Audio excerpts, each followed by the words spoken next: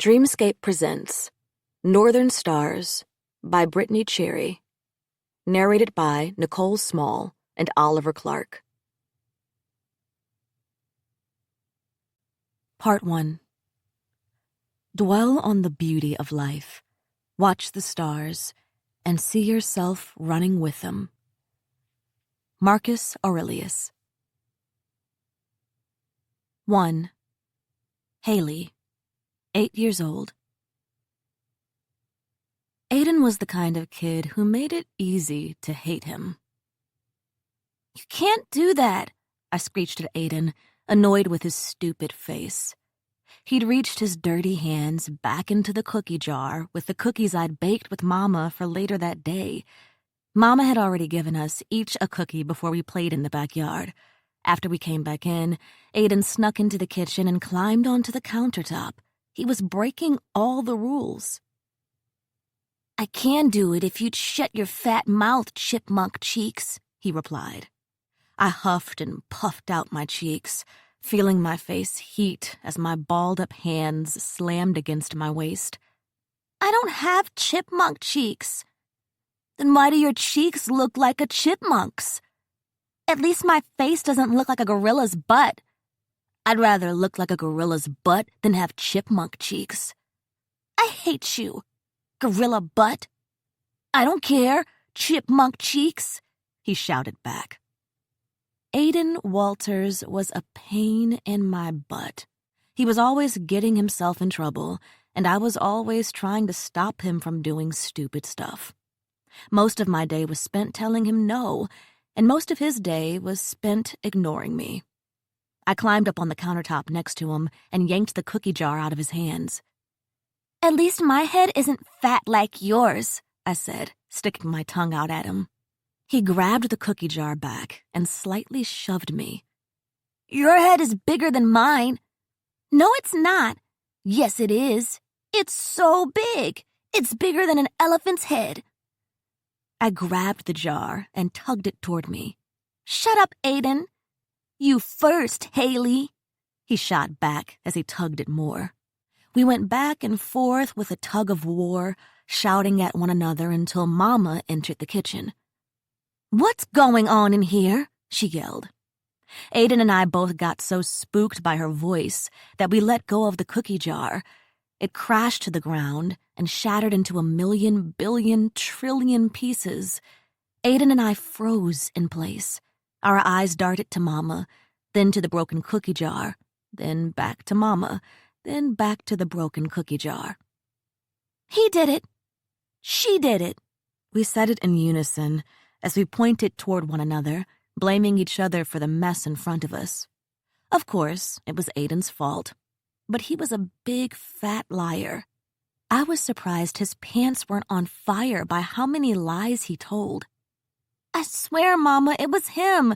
He was trying to take more cookies, but I told him not to take more cookies.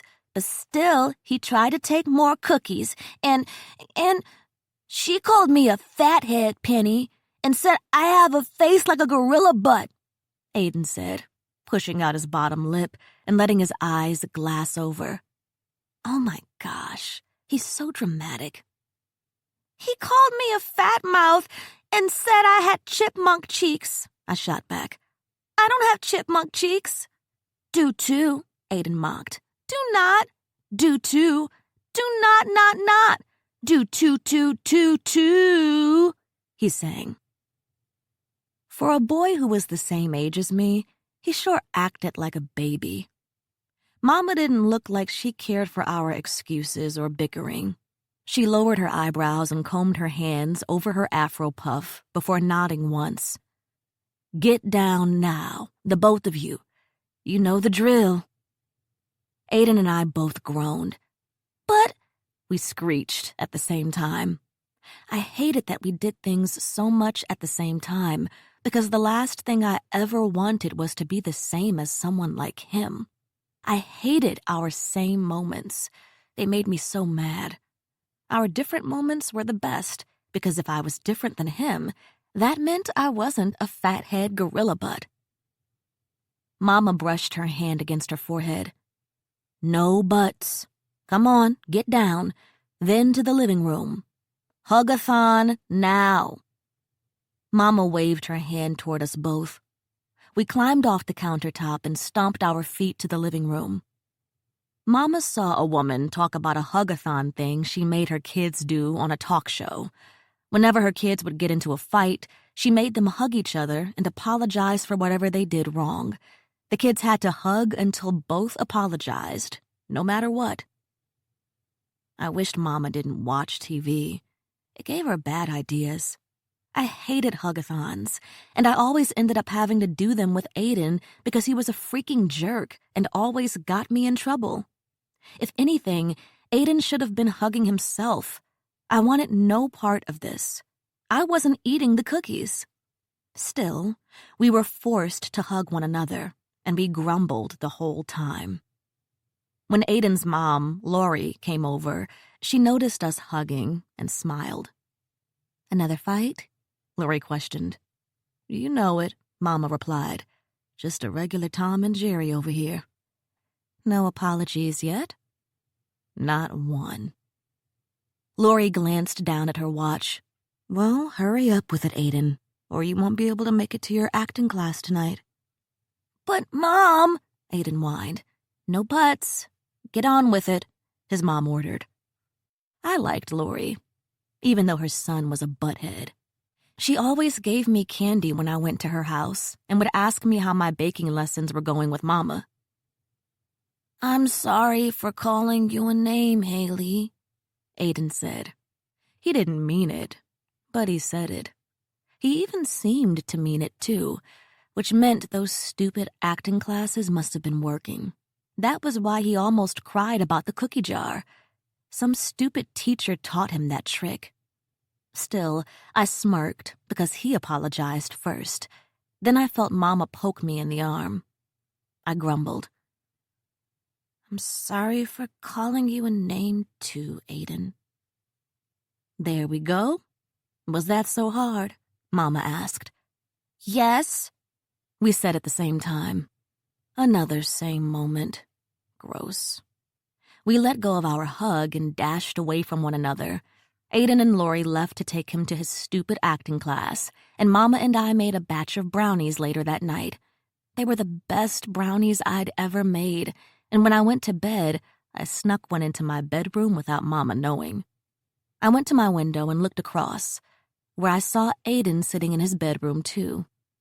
I had the most annoying neighbor ever, and I hated that I had to look out my window and see his stupid face. "Hey, loser!" I yelled. He looked up and hurried over to the window. He had a grumpy look on his face. "What do you want, bigger loser?" "Nothing from you, biggest loser," I shot back. "Then why did you call me over, huh?" "Because I wanted to let you know you were a loser. And that I made the best brownies ever tonight, and you didn't get to try them." I held the brownie in the air and waved it around. He narrowed his eyes. "Give me that." "Nope." He climbed out of his window, snuck across the yard to my window, and climbed into my room. With haste, he snatched the brownie from my hand and hurried back over to his room, where he ate the brownie faster than ever. Joke was on him, though, because I wanted him to try the brownie and tell me what he thought. He looked back at me. "You're right," he said with crumbs all over his face. "That is the best brownie ever.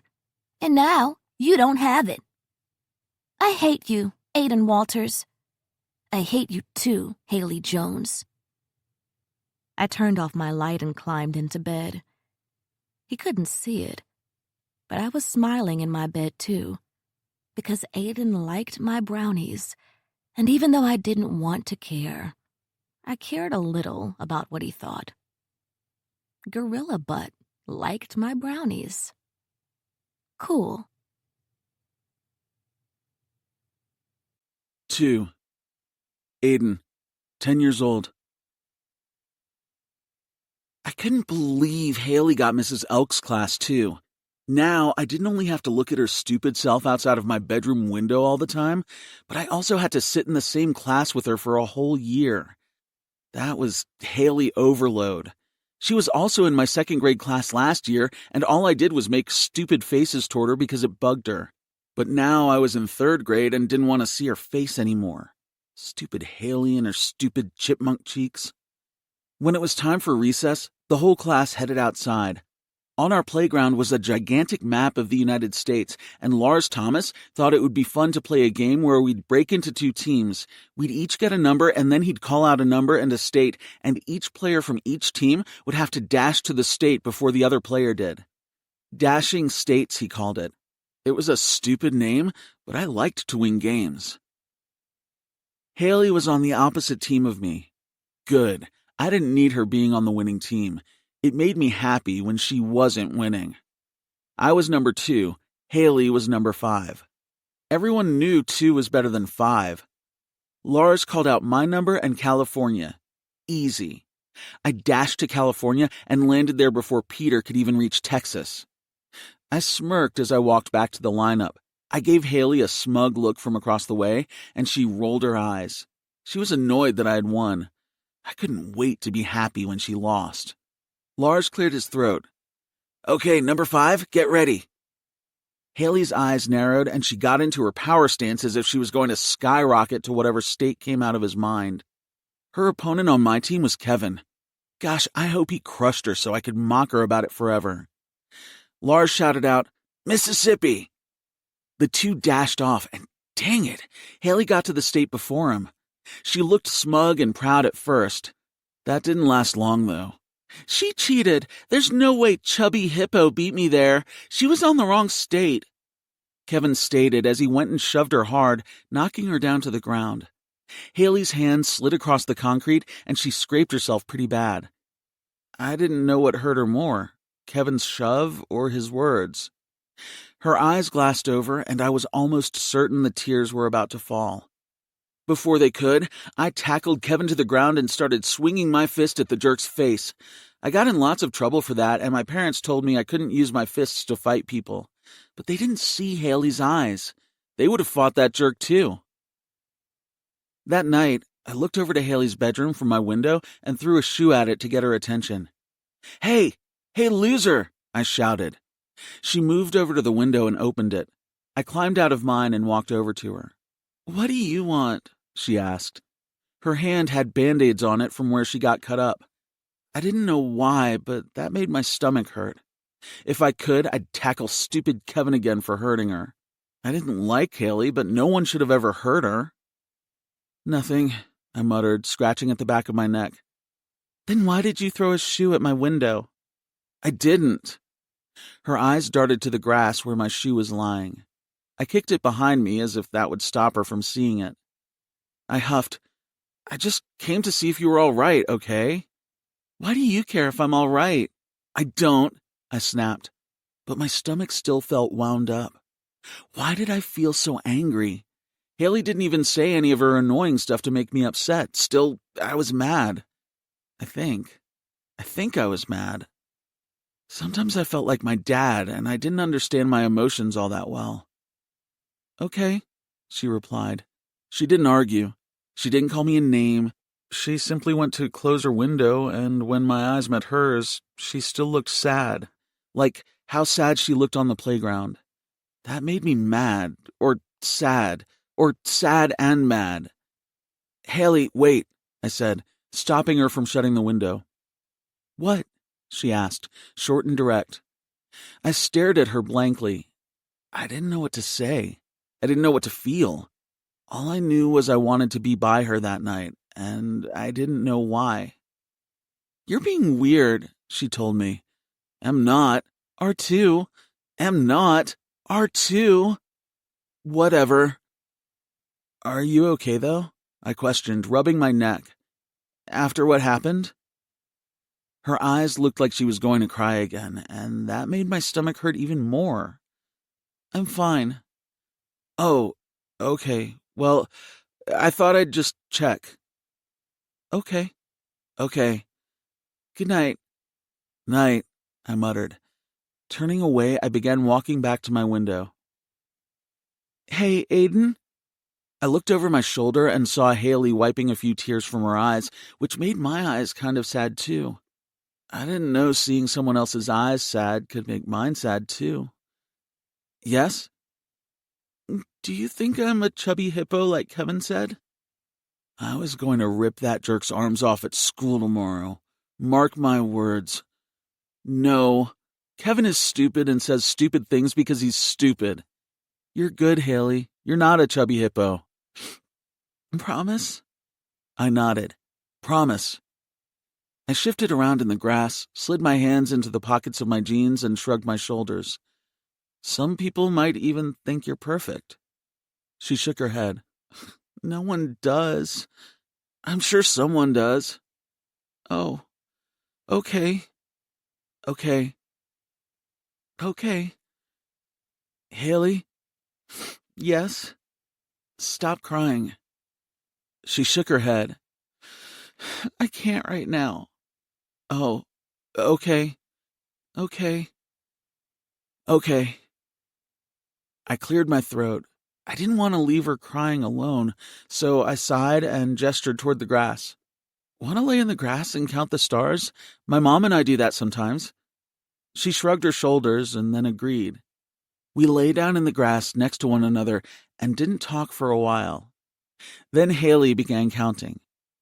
1, 2, 3, 4, 5, 6. I pointed toward the sky. We got up to 34 before Haley turned toward me. Her eyes didn't look as sad, which made my eyes feel less sad too. You punched Kevin for me, she whispered. Yeah. You know what that means, right? It means we have to be friends now. She turned back to stare at the sky and pointed up. 35? You already counted that star. No, I didn't. You did. Didn't. Did. Aiden. What? We're friends now, so you have to agree with me sometimes. Like it or not, that's what friends do. I grumbled and rolled my eyes, then pointed at the sky at the same star Haley was pointing toward. 35. 3. Aiden, 12 years old. I was famous, like really famous. Sure, some people probably thought that sounded dramatic, but what could I say? I was dramatic and famous. Did I mention how famous I'd become? Soon enough, I'd have a bodyguard following me around. Did you see the commercial? I asked Haley as we stood at the bus stop waiting to be picked up for school. Recently, I landed my first acting commercial as a walking taco, and I was convinced that I was as famous as anyone could ever get at that point. Haley was grinning ear to ear, holding the straps of her backpack tightly. My parents recorded it and played it repeatedly last night. You're famous. I smirked and patted her 2 afro puffs. If you want, I can give you my autograph later. That's okay. That would mean you would have to spell your name, and I know spelling isn't your strong point, or reading. I'm actually surprised you were able to read the script. I had no lines in the commercials, so that made it easier. That makes sense, actually. One thing about my best friend was that she was going to sass me. Yep, that was right. Over the past few years, the girl I grew up hating became my very best friend. We'd spent the past 2 years counting the stars between our 2 homes. When we got to school, though, it was the opposite of that. Instead of people thinking I was some acting genius, they were mocking me, saying my dancing made it look like I was humping the bus in the commercial. They also called me the worst actor in the world. By lunchtime, I found myself hiding in the custodial closet, crying my eyes out from embarrassment. It didn't take long for Haley to track me down. Even when I didn't tell her where I was, she always kind of knew. I guessed that was what best friends were, people who knew where you'd be and showed up on your worst days. She came into the closet and closed the door behind her. She didn't talk to me for a while. She just sat beside me and let me cry. I'd be embarrassed to cry in front of most people, but whenever I did with Haley, she didn't say nothing about it. Plus, I'd seen her shed a fair number of tears. After a while, she turned to me and put a hand on my shoulder. Do you know what my dad says about the critics when they talk about my mama's baking? What? I murmured, using my sleeve to wipe my snotty nose. Fuck them, she stated matter-of-factly. My eyes widened. You're not supposed to say that word. I didn't say it. My dad said it. She corrected as if that meant the words didn't come from her own mouth. But you said it when you were saying that he said it. She shrugged, unbothered. My dad also said words are just words. It's how people use them that makes them good or bad. I wasn't using it in a bad way. I was using it in the way to make you feel better. Oh, I muttered. Well, what? Did it work? Did what work? Do you feel better? Oh. I shook my head. No. She frowned and scratched at her tight curly hair sitting high in 2 afro puffs. Sometimes she complained because she didn't have straight hair like the other girls in our class, but that was because she had the best hair. She kind of had the best of everything, from her smile and curly hair like her mom's to her round nose and freckles like her dad. Haley had the kind of looks that made it easy to look at her. Sometimes I'd find myself looking even when she didn't know I'd been. She sighed from the realization that I still didn't feel better. Well, do you want to know what my mama said? Does it use the word fuck? She gasped. You're not supposed to say that word. But you just said, Mama says that first people laugh at you because they don't understand what you're doing. Then later they'll be asking you how you did it, so you can't be mad that people don't get it yet. They're just slow. What if they don't ever get it? Who cares? We don't like them anyway. Fair point. We sat quietly for a while. Then she said, I thought you were the best taco. It turned out Haley's opinion of me was the only one that mattered. 4. Haley, 16 years old. I knew what love was because of my parents. My father loved my mother in every single way possible, and she loved him the same.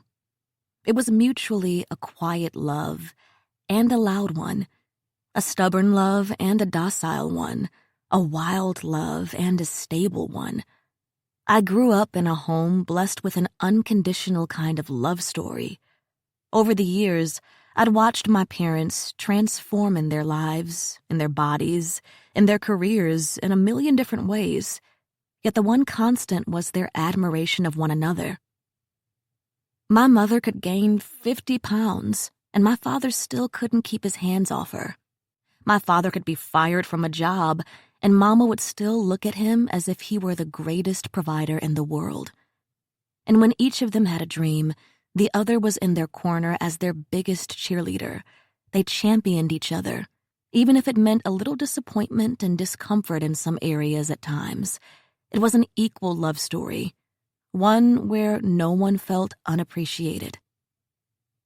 I guessed that was where I got my idea of what it meant to love someone, from my parents. I guessed that's why I was currently going to champion Aiden in his current situation, even if it meant a little disappointment and discomfort for myself. Los Angeles? For how long? I questioned as Aiden and I sat in the frost-tipped grass, wearing our sweatshirts and sweatpants. It was only September, but the cold found its way to Wisconsin. We were in that awkward in-between stage of Midwest seasons where it was freezing in the morning, you were a sweaty mess by midday, and the chills came back by nightfall. Aiden called it the hellhole. I couldn't disagree with that. It could be a few months, but they are saying probably over a year, he said. Those few words broke my heart. Aiden had gotten the biggest acting opportunity of his career thus far. He would be starring in a television show which would film in Burbank, California, for over a year. A year? Not to be dramatic, but then again, I was me, so I'd be a little dramatic. But a year without my best friend beside me felt like a lifetime. How would I manage going over 365 days without him standing at the bus stop next to me, without him sitting in the grass with me, without him annoying the living crap out of me? Who would I count the stars with? I wanted to cry from the simple thought of it, but I wouldn't. I had to be excited for him. And I was excited. This was the biggest opportunity in the world for Aiden. He was already a part of the previous season of the series, but not as a reoccurring character. This was a huge deal for him. He'd worked hard for it and deserved everything coming his way. Still, I'd miss him. People had many friends and such in life, but not me. I didn't have people. I had a person, and he was leaving our small town to go become a big star. I knew this day would come. He was too talented, too gifted to not be the brightest star in Hollywood someday, but I wished he could have been in 2 places at once. I don't like saying nice things to you because I know how big your ego gets, I told him. Oh yeah, it's massive and growing by the minute. I know. Your head is gigantic from the size of your cockiness. Regardless, just this once, I'll say this nice thing, and if you ever bring it up again, I'll punch you in your jugular. Noted. My fingers fiddled with the frosted-over grass, and I shrugged my shoulders. I'm proud of you. You're going to do amazing things, and you're going to have a lot of fans and stuff, but I want you to know that I'll always be your biggest fan. He smirked and narrowed his eyes. Did my Haley just get emotional? My Haley. Why did that phrase cause flutters in my chest? I held up a fist and shook it. Straight to the jugular, Aiden. He tossed his hands up in defeat. Fair enough. Out of the 2 of us, Aiden was the more emotional one. I think it helped with his career to be in touch with his emotions. Me, on the other hand, getting me to open up and be vulnerable was a challenge. We were opposites in so many ways. I was a type A personality, a planner with everything in life. Pie charts and stats were my love languages. Aiden, on the other hand, was a type B personality who went with the flow with any and everything. It drove me bonkers sometimes. Don't get me wrong, I too could go with the flow, as long as I knew where the flow was flowing and the speed of the flow, and the duration of said flow and how chaotic the flow could have been due to elemental equations, and the pros and cons of the flow, and why in the hell would anyone want to flow anyway when you could plan ahead and account for every mishap that could have happened beforehand? Anyway, I was cool, calm, and collected. No big deal. You know what? Aiden asked. I think that's the nicest thing you've ever said to me. It must mean you're going to miss me. Yes, I am. More than words. I could cry right now thinking of you leaving me. I rolled my eyes. Missing is a dramatic term and a weak human emotion that keeps people from focusing on their lives. Aiden smiled. I'll miss you too, Hales. When do you leave? I asked. Tomorrow, actually. Tomorrow? As in the day after today? As in within less than 24 hours? As in, oh no, my heart, it was starting to feel as if it was being ripped apart, first slowly, then all at a painfully quick speed. So that was what heartbreak felt like. It amazed me how a heart could break so quietly when others were around. I see why some people avoided the sensation and chose not to love at all. Aiden hadn't even known, as I sat in front of him, that every piece of me was aching, that every piece of me was in the depths of sadness. I couldn't keep sitting there. If I did, I'd cry. If I cried, he'd feel bad. I didn't want him to feel bad because something great was happening to him. Still, it felt as if the best day of his life was my worst, and I wasn't certain how to deal with that. Emotions and things. Yuck. I stood from the grass, dusted off my semi-wet bottom, and started heading toward my window. Wait, where the heck are you going? We just got out here. I've got some homework to finish. He cocked an eyebrow. But I just told you I'm leaving tomorrow. Yeah, I heard you. Don't you want to hang out or something before my big send-off in the morning? In the morning? I didn't even get until the afternoon? Tears. They were screaming to fall. It's fine, Aiden. Have a nice trip. I'll see you in a year. Haley, wait. I didn't. I went into my bedroom, shut my window, closed my blinds, and I cried. Aiden pounded on my window for a little while and texted me repeatedly, but I didn't respond. Aiden, I leave at 7 in the morning. You better be there to say goodbye, Hills. See you in the morning. When morning came, I still wasn't ready to say goodbye. Mama sat on the edge of my bed, and Dad leaned against my bedroom doorframe. You should go say goodbye, Haley.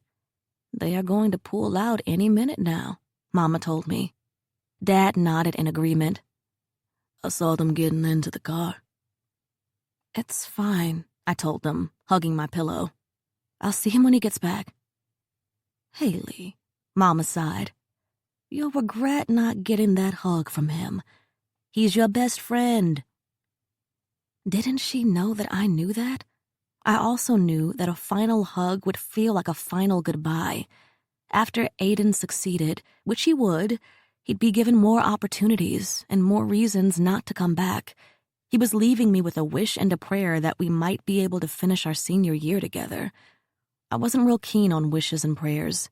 They didn't fit into my pie charts. I listened as I heard the car next door start. My heart began pounding wildly against my chest. Dad walked into my bedroom and sat beside me. He looked like a giant linebacker who could have been the meanest person alive, but he was truly nothing but a big, giant teddy bear. He was the gentlest man I'd ever known. From his brown eyes to his soft smile, my father oozed kindness. Haley, imagine if every time I headed to Los Angeles or around the world to film a movie, I didn't say goodbye to your mother. Don't you think that would hurt her? Of course it would. And wouldn't it make you sad if I never said goodbye to you? Yeah. So why would you do that to Aiden? I parted my lips to speak, but only a whisper came out as my voice shook. I'm scared he might not come back. I get that fear. I'm not going to pretend that Aiden isn't insanely talented, because he is, but still, he's your person, and you always say hello and goodbye to your person. Even when it's hard? Especially when it's hard. Dad leaned in and kissed my forehead. You can do difficult things for love, sweetheart. The love is what makes it a little easier. Love. Was that what this was between Aiden and me? Love? I can do difficult things.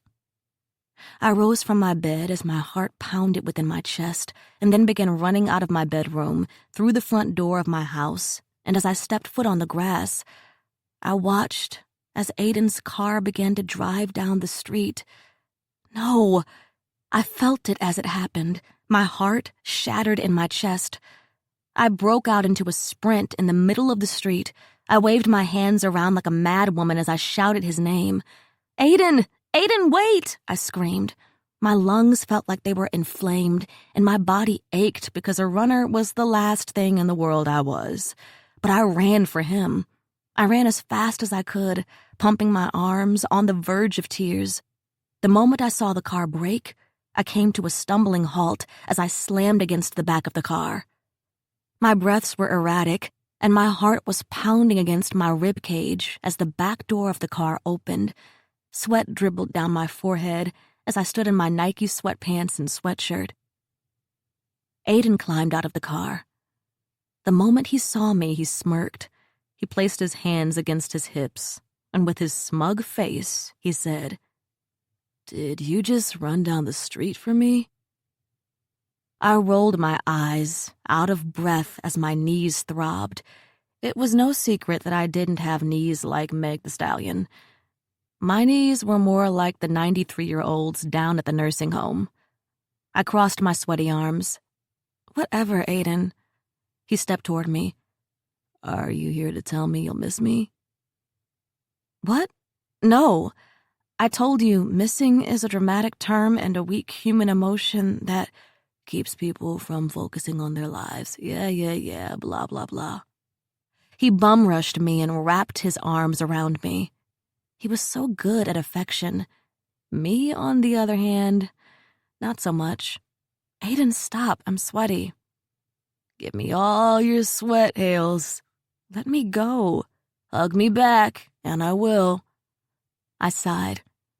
Okay, but only so you'll let me go.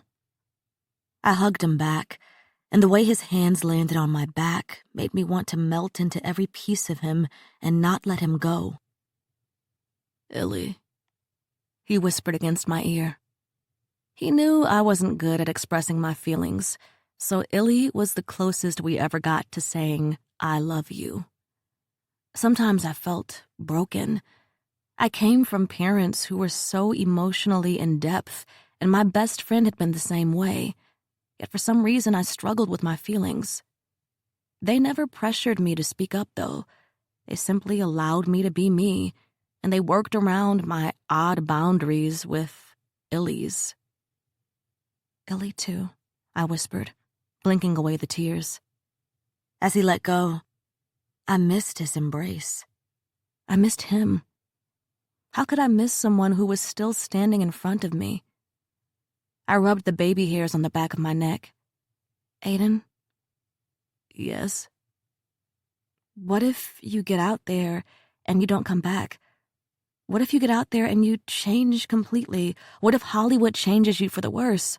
I blubbered out on the verge of tears. Reality set in now as I saw his car packed up and the engine still running. He was really leaving for a year, if not longer. I was losing the best part of me. Aiden smiled. I knew you'd miss me. I'm serious, Aiden. I bit my bottom lip, trying to fight back the tears. What if you get out there and forget who you are? If I forget who I am, then I'll find my way back to you. I'm sure that will do the job. Promise you'll find me? Promise. I shot into his arms and wrapped him in one last hug. He seemed a bit shocked that I was the one to go in for the embrace, but he didn't fight it. Aiden thrived on physical touch. It was his happy place. Sorry, Haley, but we have to get going if we're going to make our flight, Aiden's dad said, stepping out of the driver's seat.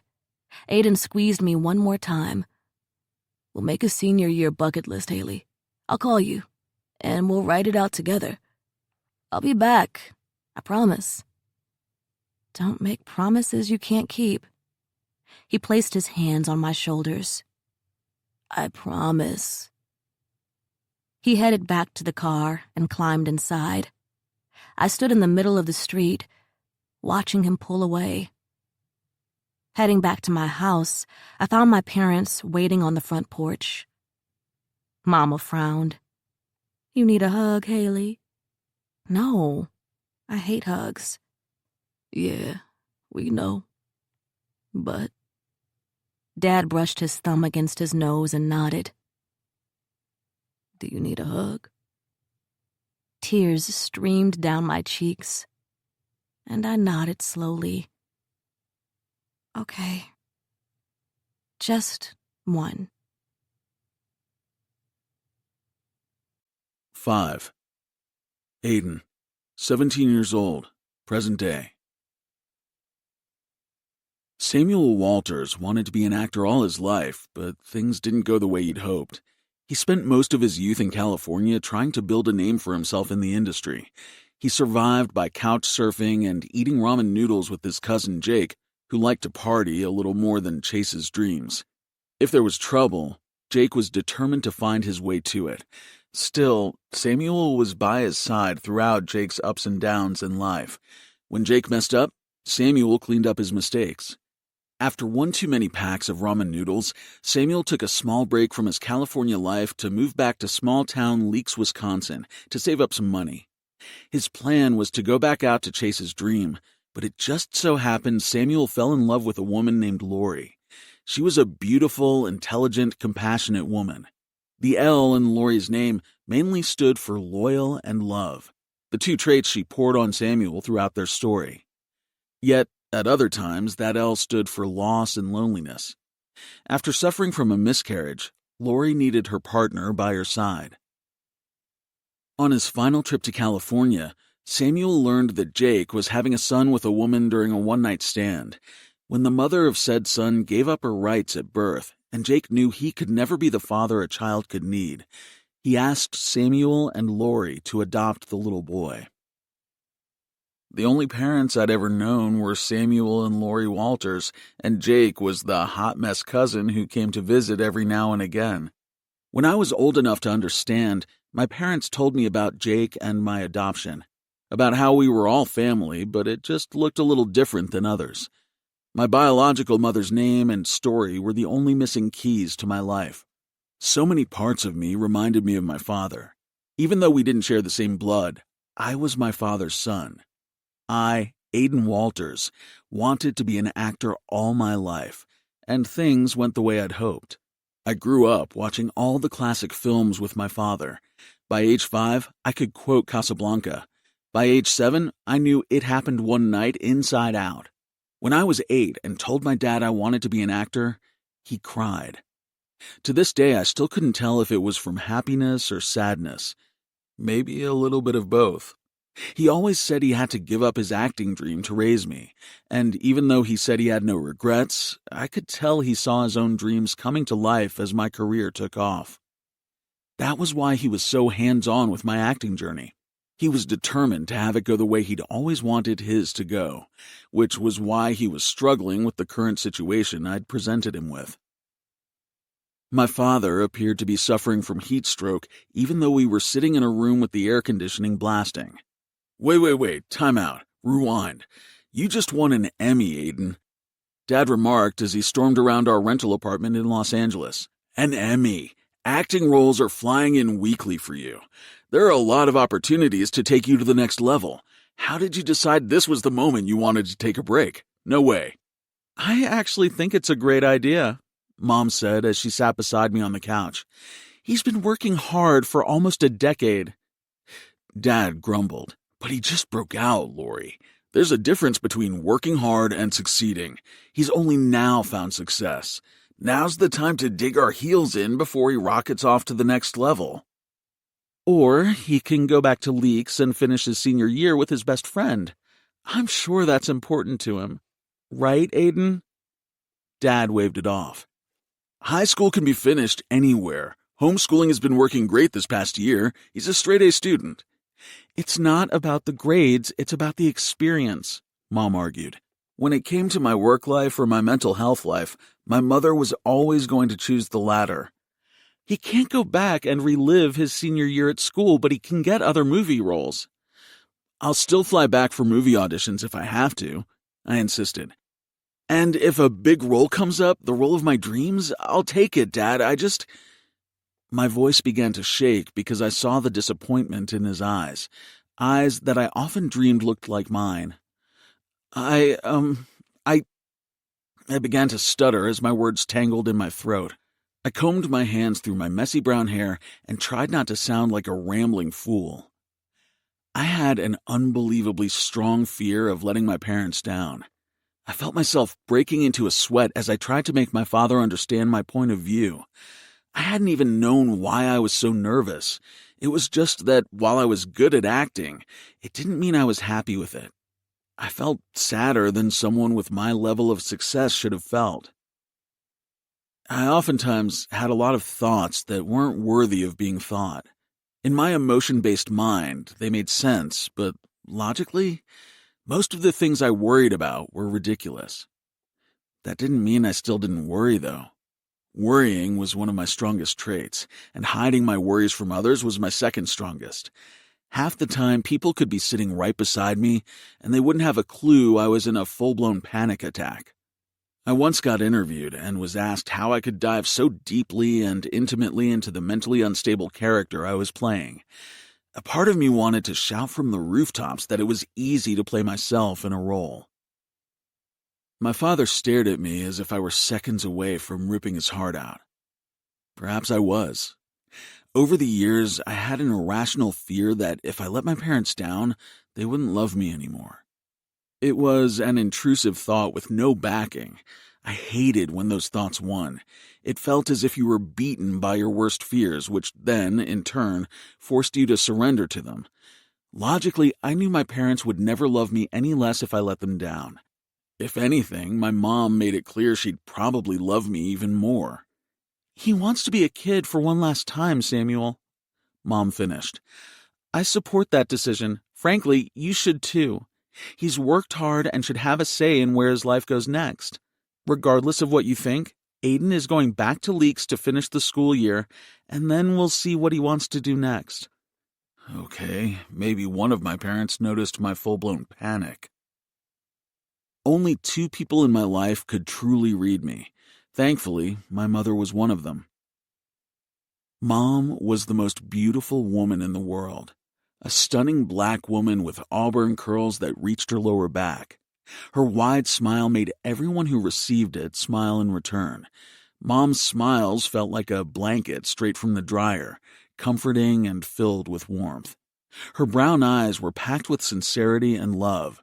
When she laughed too hard, she'd hiccup, and when she felt her son shutting down, she'd speak up for him. "What he wants to do next?"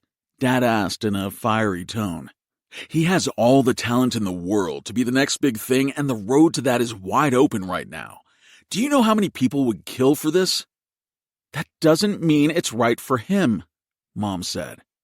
He looked at me with a stern stare, but I saw a flash of sadness in his eyes. At that moment, I realized I wasn't living my dream. I was living my father's. Dad and Jake spent a lot of time out in California chasing their dreams of fame. A part of me knew he packed that dream up when I was adopted. Sometimes I wondered if he was proud of me or envious. I wondered if pride and jealousy could have been roommates in a person's soul, the kind of roommates who fought every day and had no business being around one another. He crossed his arms. "Do you not want to be an actor? After all this time? After all the sacrifices we've made?" There it was, the overwhelming desire to go rock in a corner sitting in a puddle of my sweat. "Don't guilt trip him," Mom ordered. "Yeah, you tell him, Mom." At least someone wasn't afraid to speak up. "I'm not guilt tripping. I'm asking. Aiden." He approached me. "Be upfront with me. Do you want to be an actor?" The look in his eyes told me there was only one right answer. Only one answer would make the guilt and panic in my chest ease away.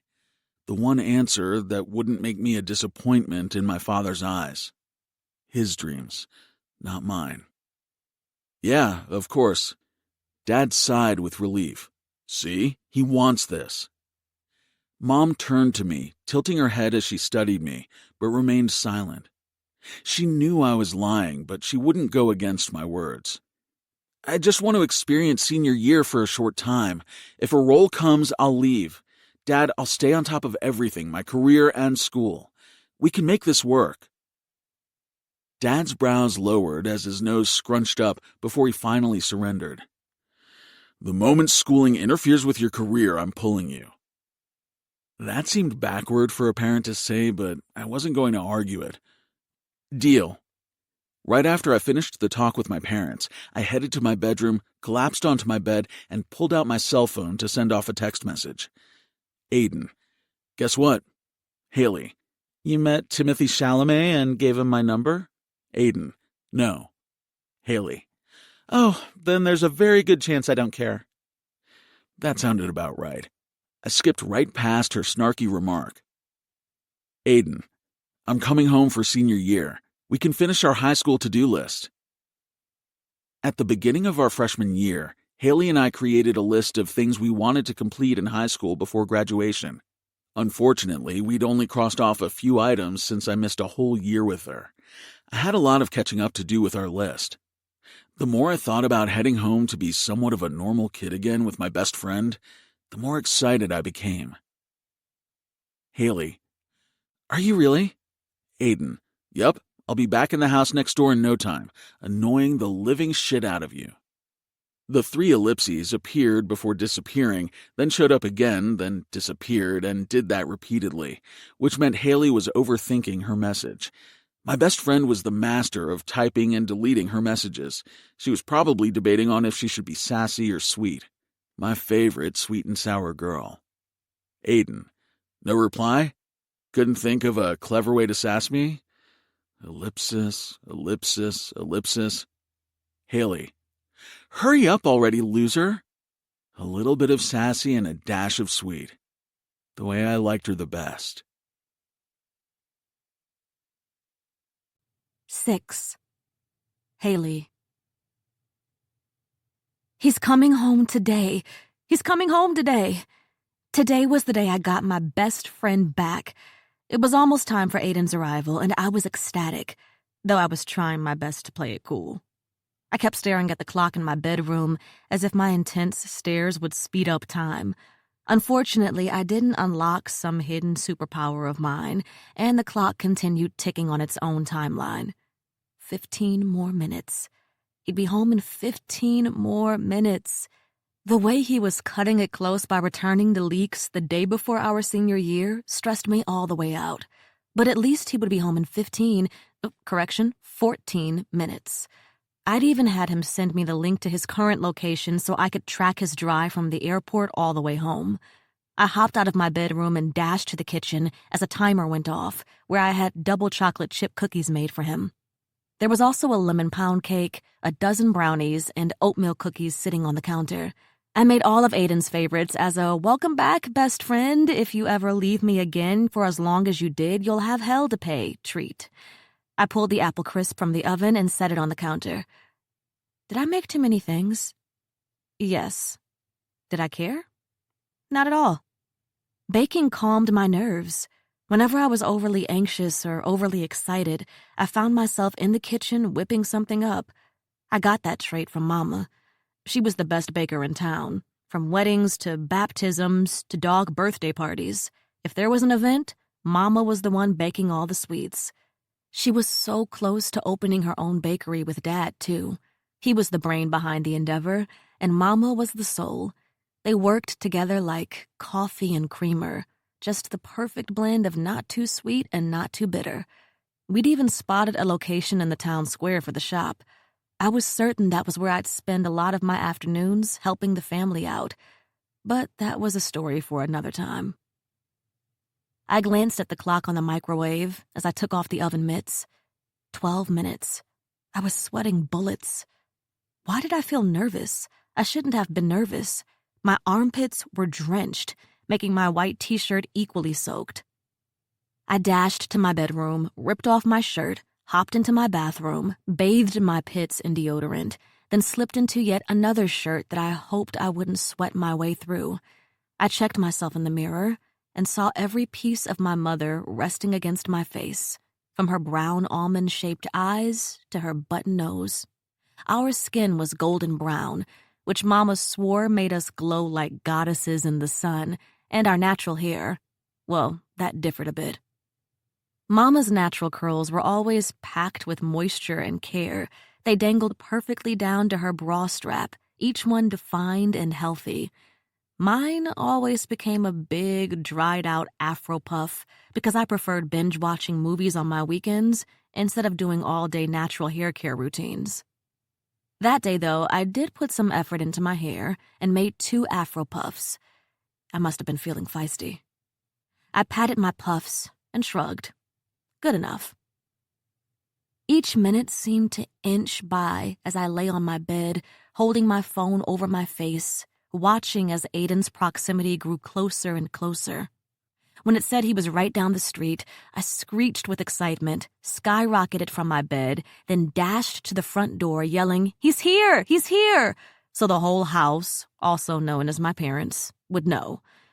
I booked my way to the front porch, right as Aiden's dad pulled the car into their driveway directly next door. I wasn't much of a runner, but you'd think I was running for the Olympics when I made it over to the car. Aiden opened the door and had his big, goofy smile on. I didn't even get a chance to really take him in because I dashed into his arms, pulling him into the biggest hug. As he hugged me back, I noticed his hug felt a little bit different. My hands fell against his chest. What was that? Did he? Is that a six-pack of abs? I pulled back away from him, completely thrown off as I studied Aiden. My Aiden, my best friend.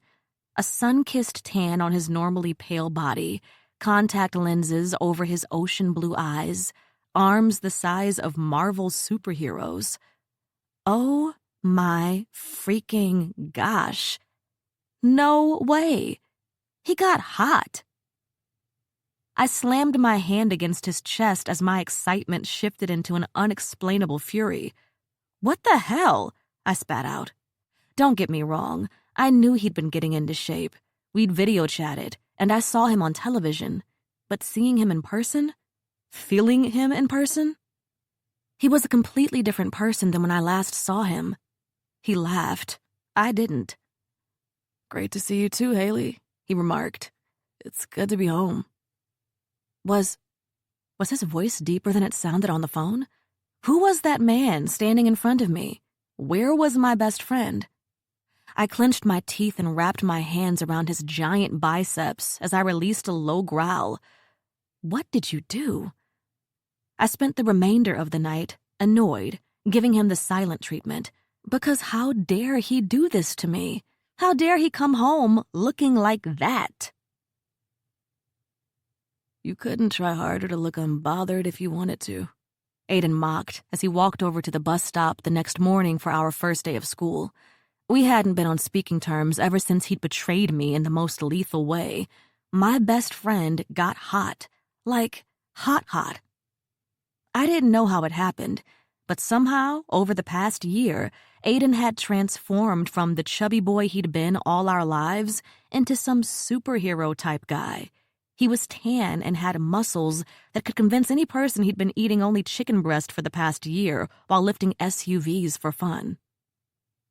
Aiden went to California for over a year to work on a television series, and he came back extremely fit and attractive, which was so freaking annoying. Sure, even before his time away, he'd had some great acting opportunities, but he always came back looking like himself, a bit dorky and a bit chubby in all the right places. He and I were one and the same in that way. Both dorks and both chubs. It was our thing. Dorky chub number 1 and dorky chub number 2. We'd had an arrangement, and he went against it the day he decided he wanted to come back home from his year in Hollywood looking like that. Our agreement was a simple, unspoken one. Remain unattractive throughout our high school years so we wouldn't be unattractive alone. Then we'd spend our 20s entering our glow-up phase. Aiden hated the term glow-up, which was precisely why I used it religiously to annoy him. Instead of sticking to our ugly phase, Aiden spent the year falling into his prime steak on a Saturday night at a small-town supper club era, and he became unnaturally good-looking like the Hollywood star he was quickly becoming. What a jerk. All I gained over the past year was 30 pounds and social anxiety. I did start going to the gym with my dad for the past few months to lift weights, but I didn't get the same results as Hercules over there. Weightlifting helped more with my anxiety and less with my weight. It was what I did when I felt lonely, when I missed my best friend. It also made me feel somewhat like a badass, which was an added perk. But it was clear that Aiden's and my diet were quite different. Aiden was also taller than when he left me. I knew it to be true because when he hugged me before he left, I'd been able to place my forehead against his cheeks. Now, when we hugged, his chin pressed against the top of my head. Or maybe he simply stood taller because confidence did that to a person. Were his eyes bluer too? Gosh, I missed his blue eyes. At least those didn't gain biceps. Aiden cocked an eyebrow. Are you still giving me the silent treatment? He asked, nudging me in the arm. I stepped to my right and turned my body away from him. He'd been back in town for almost 12 hours now, And I hadn't said a word to him since I'd seen how he went from looking like Steve Rogers' pre-experimental serum from the government to Captain freaking America. The freaking nerve. "Come on, Jerry," he egged on as he began tapping his hand against my arm. I whipped myself away from his reach. "Don't call me Jerry. Only my best friend calls me Jerry, and you are not my best friend anymore." Was I being childish? Yes. Was I being overly dramatic? Also yes. "Don't be dramatic," he scolded. "You've known me for 17 years. Dramatic is all I've ever been. I mean, seriously, Tom. This is our senior year. You were supposed to come back chunky, with no remorse. Because since you've been gone, I found 25 extra pounds to carry around. You weren't supposed to come back looking like that." 30 extra pounds. I didn't know why I told him 25. The subtraction of that extra 5 pounds made me feel a little better about myself.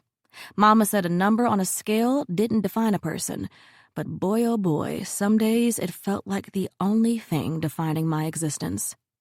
Aiden was smirking ear to ear, beaming with pride. "Why the smirk?" I grumbled. "Nothing, it's just, you called me Tom." "Oh, crap," I huffed. "I didn't mean it." "You did.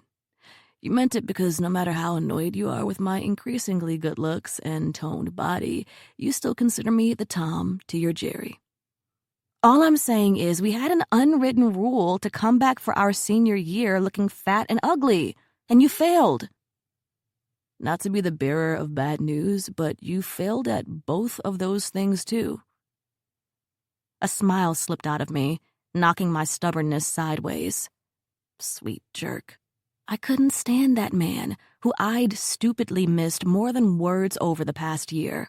When we were kids, our moms always called Aiden and me Tom and Jerry because we were always chasing each other back and forth day and night like the classic cat and mouse cartoon. We were glued to one another's hips growing up. He was my Tom. I was his Jerry. We even wore friendship necklaces for it. He wore me around his neck, a little mouse, and I wore him around mine, a feisty cat. Corny, yes. Us, completely. He'd even accepted his Emmy Award wearing said necklace. That made me smile. "Okay, well, if we're going to start our senior year hating one another, at least let me tell you that I missed your bad attitude," Aiden said.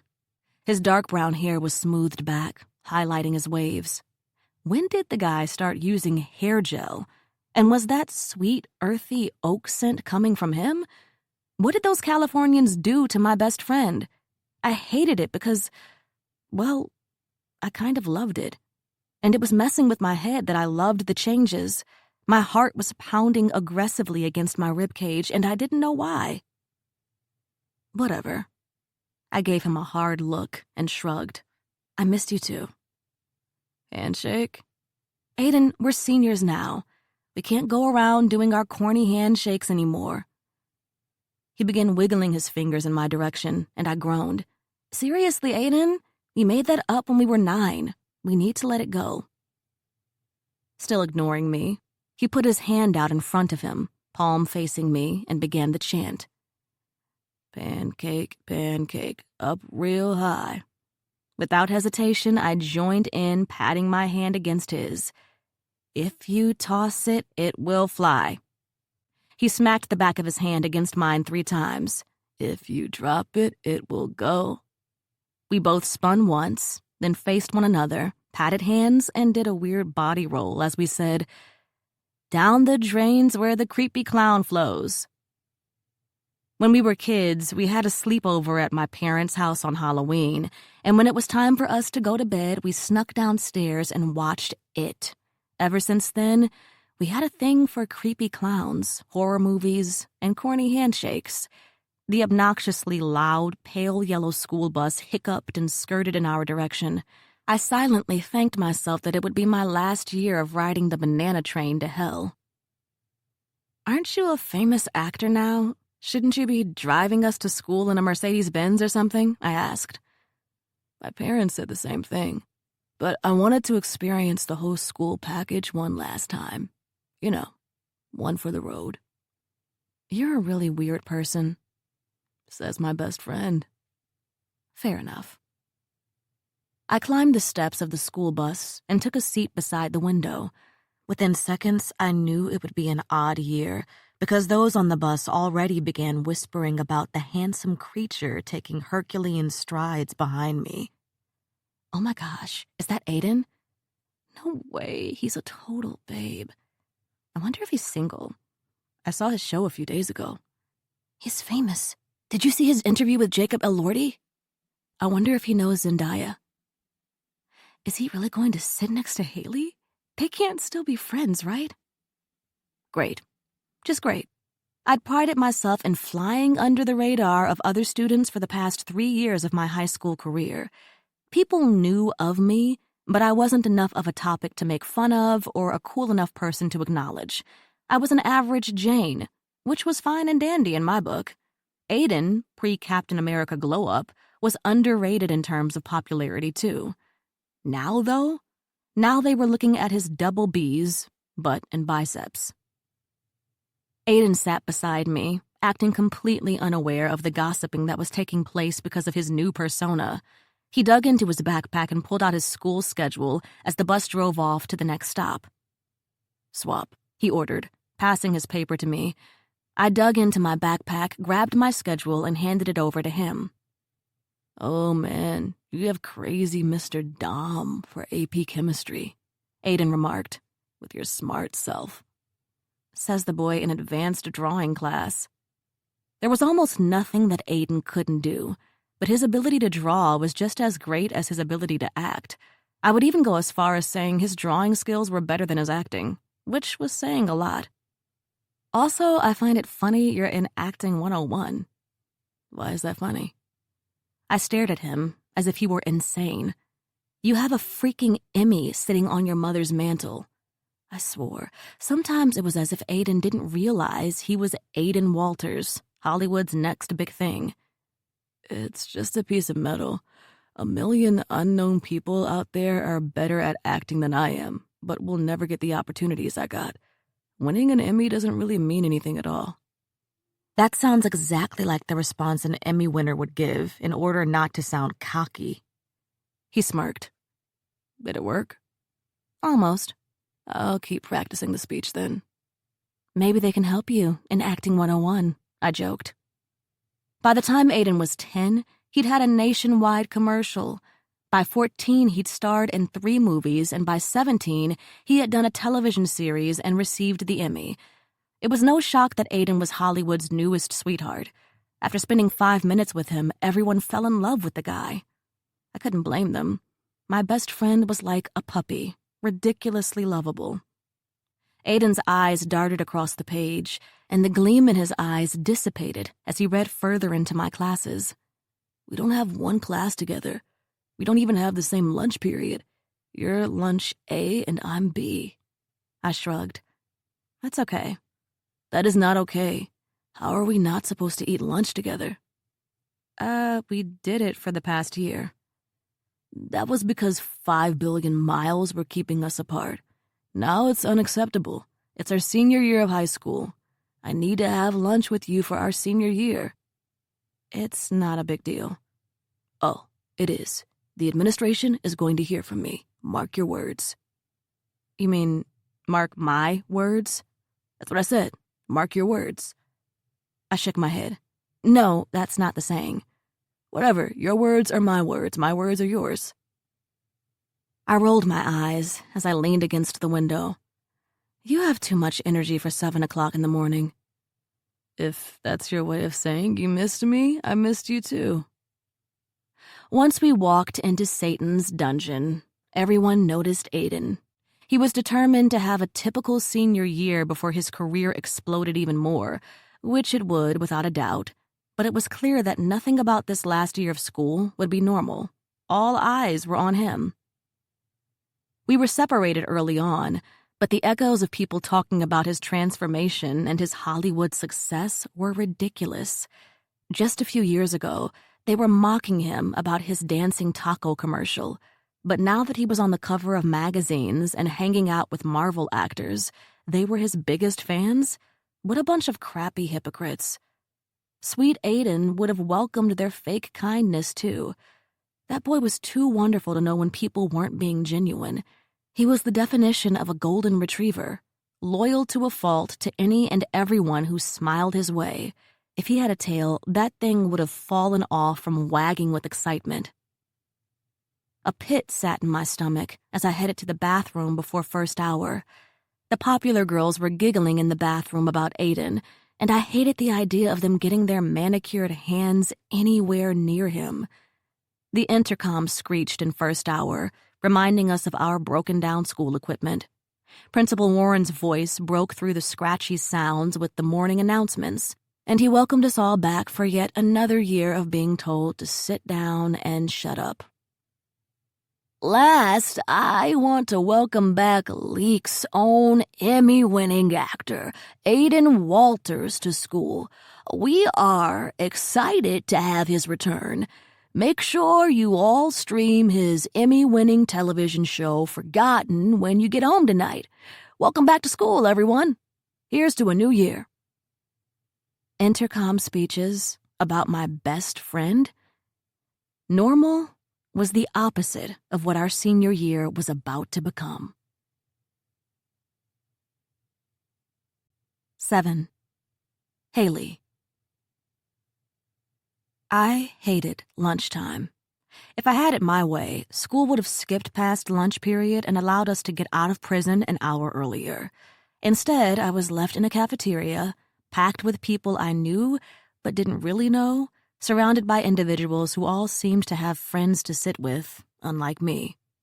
Ever since I gained weight, I felt even more self-aware when it came time to eat in front of other people. It was almost as if I'd become obsessed with eating things I didn't want to eat because I didn't want others to comment on my choices. We should have gotten here sooner. It looks like this chick's gonna take all the food.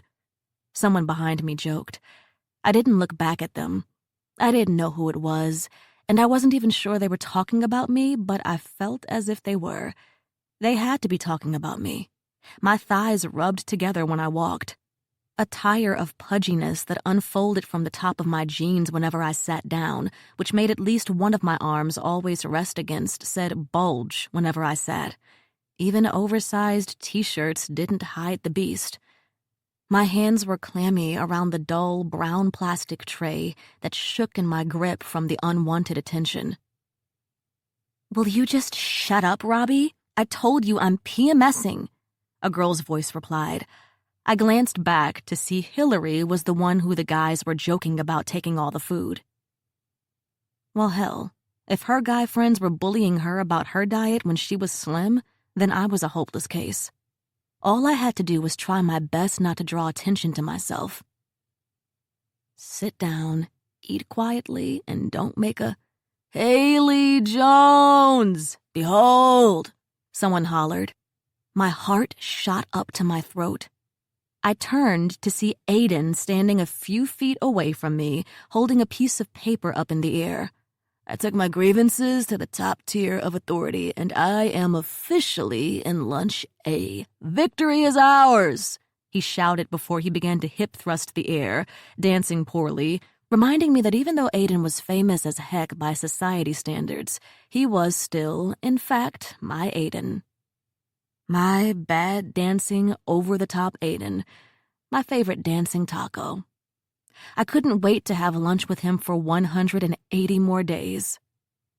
"I can't believe you had them change your whole schedule so we'd eat dog food together," I joked as Aiden walked over to join me at our table after getting his food. It was insane how my comfort level shifted the moment I spotted him. "I refuse to spend my senior year not interacting with my best friend throughout the day. You're the whole reason I wanted to have a senior year. We also have last period study hall together now, too." I smiled. "We're not allowed to talk in study halls." As if we aren't close enough to be able to talk without using words. Like right now. He sat straight and narrowed his eyes at me. "What am I thinking?" "Nothing." He tossed his hands up in the air. "See? You know me." I snickered, shaking my head. The more he sat with me, the more relaxed I became. All the nerves that I felt before when Aiden wasn't with me had evaporated and turned into joy. Only Aiden had the ability to take my nerves and flip them sideways. So, should we check the high school bucket list? See what else we have left? He asked, shoving his chicken patty into his mouth. I shifted in my seat and nodded. Yes. I reached into my backpack and pulled out my notebook. I flipped to the first page, where the list existed. Tom and Jerry's Ultimate High School Bucket List. We'd created the list of goals for our high school experience, and we've made a pretty good dent in them. Get on the honor roll for at least 2 years. Check. Enter the school talent show and lose. Check. Dress up for a full spirit week no matter how corny it is. Check. Both get into a relationship. Have a Ferris Bueller day of skipping school. Have your first kiss. Dress up for Halloween. Check. Go to a high school party. Lose our V card. Aiden introduces Haley to Timothy Chalamet. The last one was a new addition, but a worthy one. So far, we'd nailed the nerdy honor roll goal for the past 3 years. During our sophomore year, when no one really knew who we were, we performed during the talent show and sang Total Eclipse of the Heart by Bonnie Tyler, and lost. Check, check. We'd dressed up for Spirit Week, even during the week when we weren't together, and we FaceTimed our outfits to one another. Check, check, check. He arched an eyebrow. So, we are both still lip virgins? You kissed that Samuela Lee in that show. That was acting. It doesn't count. It definitely counts. Oh, I'm talking about a real first kiss. The kind you remember forever. I don't even remember the Samuela kiss. Go watch the show on any streaming service. I'm sure you'll recall it. Jerry, he groaned. Tom, I replied. I switched my schedule to eat lunch with you. You can at least give me this. With a dramatic sigh, I agreed. Fine. Neither of us has had a first kiss. I'm sure it won't be much of a challenge for you to get a girlfriend this year, I grumbled, as girls kept walking past and whispering about Aiden. It didn't shock me that he was so unaware of the attention these girls were giving him. Aiden had never had much attention from the opposite sex up until now, so he probably assumed they were talking about someone else. My sweet, naive idiot of a best friend. Soon enough, girls would be lining up to kiss him. We also have to pick out our Halloween costume, I said. Last year was sad because we couldn't do themed costumes together, and since this is our last year, we must go all out. I was thinking a badass duo or... Hey there, Haley. I haven't seen you all day, a voice said, cutting into the conversation. I looked up to see Carlton walking our way, and the happiness on Aiden's face evaporated and shifted to confusion as Carlton walked up to our lunch table. Carlton wore his thick-framed lime green glasses, vibrant orange Adidas jumpsuit, and red Converse. He was also rocking a cheap gold chain that he probably got from a Run DMC costume. For lack of a better word, he was weird. Not that weird was a bad thing. I was weird too, in my own ways. He was the oddball who did extremely embarrassing things in front of people just for attention. He had a strange desire to be liked by the popular kids, but he was so out there that any popular person was simply using him to get a laugh. They didn't respect him at all. He dressed ridiculously every day and would tell terrible jokes as if he was a 60-year-old dad. People would laugh, but he never realized they were laughing at him, not with him. Surprisingly, when Aiden was away, Carlton made me laugh at his stupid jokes. If it wasn't for him and his weirdness, last year would have been that much lonelier for me. Unlike others, I laughed with Carlton, not at him. I sat straight. Carlton, hey, I thought you had a different lunch period, I said, feeling the tension in the space. Or maybe it was just my anxiety-ridden mind. Wait, no. Aiden was shooting daggers toward Carlton. I did, but I wanted to switch lunch periods to be able to eat with you. He looked toward Aiden. Even though it seems you already have a lunch buddy. Oh, no, There's room for all of us, I said, patting the spot to my left. Right, Aiden? Aiden didn't say a word. His brows were arched in a perplexed way. I kicked him under the table, and he snapped out of it, clearing his throat. Yeah, totally. Sit, he muttered, still a bit baffled. Carlton didn't even pick up on Aiden's confusion. He sat and began talking nonstop about whatever came to mind. After his random ramblings that didn't really connect, he looked over at the notebook. What's that? He asked.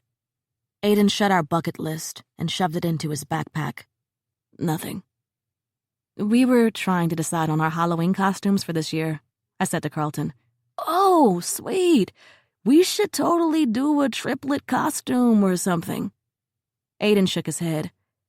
It's a Haley and me thing. It was a Haley and me thing last year. I was Superman and she was Wonder Woman. Aiden shot me a stunned look before he leaned over to whisper to me, You dressed up with him last year? Why didn't you tell me you dressed up with him last year? Since when are you and Carlton friendly? It just so happened we showed up that way. We didn't plan it. And we're friendly since last year when my best friend left me alone with the wolves. I whispered back. Play nice. Your wish is my command, Aiden stated, still baffled but going along with it. Before the conversation could expand, Kara, the homecoming queen for 3 years running, came bouncing over to our table. She'd been Aiden's ultimate crush for the past 7 years. She slid onto the bench right beside Aiden and flipped her hair over her shoulders. Then she batted her long eyelashes at my best friend. Hi, Aiden, she sang as if her interaction with him was the most normal thing in the world. It should be noted that Kara, Aiden, and I have been in the same classes since kindergarten, and Kara Simmons had never made it a point to converse with either of us. She was always too good to talk to people outside her friend group. At least, that was how it read to me. Aiden must have felt the same oddity from the situation because his eyebrow cocked up high and his voice stayed low. Hi? He said in a questioning tone. What's up? Nothing. It's so good to be back in school, isn't it? Speaking of school, we missed you last year, she said. I'm sorry, we missed who? Who is this we you're speaking of? The nerve. Yeah. Thanks, he said, confused. Carlton and I sat frozen in place, unsure of what we were supposed to do. Did Kara even notice us? Doubtful. We weren't hot, popular, or rich enough to be on her radar. Welcome, she smiled, and her dimples deepened as she crossed her legs and leaned in closer to Aiden. So I'm having a party next weekend? Aiden nodded. Cool. You should come, she said nonchalantly. Oh, me? He asked, pointing at himself. Yes, silly, of course. She poked his chest with her finger, and his skin didn't bounce back a lick, all rock-hard body. I probably stared too long at his chest in amazement. Give me your cell phone, she ordered, holding her hand out toward him. He didn't because I think he was stunned at the unfolding situation. Aiden, Kara snapped her fingers. Your phone. He shook his head, coming back to reality, and grabbed his phone. He placed it in her perfectly manicured hands, and she gladly typed her cell phone number into his contacts. Then she placed it back in his grip, stood from the table, and gave him her teeth-whitening commercial-perfect smile. Okay, see you Saturday. Normally it's bring your own booze, but don't worry. I have a VIP section with your name all over it. She winked at him before bouncing away. No, really. She bounced. Our table of 3 stayed quiet. Our eyes darted back and forth with one another until Carlton said, So was that a group invite, or? It wasn't a group invite. Carlton and I weren't famous enough. After school, I found Aiden surrounded by people at his locker.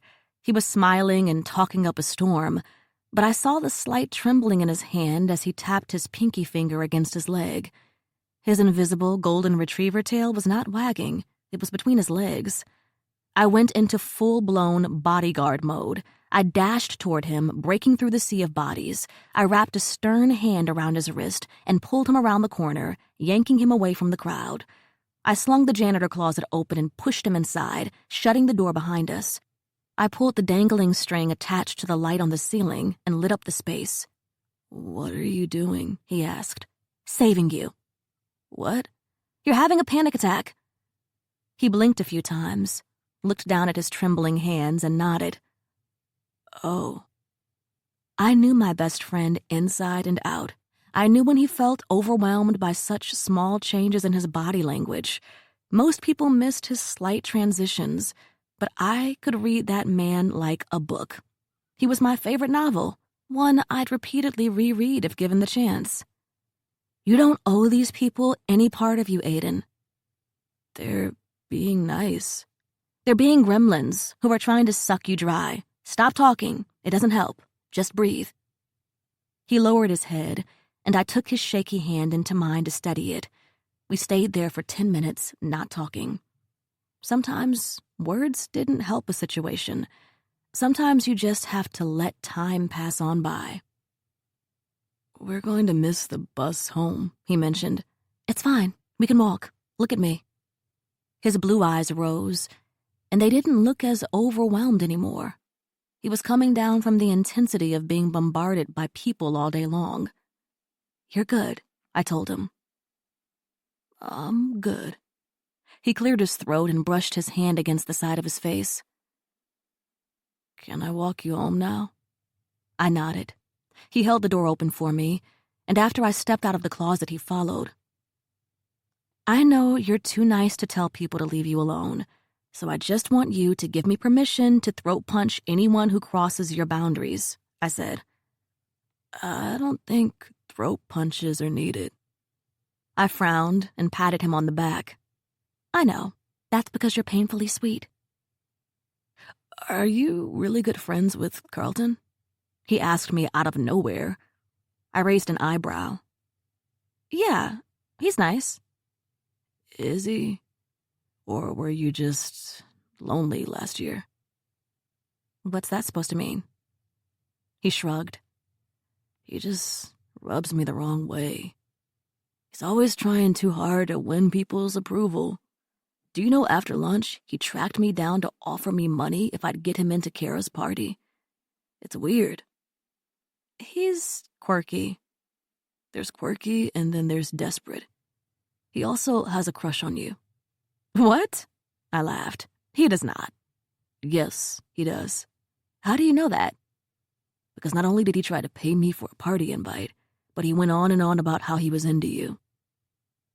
It almost amazed me how the idea of Carlton didn't make my emotions do anything at all, but if Aiden's arm brushed against mine, butterflies, every single butterfly. I shook my head. Boys don't have crushes on me. "What? Why would you say that?" "Because I'm me." "That's exactly why Carlton likes you, because you're you." I shrugged. "He's not my type." "Oh? And what exactly is your type?" "You, then you, and maybe on Sundays, you." Whoa, where did those thoughts come from? The palms of my hands grew sweatier, and I clenched them into fists as I said, "I told you, Timothy Chalamet." He smirked, and I felt his smile deep within my heartbeats. "That's it?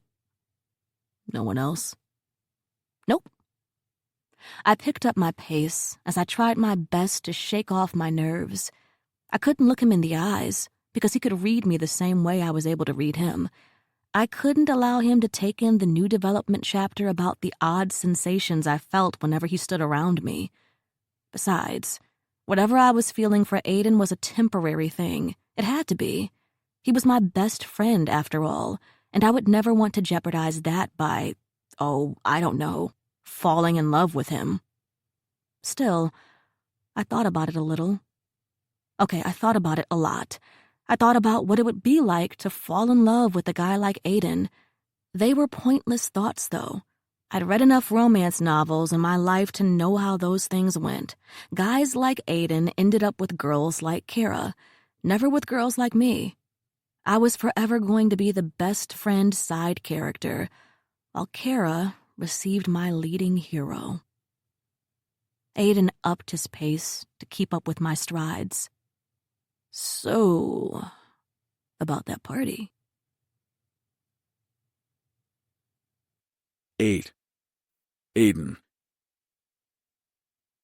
There's no way in heaven, earth, or hell I'm attending that party, Haley said as we walked home.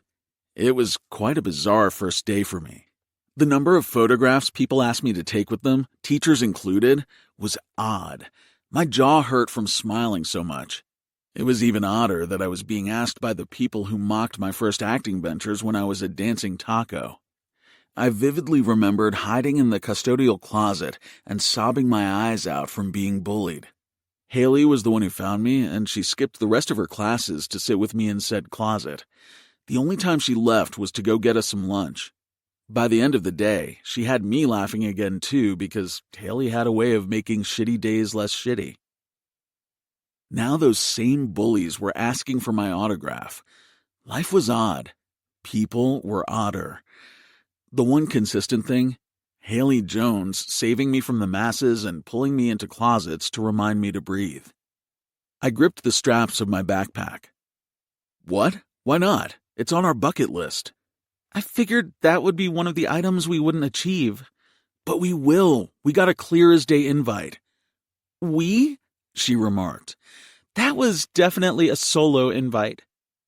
I paused, pulled out my cell phone, and began texting. What are you doing? She asked. My phone dinged, and I smiled as I held the phone in her face. Aiden, can I bring a friend to the party too?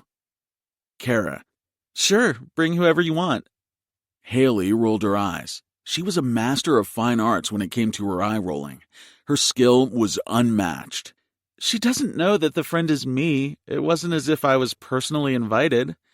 Of course she knows it's you. I wrapped my arm around Haley's shoulders and pulled her into a sideways hug. You're the only friend I've got. Being back in my hometown felt better than I thought it would feel. For the first time in a while, I felt like myself again. From the outside looking in, I had everything when it came to my acting career. From the inside looking out, I felt empty. Coming home was the first thing that made me feel like somehow everything would be all right. I had a few secrets that had been eating at me since I'd gotten back to Leaks, secrets that I wanted to reveal sooner than later, but I wasn't exactly sure how to go about it. 2 secrets that would undoubtedly change everything for me. Secret number 1, I didn't want to be an actor anymore. Being away from home for a whole year came with a heavy dose of homesickness that I didn't expect. Sure, before the past year I'd filmed things for a few months here and there, but being gone for such a long time was a lot harder on me than I thought. I missed my normal life. I missed my family and Haley. Which brought me to secret number 2. I missed Haley. Throughout our friendship, waves of unexplainable feelings hit me whenever I was around her. There were times when she'd hug me and I'd have the urge not to let her go. Sometimes she'd laugh, and I'd dream about the sound. There were times when she was doing the most mundane thing, and I'd look at her, and all I'd want to do was cover her face in 1,000 kisses. I always thought those were fleeting feelings. They came fast, but would always dissipate when I thought about how if I did have a crush on my best friend, it could ruin our friendship forever. Then I went to California for a year. It was almost as if I truly realized how special Haley was when I was forced to be away from her. People surrounded me nonstop in Los Angeles, but I wasn't surrounded by my people, my person. I was determined to tell Haley about my feelings and then proceed to make my senior year the best year ever with her. I just hadn't built up the courage yet, which meant I only had one secret worth focusing on at that time: my growing hatred of acting. My parents had put a lot of time and money into my acting career. When I was young and said I wanted to be an actor, they supported it to the fullest. Dad made sure I gave it my all, and I did. But now, I didn't have the same passion I once held for it. Being around Hollywood somehow made me jaded. I felt as if I was losing parts of my roots, and even though I didn't know what I wanted to do, I knew I didn't want to continue down that road.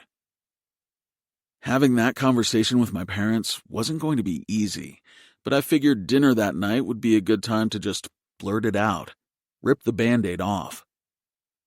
When I approached the dining room, Dad was already standing, putting food on each plate. He looked up at me and raised an eyebrow. "You and that phone are attached at your hips so much lately. No phones at the dinner table unless it's for business." Dad and his dinner time rules. Mom walked into the room and kissed my forehead. "Hey, baby." We started eating, and it felt both great and nerve-wracking to have one of Mom's home-cooked meals. My mother was a fantastic chef, one of the best in the Midwest, if not the world. Her restaurant in Chicago was thriving. It was the reason she couldn't spend as much time in Los Angeles with me as Dad did. So coming home to her home-cooked meals felt like being spoiled. My agent said I should have avoided certain foods to keep my physique, but I couldn't pass up Mom's cooking. All I knew was if I could have a few days not eating chicken and rice, I would celebrate it. Before the past few years, I'd never worried about my weight, but over the last year, when I had to get cut for a role, it was all I seemed to ever think about. I didn't talk about it to anyone, though, because I would have sounded like a little bitch complaining about getting a six-pack and getting paid to act in movies and shows. What a hard life, Aiden. Therefore, I kept my struggles to myself. I hated that one of the first things that I did when I got home was weigh in, too. Then the following morning, I weighed myself again. It was as if the number on the scale and the image in the mirror were one of the most important things to me.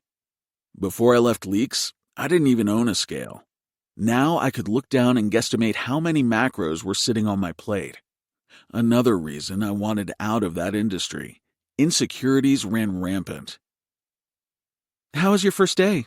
Mom asked, shaking me from my thoughts. "Good. I was able to switch lunch so I could have mine with Haley.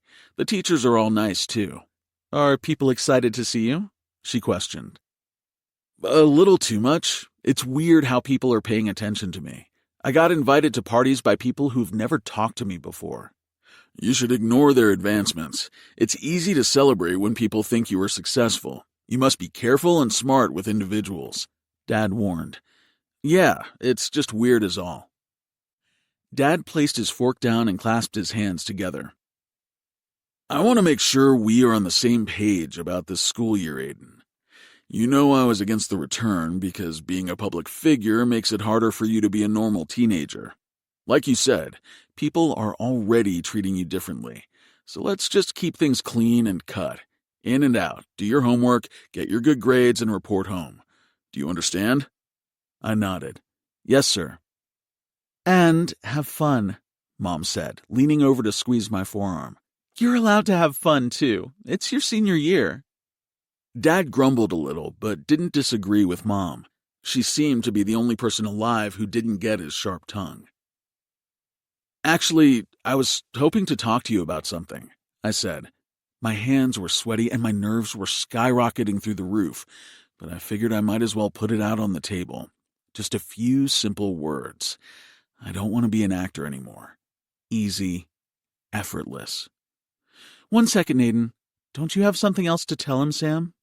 Mom asked. "What were you telling me earlier?" Dad shook his head. "We can save that for another time." "Samuel," Mom sternly stated, "now's a perfect time." He released a weighted sigh and sat up straighter as he looked at me. His brows were knitted.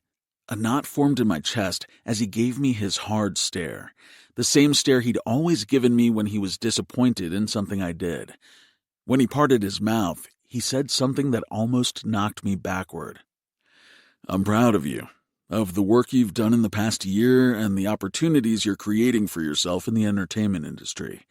I've seen how much work you've put into it, and it doesn't go unnoticed. You've also changed my life by giving me the opportunity to be your manager. I couldn't live out my acting dream because your mother and I took you in, but watching you shine means the world to me. It feels as if my dreams have come true. I'm happy because of you, and I am proud of you." I stood there, frozen in place, completely stunned by his words. What?" "I said I'm proud of you." "Yeah, I heard you. It's just—" I scratched the back of my neck. Thanks." Well, crap. He gave one head nod. "Just don't falter. Now's the time when you will be tempted to sway or lose your balance. Millions would kill to have your level of success, and it will only keep building, Aiden. Keep your eye on the prize. You've got this." He shifted the conversation, but my mind stayed on that speech well after dinner was finished. My father, my stone-cold, emotionless robot of a father, just told me he was proud of me. I'm proud of you. 17 years and all I'd ever wanted to hear were those words from that man. That he was proud of me, that he believed in me, that what I was doing was worth it. That night, he gave me those words, and I knew I'd have to keep working to advance my career in order to keep him proud. No part of me wanted to be an actor, but every part of me wanted to make my father proud. The sound of knocking on my bedroom window was a sound I had missed. I moved over there to find Haley standing there with her arms crossed tightly. I opened it, and she scrunched up her nose. "Fine," she blurted out. "Fine what?" "Fine, I'll go to the stupid party with the stupid people." I smirked, tossing my legs over the window ledge and taking a seat. "What changed your mind?" "The ultimate high school list lacks completion, and who knows when you might be swept off to Los Angeles again before the year is over. Figured we might as well knock off the easiest tasks on the list." "I'm not going to argue with you because if I do, I know you'll change your mind." "You're right." She sat on the other edge of my windowsill. Her leg brushed against mine, and I silently prayed she wouldn't move it. She cleared her throat. "But—" "Of course there's a but." "Don't sass me, Tom." "Lay it on me, Jerry. What are your terms?" "I don't want to stay at the party the whole time, but I don't want to arrive early either. I need you to go before me, scope it out, give me updates, and then, when I show up, you meet me outside to take me inside the house." "Okay." "That's not all." I sighed. "Of course it's not. Continue." "You take Carlton with you right away." "No way." She grimaced. "Come on, Aiden. It will be a good chance for you to get to know him." "I don't want to get to know him." "Yeah, I know, but—" She took a deep breath and released it slowly. "It's important to him. He begged me to come." I tilted my head toward her in complete dismay. "You're really friends with him, aren't you?" She laughed and shrugged. "I am. You don't understand. When you were gone last year, I was lonely. I had no one to talk to, and Carlton was there when I needed a person. Plus, this party is kind of a dream of his. He's always wanted to be invited. I figured if he walked in with you, he'd get a few cool points with everyone."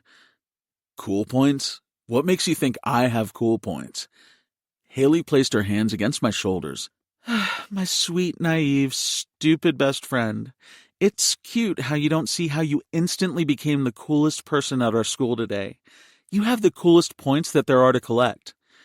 "They don't mean anything. Those people don't know the real me." "Yes," she nodded, "but I do, and I know you'll do this for me because I'm your person. And best friends do uncomfortable things for one another in order to make each other happy." I narrowed my eyes. "Are you really playing the best friend card?" "I'm playing the best friend card." "Wow." I blew out a cloud of smoke. "That's not fair." She smiled. Crap. That smile would have caused me to do anything she wanted. "Fine," I grumbled. "But this means you owe me." Sure, whatever you say." She stood from the ledge to head back to her window, and my eyes tracked every inch of her from behind. Was her butt always that plump? Did it always sit that high? Did her thick thighs always appear so kissable? When did she become so perfect? "What do people wear to parties?" she asked, looking over her shoulder toward me as she almost caught me checking her out. "Do I have to wear a dress? I hate dresses." I laughed. "You can wear whatever you want, Jerry." "That's not a helpful answer." "I'm not a helpful person." "Fair enough." She went and climbed into her window as I climbed back inside mine. She smiled my way and said, "Welcome home, ugly." I cocked an eyebrow. "Ugly?" "With everyone else blowing smoke up your butt, I figured I should keep you humble and grounded." I laughed. "Thanks, beautiful," I said, knowing compliments made her extremely uncomfortable. "Shut up, Aiden," she said, followed by her slamming her window closed. I missed that, too. Slamming windows and Haley's attitude. 9. Aiden. Never in my wildest imagination did I envision myself going to a party with Carlton by my side. Then again, never did I imagine Haley befriending someone like him. It was the oddest pairing in the history of pairs. That was what I got for leaving her alone for a year. My best friend had officially lost her mind. "Can you do me one big favor?" I asked Carlton as we stood on the front porch of Kara's house. "What's that, buckaroo?"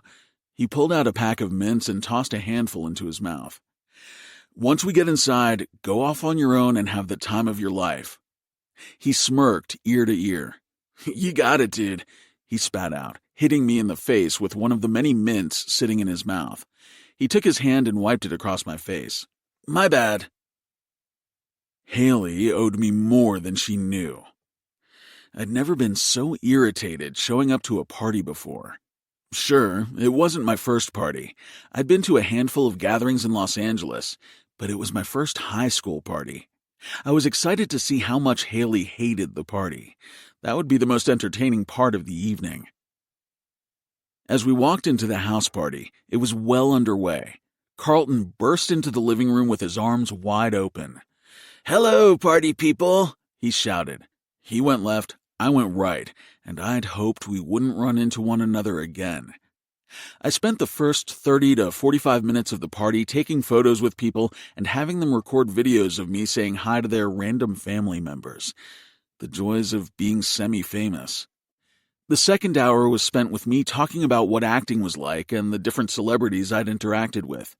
I'd turned down about 50 drink offers. The last thing I needed was for someone to post a picture of me drinking underage. My father made sure that I was very aware of my surroundings since I was a public figure. Underage drinking was not something I needed to get caught doing. Even though I knew all the people at the house party, I was playing a role of sorts. They weren't allowed true access to me because the more people I let in, the more people could turn on me or use information against me. Another tactic I'd learned from Father Dearest. The only people I could be myself around were my family and Haley, who pretty much was family. As I sat on the living room coffee table, going on and on about how sweet and great everyone was in La La Land, a lie, but I didn't need my schoolmates knowing about my Hollywood enemies, Kara stepped into the crowd surrounding me. "How about you all get off his dick so I can slide on it?" she said, winking my way. Well, damn. A quite forward approach. Kara looked striking. It wasn't shocking. Kara had been beautiful since grade school. She was my first ever crush. She moved with a confidence a lot of people couldn't carry and just seemed to always get anything she wanted without much effort. Her biggest downfall? She wasn't Haley. Kara held her hand out toward me and tilted her head. "Do you want a tour of the property?" she asked me. Yeah, okay." The tour led us to her bedroom, and she locked the door behind her. The music from downstairs was still loud as ever, and Kara pulled out a bottle of liquor from behind her bed. She took a swig from it and then held it out toward me. I shook my head. "No thanks." She raised an eyebrow. "Don't be a pussy, Aiden. I know you've partied it up in Hollywood." It was the opposite of that. I worked, I had a teacher who homeschooled me, and then I worked some more. The last thing my father would have allowed me to do was to go off to some Hollywood parties, unless networking was involved. Each party I'd gone to was a business trip. Plus, I was given an opportunity of a lifetime. I wasn't going to blow it for some booze and bad decisions. Which, unfortunately, made my current situation a lot less appealing than I'd hoped it would be.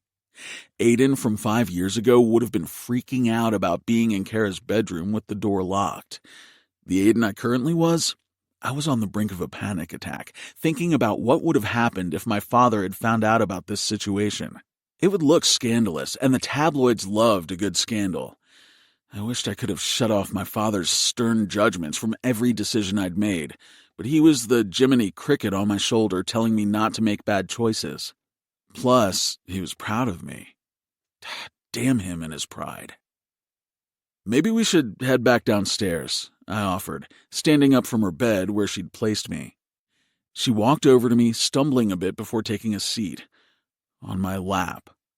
Oh boy. Or we can have some alone time.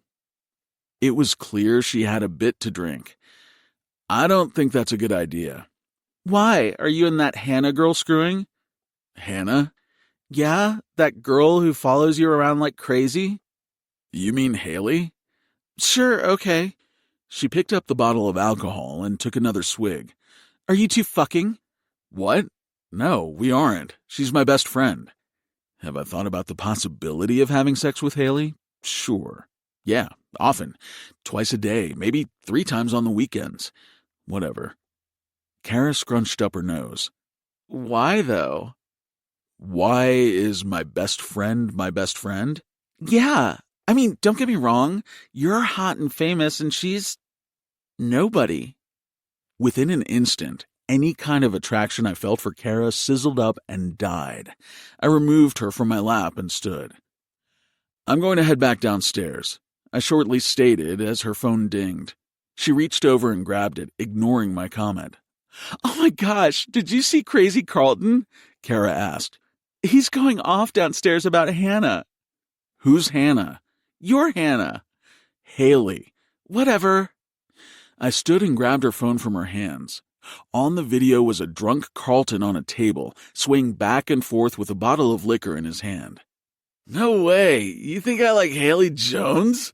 He spat out. Hell no. Have you seen her? It's like she swallowed the Doublemint twins. He slurred, mocking Haley's weight. Honestly, I just hung out with her because I felt bad for the chubby cupcake. She had no friends, really. He went on and on and on, because the crowd gave him the laughter and attention that the addict craved. I could feel the blood boiling beneath my skin. I was going to murder the asshole. I pulled out my cell phone to text Haley, but it seems she'd already seen the video. Haley. I'm not coming. Haley. This is humiliating. Shit. Where the heck are you going? Kara asked. To check on Haley. Who cares how she's doing? Besides, it's funny. Laugh a little. She's not even on our level. Our level? As if Kara and I were the same in any way, shape, or form? That made my rage grow stronger. We're not on the same level, I muttered, walking toward the door. Kara dashed in front of me and blocked my exit.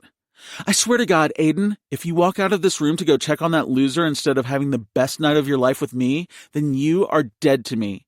Do you understand me? We are over if you leave. You'll be dead to me. Dead.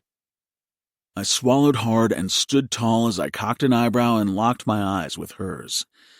R.I.P. She gasped, stunned. You'll regret this, Aiden Walters. Mark my words, I'll make sure of it. I pushed past her and left the house. I started running home as nerves shot through my system. The moment I approached the Joneses' house, I repeatedly rang the doorbell. Is she okay? I asked, my voice cracking when it left my throat as Haley's parents answered the door. They looked up to see me, and the hurt in their eyes made my own chest ache even more. Fuck. What kind of assholes would hurt someone as soft as Haley? She was the definition of kind. At that moment, I wanted to track down everyone who posted, reposted, and mocked my best friend. I wanted to tear them limb from limb and make them feel like the complete trash they were. Not right now, Penny said, her eyes glassed over. I wasn't surprised that Penny was on the edge of her emotions because her daughter was her heartbeats. When Haley hurt, Penny hurt even deeper. That was what moms did. They felt their child's pain as if it were their own. "Can I talk to her?" I asked. "Did you know?" Carl asked. His brows were knitted and his face was stern. Unlike Penny, he wasn't sad. No, he was pissed off. "Did you know they were going to mock her?" "No, of course not. Going to that party was your idea. I swear to you, Aiden, if you knew—" "Carl," Penny cut in, grabbing him by the fabric resting against his forearm. She looked at me and frowned, seeing the hurt in my eyes that Carl couldn't see because he was too busy dealing with the hurting of his daughter. She shook her head. "He didn't know." "How can you tell?" he asked. I respected Carl more than my own dad. When it came to being a father figure who could be soft and gentle, yet stern and tough, Carl had it tenfold. My father wouldn't know how to be soft and gentle if his life depended on it. I really appreciated that about Carl, how balanced he was as a parent. But at that very moment, if he didn't get out of my way and let me go see his daughter, I was going to bum rush past him, and I wouldn't even care if he fell to the floor. "Because he's Aiden. He's her person," Penny said, moving out from in front of the door. She nodded toward Haley's doorframe and gave me a broken smile. "So, go check on our daughter, all right, Aiden?" "Yes, ma'am," I muttered, nodding once. Carl gave me another hard look, but he didn't say anything. He stepped to the side, which was more confirmation than any words he could have given me.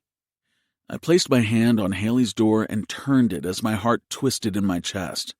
As I opened it, I found her sitting in a floral dress, cross-legged, with her back toward me as she stared out her bedroom window. "Jerry," I said, closing the door behind me. She didn't move an inch. I wasn't exactly sure what to do. Her hair wasn't in an afro puff. It was styled with perfect loose curls. Even from only being able to see her from behind, I knew she looked beautiful. She didn't say anything. I shifted around in my sneakers. "Can I sit by you?" I waited a few seconds, and when there was no reply, I frowned. I bent down, untied my shoes, took them off, walked over to her, and sat beside her cross-legged. Because when you were a best friend, you didn't need an invitation to be there for your person. You just showed up and stayed. Her makeup was ruined as tear stains left marks from their departure from her eyes. Still, she looked good. I'd seen Haley in some of her worst states.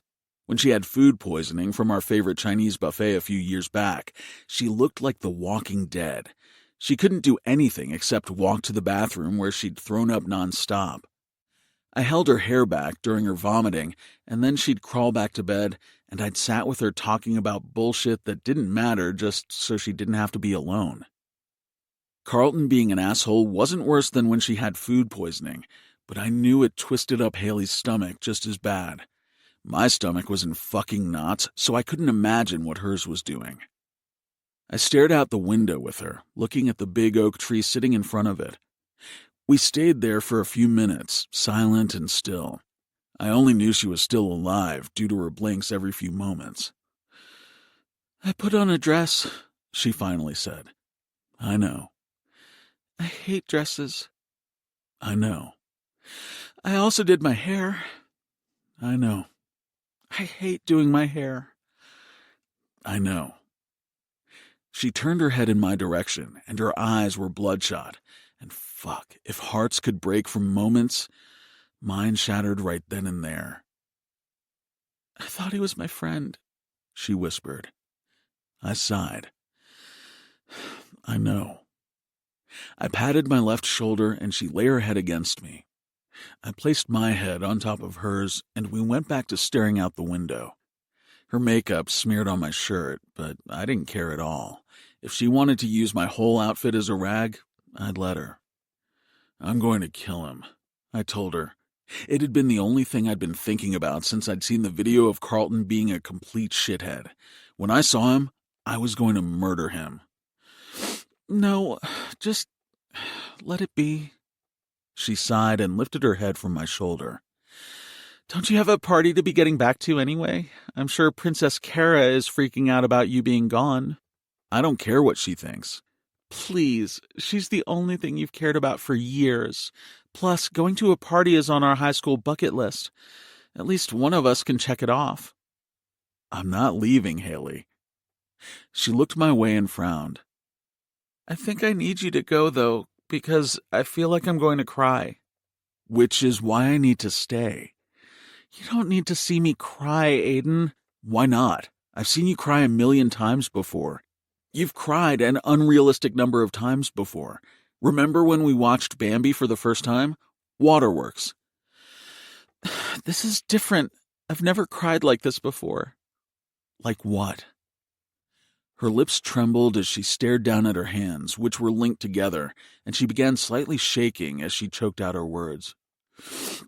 Like, everyone is laughing at me because of how I look, because of my weight.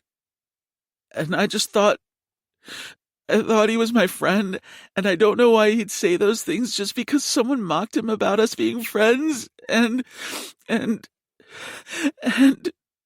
She began sobbing into the palms of her hands, and I was definitely going to murder that fucking asshole. Please, Aiden, please just go. I want to be alone right now. Swear?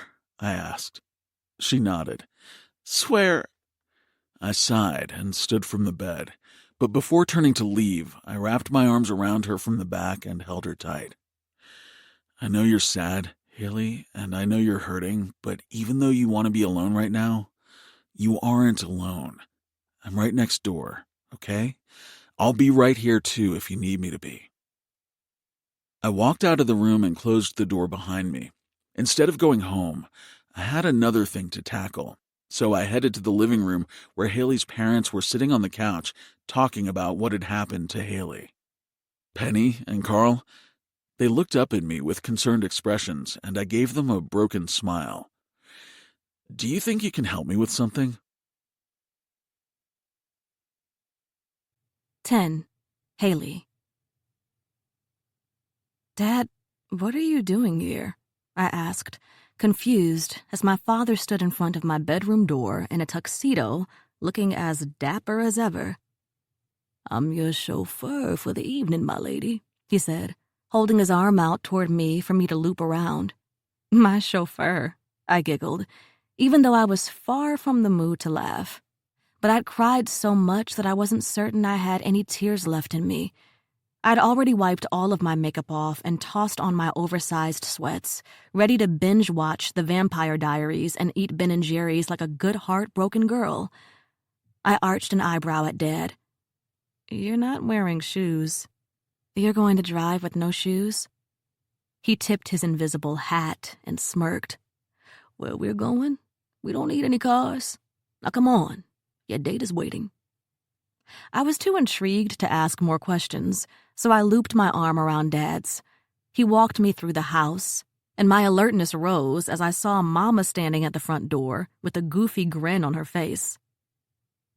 You look beautiful, Haley, Mama said, snapping pictures of me. I glanced down at my gray sweats and cocked an eyebrow. Where? Dad placed a kiss on my forehead. Everywhere. You look beautiful everywhere. What in the world is going on? Dad looked down at his invisible watch and then snapped his fingers. Not to be rude, but we've got to get a move on, folks. We have a tight schedule to adhere to, so come on, Haley, let's get going. Get going where? I urged, but they ignored me. Have a wonderful night, sweetheart, Mama sang before giving both Dad and me kisses on the cheek. Dad walked me outside into the chilled night air. We didn't go far at all, just right next door to Aiden's house, where Dad walked me to their backyard. The minute we went through their gate, I gasped when I looked around. White lights were dressed throughout the yard, twisting in the trees and bushes, lighting up the space like never before. To my left was a folding table set up with 2 chairs. On said table sat a huge bowl of spaghetti and meatballs, a plate of garlic bread, and a tossed salad. To my right was another folding table with a record player on it, which was playing a Taylor Swift soundtrack. Aiden despised Taylor, but knew that I was a deep Swiftie, so for him to have her music playing meant more than words. Beside the table were cardboard boxes lying on the ground with the words "dance floor" written across them. The broken pieces of my heart were surprisingly still able to beat as Aiden walked out of the house, smiling my way. "Hey, Tom," I whispered. "Hey, Jerry." "What's going on?" I asked as butterflies swirled in my stomach. Since when did that happen? Since when did I get butterflies from my very best friend? "We are checking off one of the items on our high school bucket list tonight. We are going to a house party together. Well, our version of a house, that is. A backyard edition." He took my hand into his and pulled me over to the table of food. First up is dinner, which we should probably eat now. Otherwise, it's gonna get cold. My mom picked it up about an hour ago, and even though it's been in the oven to stay warm, it's not top-notch. I got your favorite things, spaghetti and garlic bread. Here." He pulled out the chair for me, and my cheeks hurt from smiling so much from my best friend's act of kindness. I took a seat and he pushed me in. Then he walked over to his chair and sat down. Red Solo cups were filled with soda. I looked around and couldn't stop smiling to myself. It was funny how emotions worked, how only a few hours ago I was at my lowest of lows, but then Aiden managed to make me smile when all I wanted to do was fall apart and be sad. That was my favorite thing about best friends, how they could make the dark days shine with splashes of light. "I don't think people eat fancy dinners at high school house parties," I mentioned. "That's because they aren't cool enough." "You didn't have to do all of this," I told him. "I did." "You should have been at the party with the girl you've been obsessed with all these years." "I know," he agreed. "Which is why I'm here." My heartbeats. They fumbled, skipped, and flipped in my chest. I looked down at my hands and tried to collect my thoughts, but Aiden wouldn't let me. "Don't overthink, Haley. Just eat your favorite foods and enjoy the night," he urged. "I'm actually not eating carbs right now." Aiden's eyes bugged out. "Bullshit. Why not?" Never in my life did I feel uncomfortable talking about anything to Aiden. Heck, he was the first person I told when I got my period for the first time, and instead of being grossed out, he went to the corner store and bought pads for me. Were they the size of Mars? Yes. Regardless, he didn't get thrown off by much. Yet telling him about my weight gain and eating problems felt more humiliating than anything else. While he became extremely attractive, I was going in the opposite direction, no matter the amount of time Mom and I spent in the gym together over the last year. I hated that my first thought the moment I saw the video of Carlton and people laughing about my size was that I had to diet. Not that they were assholes, and they were being jerks, but that I had to diet because there was something lacking within me that made me an easy target for their insults. I shook my head. Just not into them anymore. He frowned, looking at the plate filled with carbohydrates. "I can order something." I shoved a piece of garlic bread into my mouth and forced out a laugh the moment I saw how sad he had grown. "I'm just joking. Pass me the pasta." His hands flew to his chest. "Oh, thank God." He shook a finger at me. "You had me in the first half, not going to lie." You know me, jokes on jokes. When was someone going to hand me over my Emmy Award? "Yeah, well, shut up and eat before it gets cold." So I did exactly that. We ate all the food on the table, and I loved the fact that I felt comfortable enough to stuff my face in front of the boy who'd been there for me since day one. I never felt comfortable enough to do that around Carlton. Once last year, he mentioned how much bread I was eating at lunch, and it kind of stayed in my head a little too much. I was embarrassed by myself, and ever since then, I've watched my carb intake. I couldn't stop laughing at Aiden's lame jokes during our meal. Every girl deserves a best friend like Aiden. The world would be a lot easier to live in if they had someone like him. After dinner, Aiden brought us wet naps to clean our hands. Then he moved over to the record player and put on another song. All right, it's time to get that first dance out of the way. So come on down and move your hips to Haley's favorite Disney song as she takes the dance floor for the first dance. Aiden held his hand out toward me. Can I have this first dance? He asked. I took his hand into mine, and he smiled as he walked us to the dance floor. Just then, the song Beauty and the Beast came on, my favorite song from my favorite Disney movie. I smiled a little. I don't know if this is what people are really doing at house parties, Aiden. Are you kidding? This is exactly what was happening before I left earlier tonight. I gave him a broken smile. Thank you. Always. I lowered my head. I'm still sad, I confessed. Every now and again, Carlton would cross my mind, and I'd be filled with an extreme amount of embarrassment. But then I'd shift my thoughts to Aiden, and things would seem a little bit better. But I'm happy, too. I don't know how I can be both things all at once. I'm not surprised. Nothing about you has ever been simple, Haley Jones. I smirked. True. You look beautiful, Hales. I felt my cheeks heat. I was convinced that more men like Aiden needed to exist, men who called women beautiful in all their states of being. I leaned in and rested my head against Aiden's shoulder as we swayed back and forth to my favorite song. Thanks for being you. After we danced the night away and drank way too much soda from the red Solo cups, we lay down in the grass and looked up at the stars sprinkled across the sky. Aiden kept making corny jokes and I kept laughing. We talked about everything, and the conversation always came easy. After a while, we stopped talking, and even our silence came easy. We listened to the music on the record player, and before I knew it, I was falling asleep with Aiden by my side. Cinderella, a voice whispered, waking me from my sleep as I was lifted into the air. What's going on? I mumbled, rubbing my eyes as I looked up to see my father carrying me in his arms. The clock struck midnight. Time for bed, he said. I yawned and wrapped my arms around his neck. No matter my size, no matter my age, I was always going to be my father's little girl. Dad walked over to Aiden, who was still sleeping, and he lightly nudged him with his foot. Hey, Prince Charming. Bedtime, Dad said, his voice much sterner than when he woke me up. Aiden yawned and stretched out as he rubbed his eyes.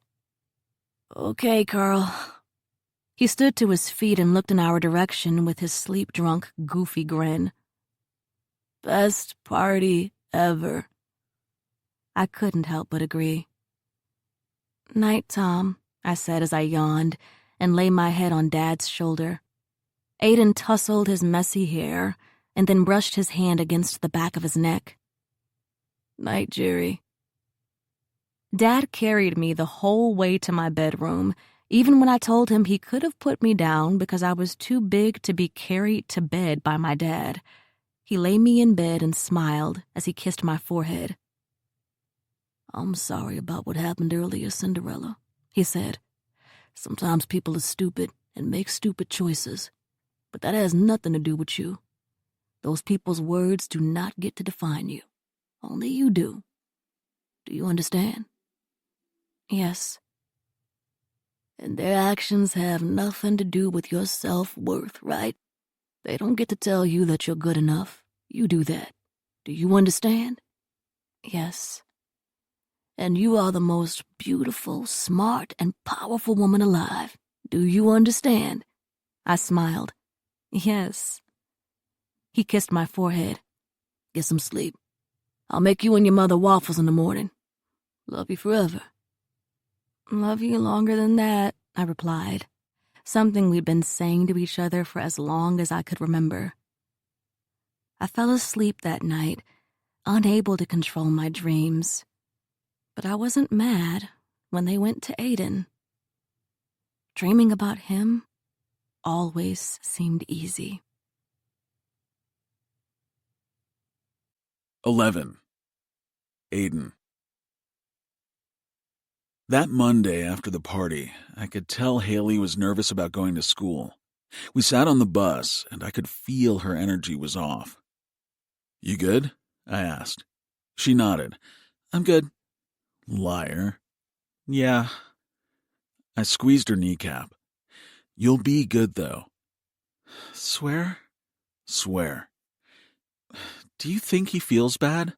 she asked as the bus pulled up to the school building, speaking about Carlton. The little amount of respect I had for the asshole completely evaporated after what he'd done on Saturday. Truthfully, I always knew Haley was too good for him. There was nothing about Carlton that read good enough to me, not even for friendship. If he does feel bad, he's too much of a little shit to admit it. If he doesn't, he's more of a dick than I imagined. I bet he doesn't feel bad. Now all the popular kids are talking to him because it's funny. It's a weekly trend. They'll drop him just as fast as they picked him up. I hope he bruises when he falls, she muttered, disdain in her voice. Her afro was pulled into a big puff that morning, and she wore an oversized sweater with leggings and tennis shoes. "If you want, I can make sure that he bruises," I offered, a tad joking but mainly serious. All I wanted to do was pound my fists into Carlton's head and make him feel an ounce of the pain he'd put Haley through. I knew she was hurting even more than she was letting on. Haley did that often, kept her biggest hurts to herself. "No, Aiden," she sternly stated, looking my way. She gave me a hard, authoritative glare and pointed a finger my way. "Do not do it." I was joking. I snickered, tossing my backpack higher on my shoulder. "No, you weren't." No, I wasn't. "He's been staring at you from a distance all day," I groaned, finding Carlton yet again creeping on Haley from a distance. He hadn't had the balls to walk up to her and apologize, and I'd even seen him trying to play it off with some football assholes who mocked the whole situation. He seemed more excited about getting attention from people who didn't give a damn about him than the attention from the girl who would have given him the best friendship he'd ever have. I wondered how many other idiots threw away something good to be deemed as cool. Color me shocked when Carlton approached Haley and me at her locker after last period. He didn't seem as cocky as he had when talking to the football players and cheerleaders, though. He seemed more like his normal, wannabe cool self.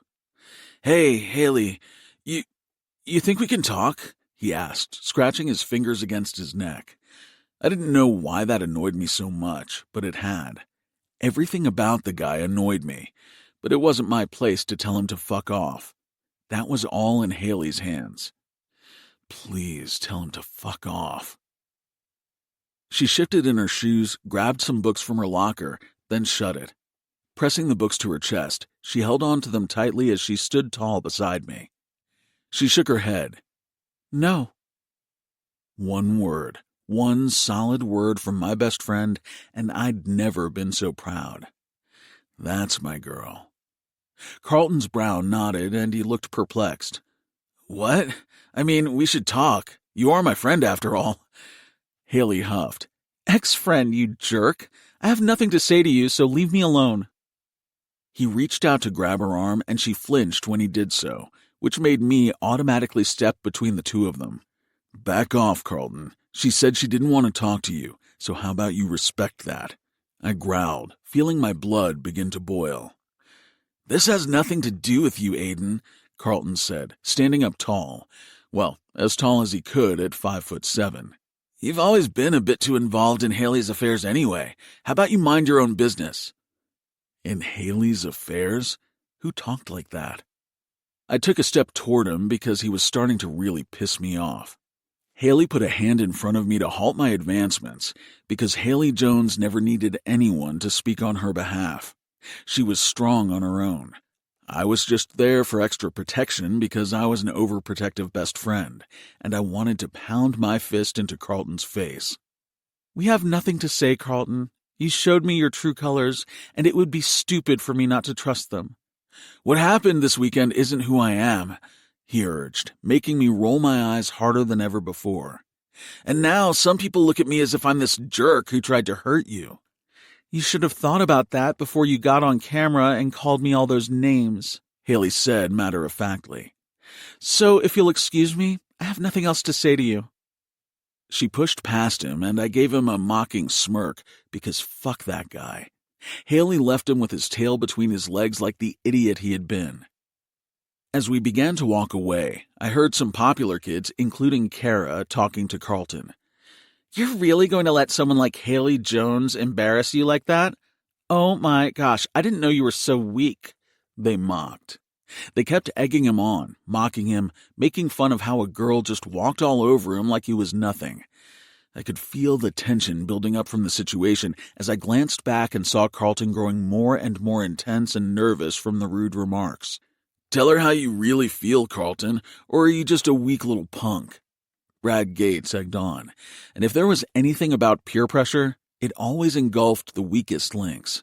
Carlton cleared his throat, stood taller, and shouted, "Whatever, Haley. It's not my fault I didn't want to fuck you because you got fat over the past year." My jaw hit the floor. Haley's footsteps paused, and I saw the color as it drained from her face. Every insecurity that lived within her spilled out of her eyes. The pain of Carlton's words ran deep, and as she turned to look at him, I saw a moment of guilt flash over him before everyone around him broke out into laughter. "Hell yeah, you tell that fatty who's the man," someone said. Carlton blinked, released a smug chuckle, and shrugged. "I mean, I couldn't even find where to put it because of her stomach rolls. Can you blame me for not wanting to have sex between two ham-hock thighs? Honestly," he hadn't had a chance to finish his thoughts. I rushed at him, knocking him to the floor within a few seconds. My fist began to pound into his face as a bigger crowd began to form around us. Carlton got one good hit to my left eye, but that was all I would allow him to have. My knuckles ached from the contact to his face, to his gut, to his soul, but I didn't stop, because Haley was hurting due to his words. If she had to hurt emotionally, he had to hurt physically, an eye for an eye or something like that. Carlton didn't know what he was signing up for when he decided to bully the good girl with a best friend like me. Anyone who dimmed Haley's light had to deal with her shadows, and I was the motherfucker standing there all dressed in black. "Break it up! Break it up!" a voice hollered, an authoritative tone to the sound. I wasn't surprised when I saw two teachers yanking me off Carlton, who was balled up like a jerk. "Mr. Walters! Mr. Holmes! Principal's office, now!" Mr. Jacobson shouted, holding me by my collar as Mr. Thompson went and scraped Carlton up from the floor. My eyes connected with Haley's terrified stare as Mr. Jacobson dragged me past her, off to face my doom. "You okay?" I mouthed. Her eyes flashed with emotions, and she nodded slightly. "You okay?" she mouthed back. I gave her a half grin, and it dropped the moment she was out of eyesight. All I could hear in my head was my father's voice telling me that I was a fucking idiot. "Are you a fucking idiot?" Dad grumbled as I sat in our living room with Mom. Well, Mom and I sat. Dad stood tall with his arms crossed. "Sam, the tone," Mom said, cutting in. At least I had one parent in my corner. "Screw my tone. Your son pummeled his fists into another boy's face and got suspended for the rest of the week. We're lucky I was able to talk to the principal into not expelling him. Who do you think you are, huh? Attacking another kid like that? You think that makes you tough? You think you're a big man on campus because you can use your fists?" I sat with my shoulders rounded forward and fingers entangled. I didn't speak to him because I knew whatever I said would have been seen as an excuse, and my father didn't believe in excuses. He believed in the Walters standard. We didn't act out in public. We didn't behave like savages. We didn't create scenes. We stood in line, we fought for important issues, we obeyed the law and never disrespected authority. My teachers and the administration of my school being the authority in this situation. If we did, the tabloids would report on it, and God forbid that happened. "Oh, so you're deaf?" he snapped, walking toward me. "Get off the couch." "Samuel," Lori, if you don't see the disrespect he's feeding me right now, then you aren't looking hard enough. He turned his attention back to me and away from Mom. Get up. I stood, and I felt his intimidation wash over me. I stood at least 4 inches taller than my father, but still, whenever he was around me, I felt 3 feet tall. Lift your head, he ordered. I did as he said. Now look me in the eyes. I did as he said. Don't say a word because I know whatever you say is going to be covered in excuses. All you do now is listen. Do you understand me? Yes, sir. You will never act out in such a way again. Do you understand me? I swallowed hard. Yes, sir.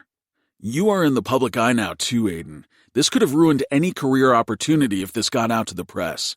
Don't you get it? You're not allowed to behave like a regular kid because you are not regular. You are more. Do you understand me? Yes, sir. You could have ruined everything I worked for, he said. Everything you worked for? Mom asked in a sarcastic tone. Dad grumbled.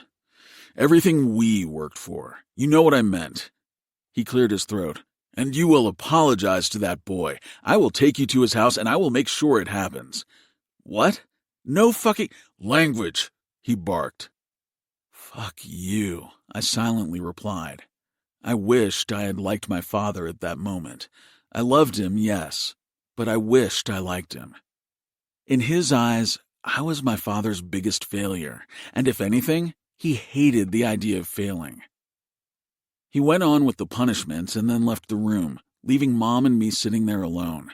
The space felt lighter whenever my father wasn't around. He's a dick, I muttered. Mom moved over and placed her hands on my cheeks. She looked at me with a smile soaked in sadness and gently touched my eye. I tensed up from the pain. We need to ice that. It's fine, I huffed. I had so much pent-up rage inside me that I felt as if I was going to burst. Your father loves you, she claimed, getting up to get an ice pack from the kitchen. When she returned, she had it wrapped in a cloth. She sat back down and held it against my face. He just has a hard time showing that kind of love. He acts like I wanted to fight. Did you? She questioned. No, of course not. She arched an eyebrow. Did you? I sighed. He called her names. Called who names? Haley. Mom's face softened as she pulled the cloth away from my eye for a moment. What did he say? She looked horrified when I told her and shook her head. That's disgusting and familiar. I once had a guy who used to get caught up in fights for my honor, too. Dad? She nodded. More than once. His motto back then was punch first, talk later. I grumbled. Hypocrite. Mom smiled. It wasn't his right to do it either. There are more ways to stand up for a woman you love than using your fists. Yeah, I agreed. It just seemed easier at that very moment. Later that night, after dinner, the doorbell rang. Dad answered it to find Haley standing there. Samuel, hi. Haley's voice was coated in sweetness, something it always seemed to be. I wanted to stop by and tell you that what happened at school wasn't Aiden's fault. If anything, he was protecting me from a jerk at school. Now, Haley, I know you're always going to try to get Aiden out of trouble, but he was calling me fat and ugly and gripped my arm hard, Samuel. He was humiliating me in front of the whole school. I know that fighting isn't the right answer ever, and I know Aiden made a mistake. But he made it for me. At the end of the day, I know you taught your son to stand up for what he believes in, for the right side, and that's what Aiden did today. He stood up for me when no one else would. I hope you understand that. She glanced toward the hallway leading to my bedroom and locked eyes with me for a second before a small smile found her lips. When she smiled, I smiled too. Kind of a thing we did together. Thank you for the information, Haley. I'll take it into account, Dad replied. I rolled my eyes. I'll take it into account. I quietly mocked. Haley kept smiling. Of course, sir. I also made you my special chocolate chip cookies. Your favorite ones that I make for Christmas time each year. Dad grumbled a bit and crossed his arms. With the big chocolate chunks? The biggest ones, sir. He took the bag from Haley as he thanked her for stopping by with more details on the incident that took place. Before she left, she looked up toward me once more. When I smiled, she smiled too. Good night, Haley. Dad stated sternly, yet I knew his cold heart had thawed a little. If anyone was good at softening up my tough father, it was Haley. After Dad shut the front door, I hurried back to my bedroom and slid into my desk chair to make it appear as if I was working on my homework. It only took a few minutes for Dad to stand in my doorway holding the container of Haley's cookies. He furrowed his brow and kept the hard look in his eyes.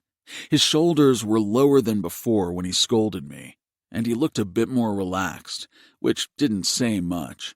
My father's form of relaxation appeared like someone stressed out to the core. He nodded once.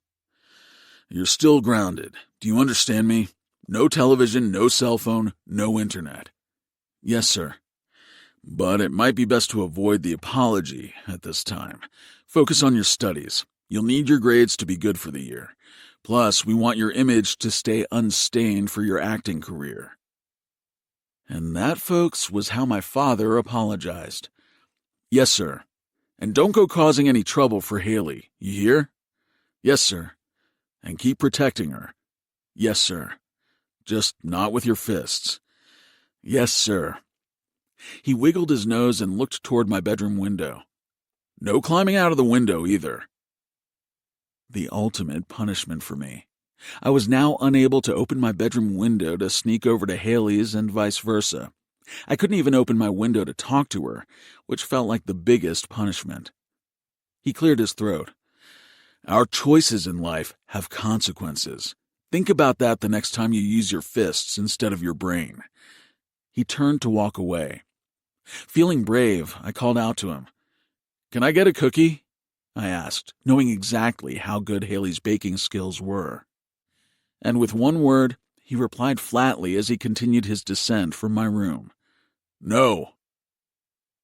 The following week, I met Haley at the bus stop where she held the straps of her backpack. We'd hardly communicated over the past few days due to my punishment. How long are you grounded? She asked. For 5 more days, but I don't have to apologize to Carlton thanks to your cookies. Speaking of cookies, she smiled as she reached into her backpack and pulled out a container for me. I figured your dad wouldn't share with you, so I made you a new batch. That's my girl. We took our seats on the bus. Hey, Aiden. Thanks again for standing up for me, Haley said, leaning her head against the slightly frosted window. I hate the fact that he thought he had the right to say that crap about you because you didn't want to give him another chance. I saw a phrase for that online. It's called SDE. SDE? Small dick energy. I snickered. Makes sense. Which would mean that you had BDE for how you stood up for me. I glanced up at her and saw her cheeks flushing over with nerves. I'll let you assume what that stands for. 12. Haley. After the interaction Carlton had with Aiden's fist, he didn't give me any more trouble. And as the weeks passed, the popular kids got bored with him, and he went back to his previous social standing. Then there was the newest issue at hand, my newfound crush on my best friend. After the house party he threw for me, and the punches he also tossed around in my honor, I couldn't get him off my mind. Even sitting beside him on the school bus as he yapped away about any and everything as he drew was a bit too much for me. I felt uncomfortably sweaty whenever he'd look my way, and those blue eyes locked with mine. Had his eyes always been that blue? Had he always made me feel this way? Over the past few weeks, we celebrated our 18th birthdays together. As I blew out the candles on my cake, I wished that I'd stop feeling the feelings I'd felt for Aiden. When Aiden blew out his candles, I'd made the same wish. It didn't work. I'd only felt more feelings for him, Would the butterflies I had for him pass over time? Of course they would. It was just a silly passing crush. Nothing more, nothing less. I was fine. Totally fine. No. My heart was beginning to beat out of order when Aiden approached me at the bus stop. It had been behaving odder and odder each day that passed whenever he showed up. What was that smell? Was that Aiden? Why did he smell like that? Did he always smell that good? It was like he was soaked in the universe's favorite cologne, and it was making me insane. His scents were overwhelmingly delicious, like a baked citrus scone on a rainy Sunday afternoon. I wanted to bathe in Aiden's scent. Oh, yes. I wanted to swim in a pool of his aroma and dip my pillows in the same smell so when I fell asleep, I could dream of him and breathe him in against my pillowcases. Wait, no. Act normal, Haley. Don't be awkward. What do you think? Aiden asked as I sat beside him on the bus. Huh?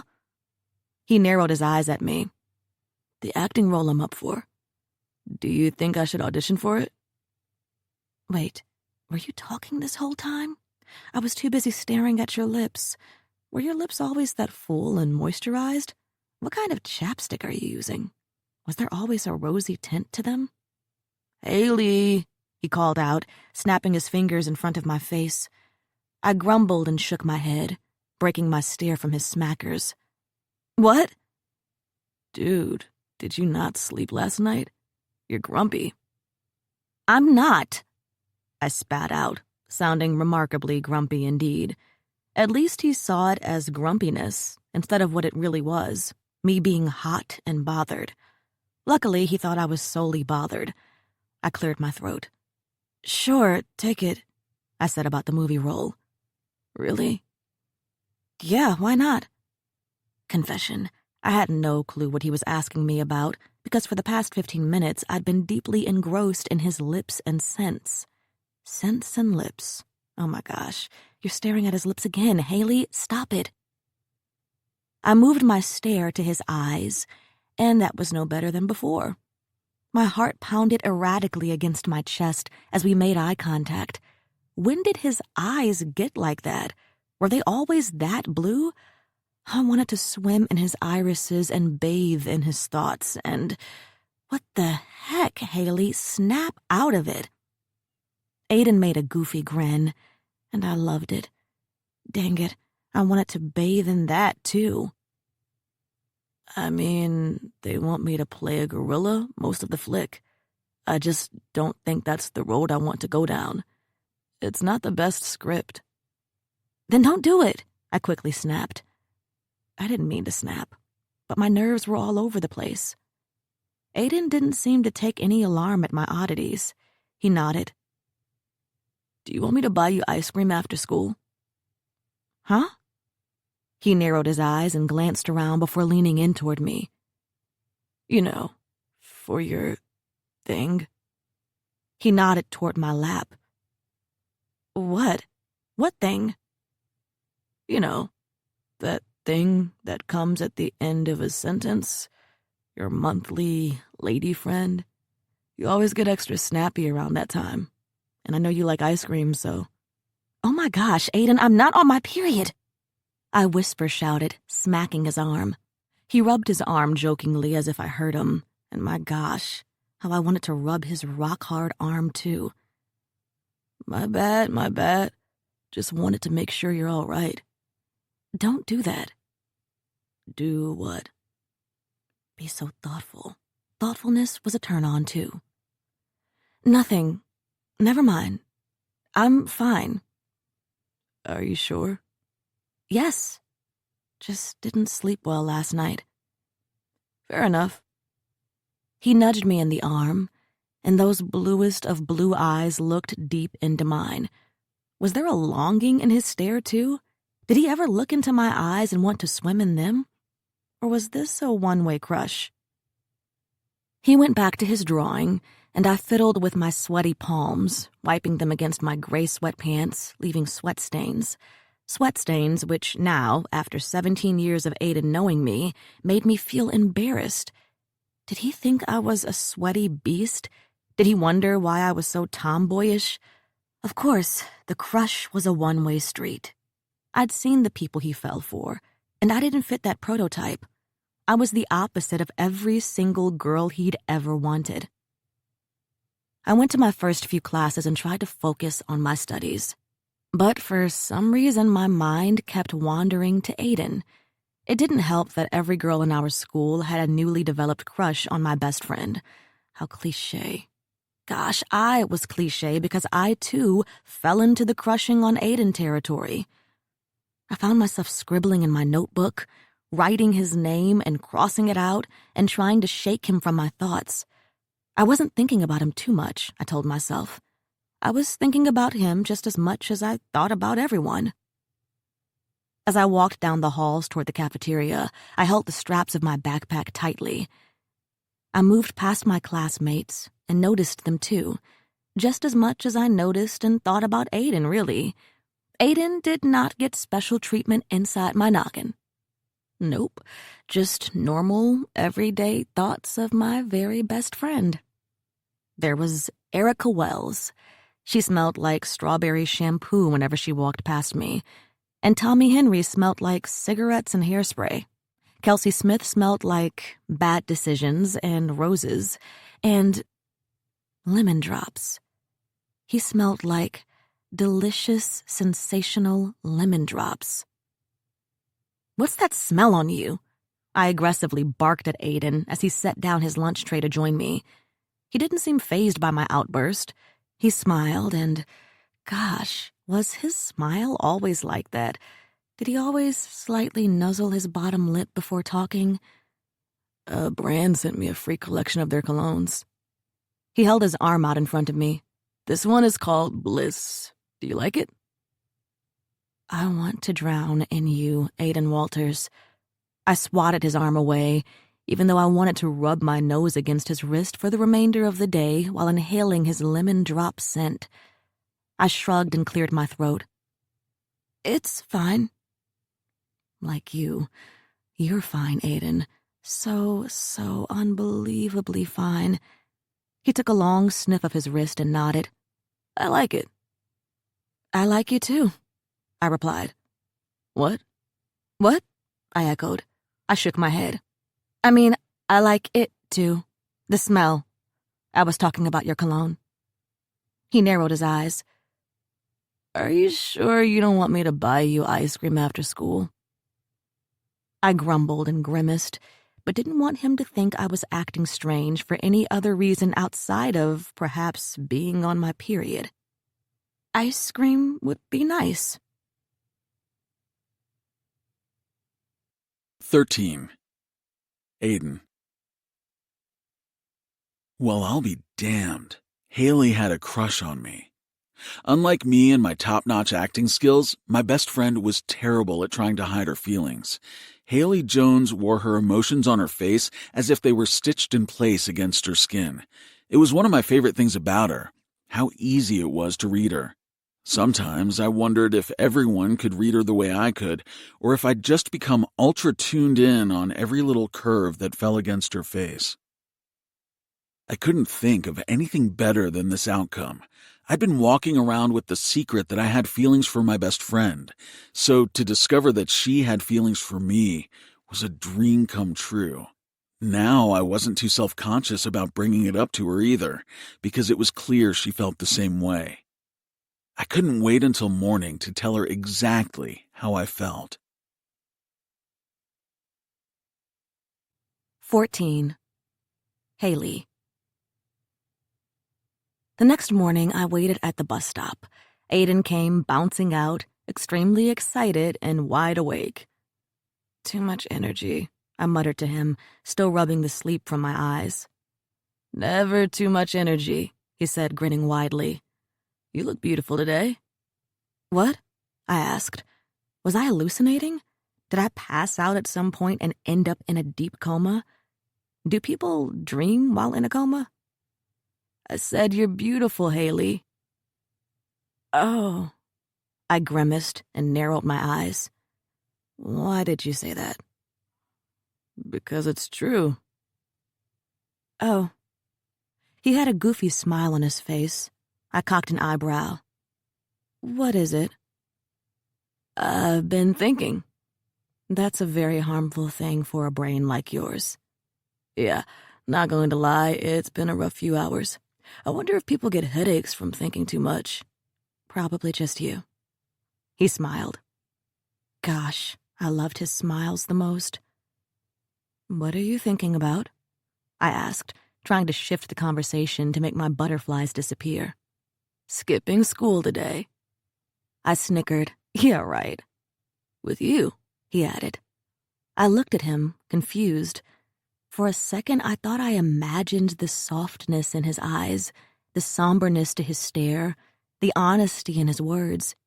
Yet when it stayed longer, I swallowed hard, noting that the butterflies affecting me only grew in intensity.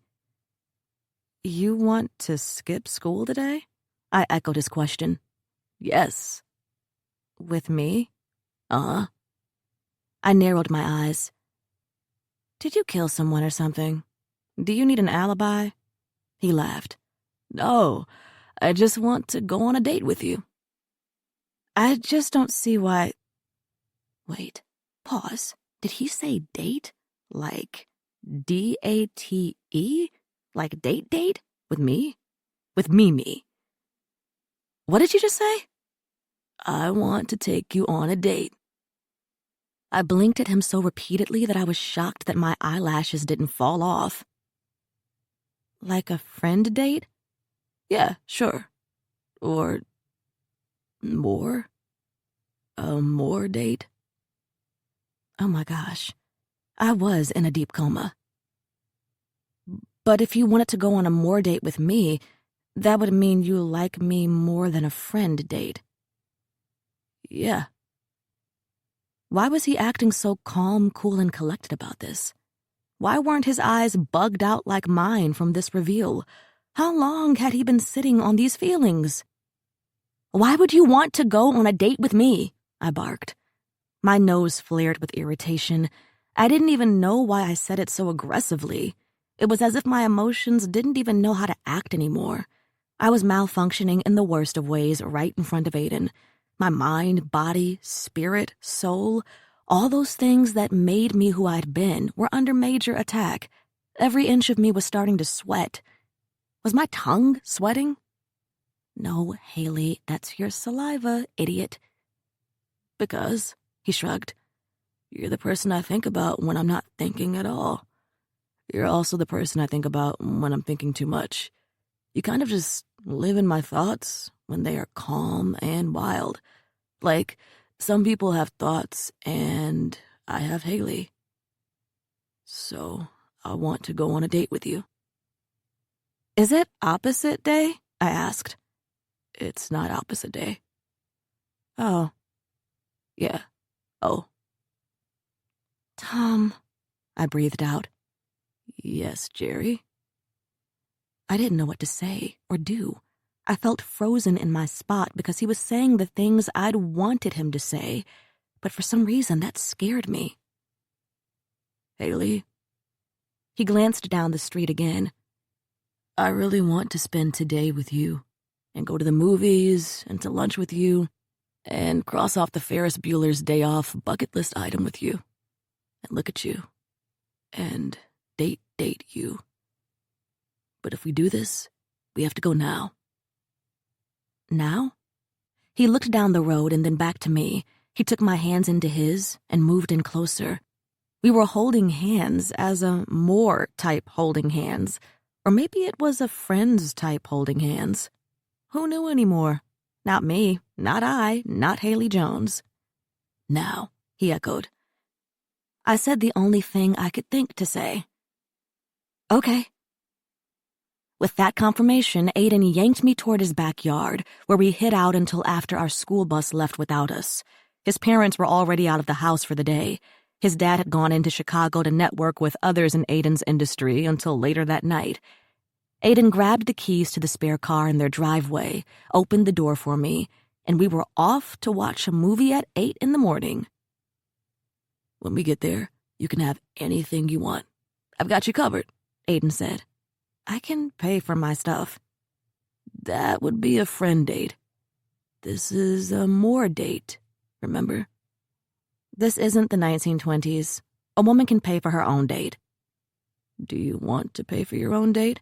"Of course not. Why would you even ask that? I'm old-fashioned in certain ways, Aiden."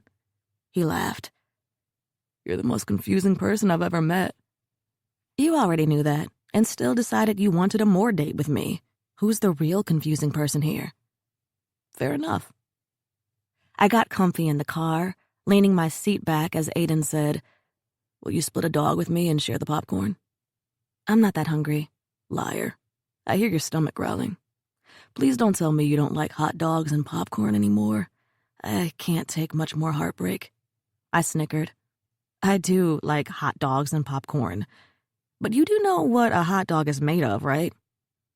"As a guy who eats the school chicken patties, I can assure you that I am not too worried about what's in a hot dog." I glanced over at him to find him with that stupid smirk that I loved. "I'll split a popcorn and dog with you." We arrived at the theater, and I realized an important detail that was missing.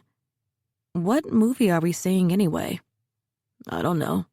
Whatever's playing at 8 in the morning." "You lead and I'll follow," I said, allowing him to pull me along. "Oh, by the way, in the past 30 seconds, I came to a realization." "And what's that?" "I want my own hot dog. No splits." The movie was long and boring, and Aiden and I were the only ones in the theater. That somehow made it even more fun. We talked through the whole thing and laughed the whole time. I didn't know when it happened, when I became so comfortable being around him, talking, saying more than yeah, but I was glad that it did. Hanging out with Aiden that morning would be a core memory of mine. I didn't know my heart could feel like that. I didn't know I'd ever be able to unlock a new level of happiness. Aiden didn't finish his hot dog, but he didn't look at me sideways when I finished it for him. He didn't judge my appetite or mention me shoving handfuls of popcorn into my mouth. He just looked at me with those blue eyes that read nothing but kindness. When I looked into those eyes, it was as if they gave me permission to be myself wholly and completely. He felt safe to me. I didn't know a haven could be a person until that very morning. We watched 2 more movies after that, the last one being the worst. "That movie was awful," I remarked as I walked out of the theater in a giggling fit. "It was pretty bad," Aiden agreed after he tossed out our popcorn container. "But somehow it was still the best movie experience of my life." "Me too. I now understand why people skip school." I spun in a circle. "This feels free. Do you feel it?" I took his hands into mine and began spinning with him. "Free!" We spun faster and faster, chuckling like kindergartners during recess until I lost my footing a bit. Aiden was quick to pull me in closer to him to steady my unstable steps. He pulled me into his chest and held me close. Our spinning came to a halt as we stood on solid ground, yet somehow I still felt as if I were spinning round and round. His eyes were dilated as he stared at me. I watched as his stare moved from my eyes to my lips. My eyes fell to his mouth as it parted, and he whispered, "Free." His hands moved to my lower back, and I grew a little closer to him. My hands landed against his chest as I stared up at him once more. "Free," I softly replied. Were our thoughts the same? Was he thinking about kissing me the way I was thinking about kissing him? Was his heart beating forward, then backward, then sideways too? Were his thoughts still spinning at full speed ahead? Were his lips soft?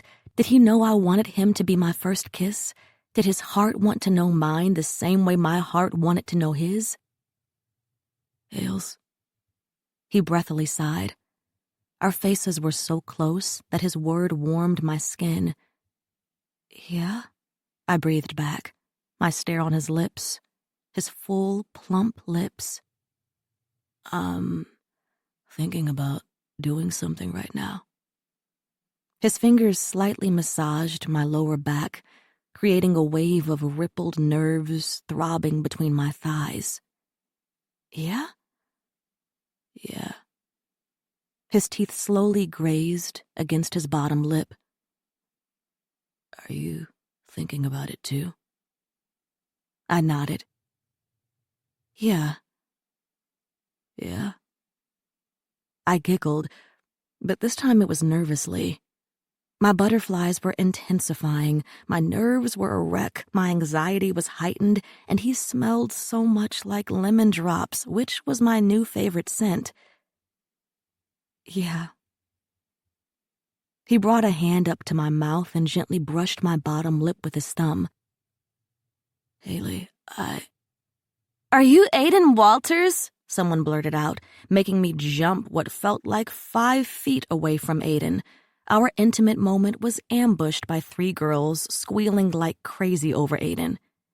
It's him! Oh my gosh, you are so hot! One of them breathed out, jumping up and down. The other one, the redhead, told him that he was the most talented person in the world. Then they all begged him for photographs. Aiden's whole body shifted into a different demeanor, and he turned up his charm factor. He instantly went into actor mode and was so kind to the girls, giving them the photographs and autographs which they begged for. Shouldn't you people be in school? Wait, I should have too. Still, they just ruined what was bound to be the best moment of my life. I'm sorry, ladies. I'd love to chat more, but we have a meeting to get to, Aiden said, stepping over toward me. The girls looked in my direction, and the redhead blurted out, Is that your girlfriend? Of course it's not, the other replied. What was that supposed to mean? The way she eyed my body up and down with a look of disgust showed exactly what she meant by her commentary. Within an instant, I regretted eating that popcorn and the hot dogs. Aiden's reaction was the opposite of mine, though. His wasn't shame, it was anger. What's that supposed to mean? He demanded, his kind persona fading as his nostrils began to flare. No offense, the girl giggled. She just doesn't seem like your type. My type? He barked. His tone made it out as if he were about to snap at these strangers. Before he could, I put a comforting hand against his shoulder. Let's go, I whispered. They're assholes, he mumbled under his breath. Yeah, I agreed, but let's go. He did as I said, as I tugged him away. By the time we reached the car, Aiden was still sitting in an energy of rage, but still he opened the passenger door for me. Even in his anger, he was still so gentle with me. He climbed into the driver's seat and shut his door. His hands gripped the steering wheel, and he shut his eyes as he released weighted breaths of irritation. I sat in silence for a moment. Aiden, it's okay. He held a finger up to silence me, then went back to holding the steering wheel. When he was ready, he turned to me, and his eyes were packed with so much emotion and sincerity that I felt tears pushing to the forefront of my eyes. Everything about you keeps me in awe, Haley. From your face to your waist, and from your hips to your thighs, you are remarkable. Every inch of your being is something I long for. But it's not just the physical stuff either, even though, holy fuck, your physical stuff. He groaned in delight as he bit his fist jokingly, making me laugh. Then he grew more somber as he continued. Your body, mind, and spirit. I want it all. You're the most beautiful person I've ever met, Haley Jones. And I'm in love with you. You're the kindest, funniest, most caring person in this world. And I'm in love with you. You have the most stunning brown eyes I get lost in, and I'm in love with you. You have a smile that I dream about constantly, and I'm in love with you. You're gentle and strong, and I'm in love with you. And every time someone disrespects you, it sets off a rage inside me because you are the most incredible person I've ever met, and I'm in love with you. He had tears rolling down his cheeks from either rage from the others or from his love for me. Maybe it was a mixture of both.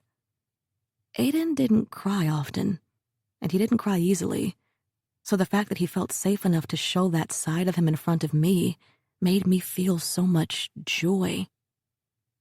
I wiped his tears before leaning toward him and placing my forehead against his. "You're my best friend, Aiden." My mouth was millimeters away from his. My heart was racing faster and faster, pounding wildly against my ribcage. I leaned in, brushing my lips against his. "And I'm in love with you." 15. Aiden. As Haley and I pulled up to our houses, we had a nice surprise waiting. 2 sets of parents sitting on their front porches with looks of annoyance plastered on their faces. "Oh boy, do you think we got caught?" Haley asked. I put the car in park. Judging by the way my father's nose is flaring, all signs point to yes. Haley tilted her head toward me with a big smile on her face. "We are about to be grounded for life." "Yep." "Worth it?" I laid my head against the headrest and grinned. "Worth it." I squeezed her hand before we both climbed out to face our punishments. We went our separate ways, and even though I knew Haley's parents might have been a little tough on her, I was certain my father would take the cake on the rage factor. I already felt my panic rising as I walked over to my parents. "Hey, Mom. Hey, Dad. Don't hey, Dad me. Why weren't you at school today?" Well," I stuttered, feeling like an idiot because finding words always seemed hard whenever I was confronted by my father. "We, spit it out," he ordered. "Maybe we should move this inside?" Mom said, walking over to me. She glanced down the street at our nosy neighbors. Then she placed a hand on Dad's shoulder. "Inside, Sam." He grumbled, and the 3 of us walked into the house. I rubbed the back of my neck. "How did you even find out?" He pulled out his cell phone and held it in front of our faces. "It turns out, when your son is a celebrity, people take videos of him and post them all over social media. Plus, newsflash, if your kid is missing from one period, the school calls and notifies the parent." Dad barked, his veins popping out of his neck. His irritation was high, and my unease grew with each passing second. I shouldn't have gone to the movies that day, even though it was the best day of my life, even though I felt free for the first time in a long time, even though I was in love with Haley Jones, and she loved me too. Holy shit, she loved me too. Still, I shouldn't have gone because I let him down. "Plus, what about that audition you were supposed to film and submit last night?" he asked me. Oh, crap, I forgot about that. I scratched at my hair and muttered an apology. I felt sweat building at the brim of my forehead. My mouth parted to speak, but no sounds were produced. I felt frozen in a sea of anxiety, unsure of what to do or say next. Mom noticed my panic and placed a gentle hand on my arm. "Go to your room. Your father and I will discuss your punishment, and we will go from there." "You're being too easy on him," Dad warned. Mom shot him a harsh look. "And you're being too cruel." She turned to me. "Your room. Now." I did as she said. I went to the bathroom and let out a heavy sigh as my panic attack escaped from my chest where it had been sitting. I'm okay, I'm okay, I'm okay, I repeatedly told myself as my heart pounded against my chest as if it were trying to escape. I'm okay, I'm okay, I'm okay, I said again, trying to add calmness to the wildness of my thoughts. Dad looked at me as if he hated me. He stared as if I was the biggest disappointment in his life. How did I forget to send that audition in? How did I drop that ball? He was going to be so pissed at me for that. I was trying my best to be what he wanted me to be. I was trying my best not to let him down. But today, I needed to feel like I could be me for a little while and not who my father wanted me to be. Him. I splashed water on my face, feeling on the verge of vomiting.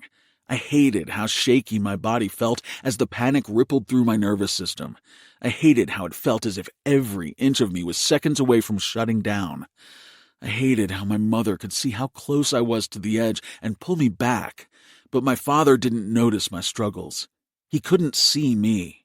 He can't see me. He only saw what he wished to see, and whenever I shifted his perspective of being his perfect son, his disappointment made me want to fade into the void of life. "What's the verdict?" I asked Mom after she knocked on my door and came into my bedroom. I'd been sitting on my bed waiting to hear the outcome of the day. She and Dad had been talking for the past 45 minutes about me, and I turned my music up to tune it out. 3 weeks grounded, unless you have an audition coming up and need to travel. Outside of that, you go to school and then come home." "Fair enough." She walked over to my bed and took a seat beside me. "It's not like you to lie and skip school like that." "Yeah, I know." "What's going on in that head of yours?" "It was on Haley's and my bucket list." Mom smiled a little. "Tom and Jerry being Tom and Jerry, huh?" I scrunched up my nose.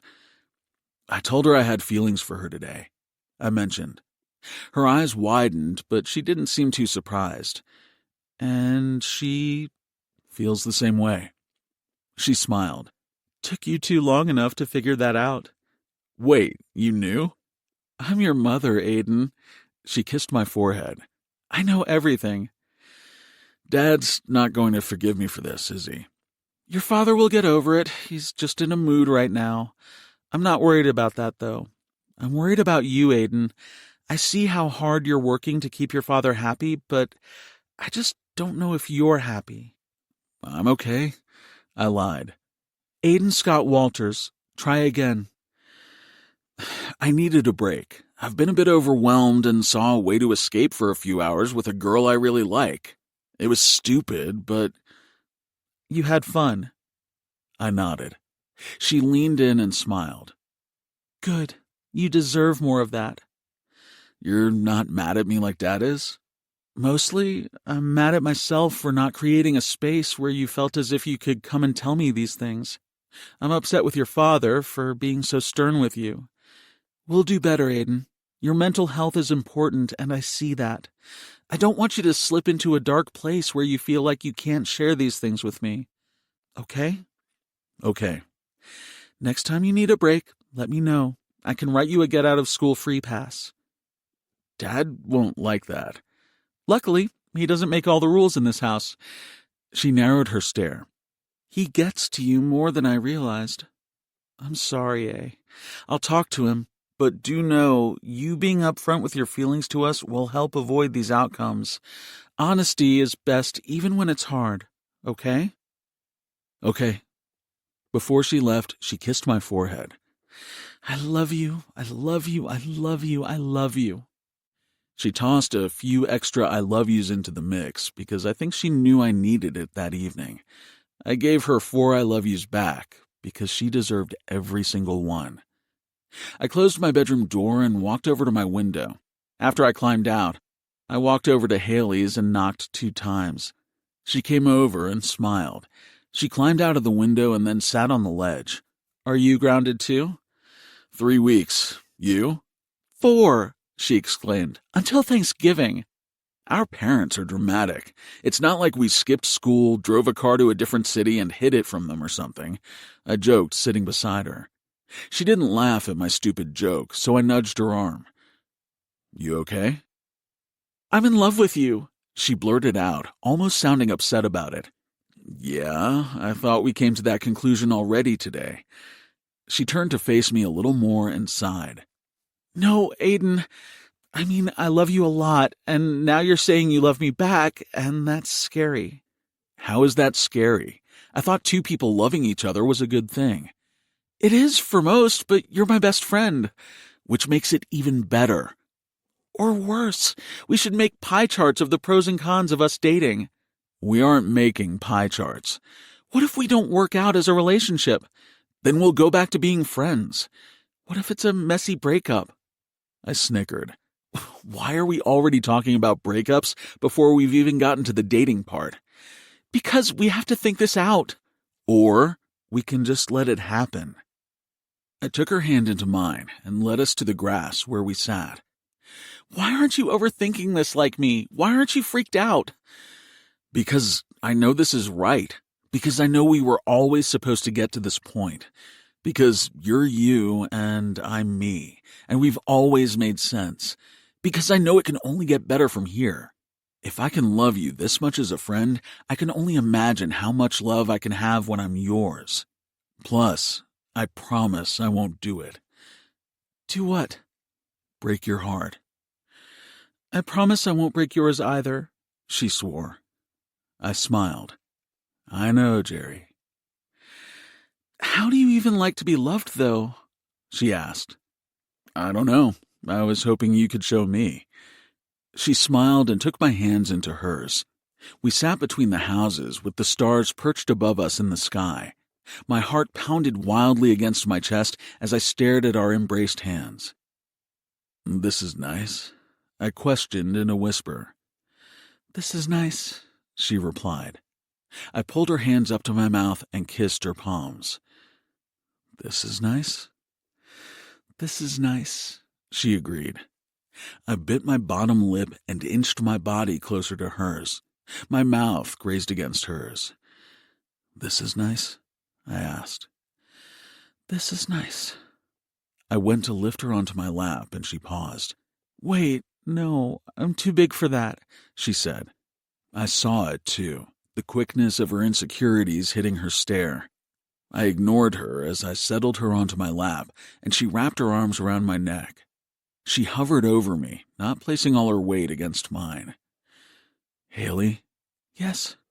Sit. But.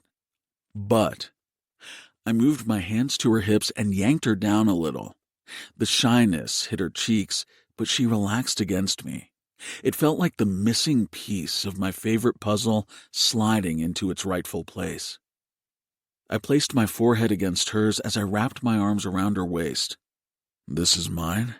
I asked so quietly as our mouths rested against one another. She nodded. This is yours. I kissed her so slowly, and every inch of me felt it. Her eyes began to water as we crossed the barrier into a new territory with one another. The invisible lines between friends and lovers began to somehow tangle. We didn't have to lose one for the other. We could create our own story where we loved one another both within our friendship and within this newfound relationship. Maybe that's why it would work for us. Maybe the best love was the kind built with the strongest friendship. One kiss sealed the deal. She was mine, and I was hers, and it felt so good that I had to kiss her again. Have your first kiss, both get into a relationship. Felt good to cross those off our list. I couldn't think of a person I'd rather share that task with either. She laid her head against my shoulder. I think I'm going to like this. Like what? Being loved by you. 16. Aiden. The morning after Haley and I shared our first kiss, we met at the bus stop like we always did. Hi, I said. Hi, she replied. Her cheeks were sitting high, and I could tell she was a bit nervous. Handshake? I asked, hoping that would make her feel a bit more normal because we were still us. She put her hand in front of her, palm facing me, and she began the chant. Pancake, pancake, up real high. Without hesitation, I joined in, patting my hand against hers. If you toss it, it will fly. She smacked the back of her hand against mine 3 times. If you drop it, it will go. We both spun once, then faced one another, patted hands, and did a weird body roll as we said, down the drains where the creepy clown flows. She laughed until I took her hand into mine to hold. She hesitated. Wait. What? You're going to hold my hand in front of people? Like at school? She timidly asked. I smirked. My best friend was nervous. No, wait. Correction. My girlfriend was nervous. Wait. No, that still wasn't right. Haley was my best girlfriend. Yes, that was what she was now. My best girlfriend. The ultimate position in my life. I've been waiting 17 years to hold your hand, I said matter-of-factly. So, yes, I'm going to hold your hand in front of the whole world if that's okay with you. Oh. She grumbled a little, doing that overthinking thing she did where her nose crinkled up. She then took my hand into hers, her perfect chipmunk cheeks rose and blushed over, and she replied, Okay then. Okay then. That was what she said when she couldn't overanalyze a situation, when her brilliant mind couldn't come up with a scenario for things not to work out. Whenever I received an okay then from Haley, it felt like the biggest victory. I knew it was odd, but I loved her cheeks so much when they rose with her smiles. She had 3 freckles that sat on her right cheek and 7 that sat on her left, and each time she smiled, I somehow counted every single one. I wanted to kiss those cheeks day in, day out. For now, though, it felt good to simply hold her hand. So many good things were going on for me lately that I wasn't shocked when Jake reached out to me. Jake was one of the biggest disappointments in my life. You know how some people were bursts of sunshine on cloudy days? Jake was the complete opposite. He walked into the sunny days and somehow the sky always darkened. When everything seemed to be going good in my life, my biological father always liked to show up to shake things up for me. I was somewhat surprised when I received a text message from him asking me to meet up because I hadn't seen Jake in almost a year. The last time I saw him, he was drunk at Thanksgiving and going on and on about how he was going to get sober. He promised the following morning to take me shopping for Black Friday. I waited for hours on my front porch for him to come. That was what Jake did, made promises he couldn't keep. I couldn't count the number of times as a kid I'd waited on my front porch for Jake to take me out for bonding time. He'd hardly ever shown up, and when he did, he was too wasted to drive. Jake was a sports guy. He'd tell me all about his favorite teams, so as a kid, they became my favorites too, because I wanted to have something in common with him. During the holidays, I'd buy him jerseys for the teams he loved and matching ones for myself. He'd talk about how he'd take me to games down in Chicago, and I'd sit on the porch wearing those jerseys, waiting, and waiting, and waiting. Over time, I started waiting less, but I still waited, just like that afternoon. He called and asked if I wanted to catch a movie with him, and a big part of my mind told me to ignore him. Unfortunately, my stupid heart said to give him one more try. Dad was always vouching for me to give Jake chances. After all, he was his cousin. Dad said family mattered more than anything. Mom said family only mattered as long as they didn't do you dirty. Clearly, my parents had different viewpoints on Jake being in my life. I sat on the front step of my porch, and I was somewhat shocked when I saw Jake pull up in a car. Not only did he show up, but he had a nice vehicle in tow. Normally, he'd ask to borrow one of Dad's. "If it isn't my favorite kid," Jake said as he walked toward me. I didn't like when he called me his kid. It reminded me of how he and I were somewhat connected forever.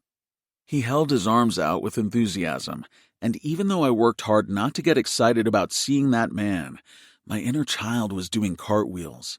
A part of me still craved a connection with him. I felt wanted when he showed up. I felt unwanted when he didn't. The scale of wanted and unwanted with Jake was tipping heavily in the unwanted direction.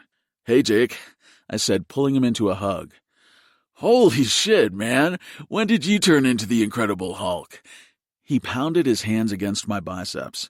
"I need you to train me in the gym." "We could do that," I quickly replied. My mind instantly started daydreaming about what it could have been like to get Jake into the gym with me. Damn that hope. It still existed. "Yeah, man, you look good." He patted my arms. "You want to head to a diner for some lunch?" "I thought you wanted to go see that new movie." "Definitely. My schedule is a bit more jam-packed than I thought it would be. I have an interview for a job that I gotta make later this afternoon." "Oh, okay, yeah, let's grab a bite. I didn't know you had a new car." Jake walked over to it and put his hands on the top of the hood. "Yeah, your old man hooked me up with the down payment for it. I'm gonna pay him back once I get this job."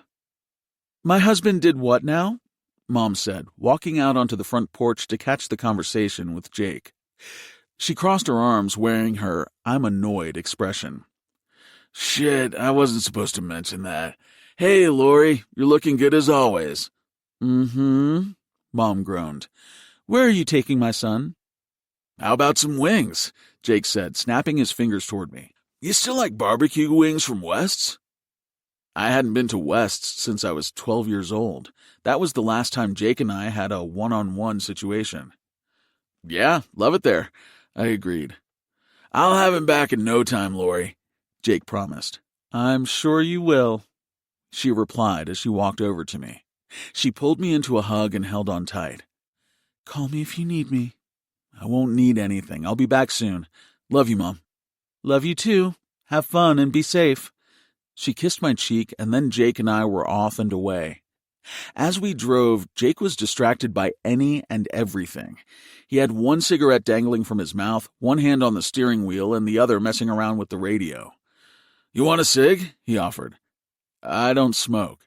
Yeah, of course. Smart. I was just teasing anyway. This shit is bad for you. Just say no, he snickered. So, what's new with you?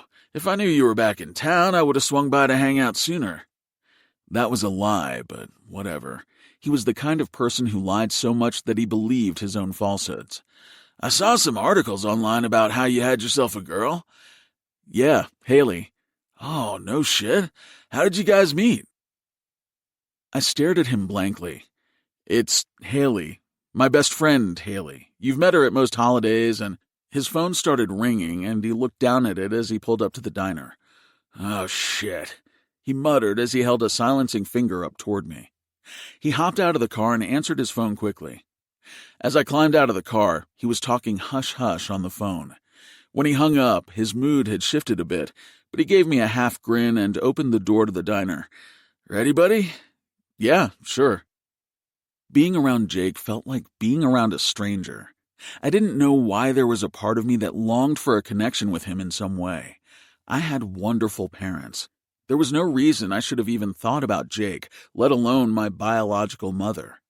I didn't even know her name, but she still crossed my mind every now and again. I hated that, too. It felt like I was betraying my own mother in some odd way.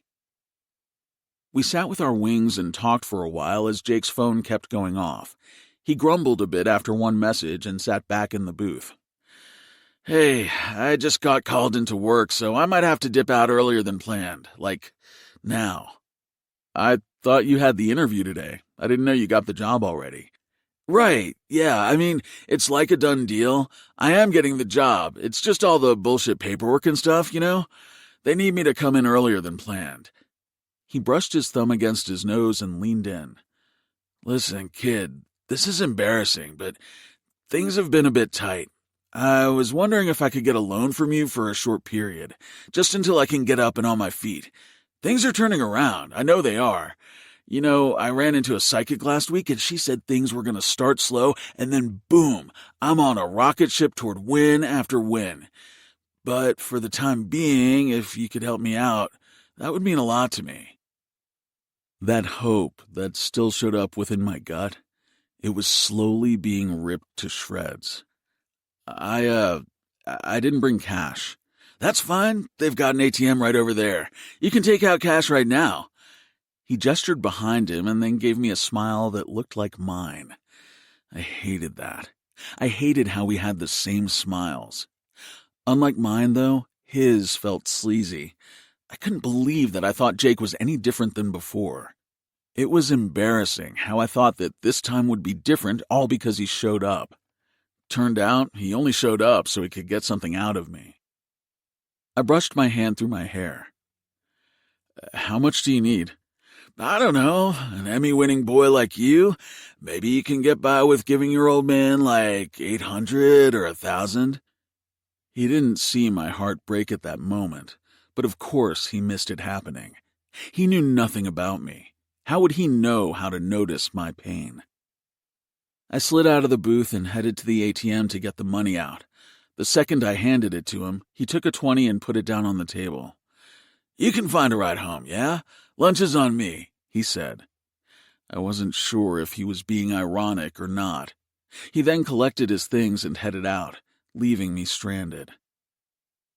I sat there for an hour longer, too embarrassed to call my parents that early on to come get me. After that time passed, I called Mom to pick me up. She pulled up within 10 minutes. I climbed into the passenger seat and didn't say anything. I didn't have to tell her anything, though, because Mom was too good at reading me. "Hey, look at me," she urged, shoving me in the arm. "I'm fine," I swore, staring out my window.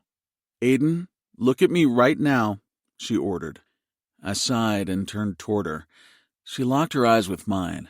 I wished my eyes looked like my mother's. I guess that was too much to ask for. She placed her hands against my cheeks and cradled my face as if I was still that little boy waiting on the front porch for Jake to love me. "You are remarkable, Aiden Scott Walters. You are a great person with an extraordinary heart. You are kind and good and true. Don't let anyone else's bullshit steal your joy from you. It's yours. You own it. No one else gets to have the rights to it. Do you understand me?" "Yes, ma'am." She tapped my cheek before leaning in to kiss it. "Okay, let's get you home." That night, Mom and Dad got into the biggest argument over Jake. I listened from my bedroom. My mother was the calmest of souls. She never raised her voice or cussed until someone pushed one of her triggers. I was her biggest trigger, and that afternoon it had been pushed. "And you didn't think I deserved to know you were handing Jake a car, Samuel? I mean, are you shitting me?" Mom blasted. Cuss words from Mom meant she was pissed. "It was a loan. He said he'll pay it back," Dad argued. "Yeah, he said the same thing last time, right before he crashed the vehicle." "He's doing better now." "Oh, is he? Is that why he abandoned our son at a diner? Because he's got his shit together? I don't want that man in our lives anymore. He's no good, and he's proved that fact time and time again." "What do you want me to say? Huh? You want me to ditch my cousin?" "Yes. You don't owe him anything. You are not your cousin's keeper." "He deserves to have a connection with Aiden." "No, he doesn't. He doesn't deserve an ounce of my son's love, especially with how he keeps abusing it. I'm disgusted that you think he does." I had enough of listening to them argue. I felt my panic coming back as I scratched at the palms of my hands. I headed to my window and climbed outside. It was almost December, and the weather showcased it. The chilly breeze brushed against my face as goosebumps formed on my forearms. I knocked on Haley's window, and she came over, smiling. The moment she saw me, her grin dropped. She opened the window, and she could hear my parents arguing. She didn't say a word. She just stepped to the side and let me climb into her room. I lay on her bed, and she shut off the lights and climbed in beside me. "Do you want to talk about it?" "No." "Are you sure? You can tell me anything." I grimaced. I'm not the best at talking about the hard stuff. My mind gets too jumbled trying to speak the words out loud. "Oh, okay. Well, how can I help you tonight?" "Just be here with me. That will be enough." She snuggled into me and she fell asleep in my arms. Oh, there it is. The way Haley Jones loved me. That was it. That was exactly how I wanted to be loved. I didn't need anything from her. I just needed her. 17. Haley. After our newfound romance, Aiden had to head off to Los Angeles for some business work for 2 weeks. I dreaded having him gone, but I kept my head down and counted the days until his return. During his trip, he was busy, but there wasn't an evening when he didn't make time to call me. Each morning before I went to school, he'd send me a text message saying he hoped I had a great day. When I called him out about the 2-hour time difference, he told me he set an alarm to tell me good morning, then he'd hit snooze on his clock and go back to sleep. Aiden Walters, ladies and gentlemen, the boy who set the standards. Each day at lunch, I'd sit alone at my table. Carlton noticed me one day, but he didn't dare walk over to me. He knew we had nothing to say to one another. The popular kids had already ditched him too, seeing as how they'd had their laughs. That didn't mean they were done mocking me yet, though. "Hey, Haley, how are you doing?" Kara asked, sliding into the lunch booth across from me. She had 2 followers with her, and they sat on either side of her. They were smiling as bright as ever, which was enough of an alarm for me. They were smiling, but it didn't seem like a peaceful approach. I was on high alert. "Hi?" I said as a question. Kara grinned and leaned in toward me. She took my hands into hers. "I think it's great that you and Aiden have officially become official. I mean, who doesn't love a friends-to-lovers trope, am I right?" I remained silent. For the past few weeks, Kara and her friends still mocked me over my weight. I didn't tell Aiden about it, though, because him being Aiden, he would have flipped out. "I think it's so brave of you to date him," Kara's friend Elizabeth stated. So brave," Natalie echoed. "Like, so brave," she swooned. Brave? What was so brave about me dating Aiden? I knew I shouldn't have, but I took the bait. "What do you mean?" Kara kept smiling.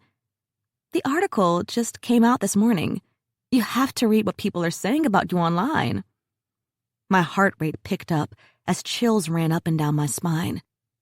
"What people are saying?" Kara lightly gasped, but I was all but certain she wasn't surprised. "You haven't seen? Here, let me show you." She pulled out her cell phone and tapped against it a few times before holding it in my face. There was an article on one of the biggest tabloid websites titled, "Everything We Know About Aiden Walters' Plus-Sized Girlfriend." Under the headline was a picture of Aiden and me holding hands, followed by even worse photographs of me in the most unflattering angles that someone took of me during the school day.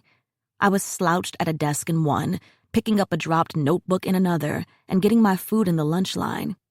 People were taking candid photographs of me at school. People were taking candid photographs of me at school and giving them to the paparazzi.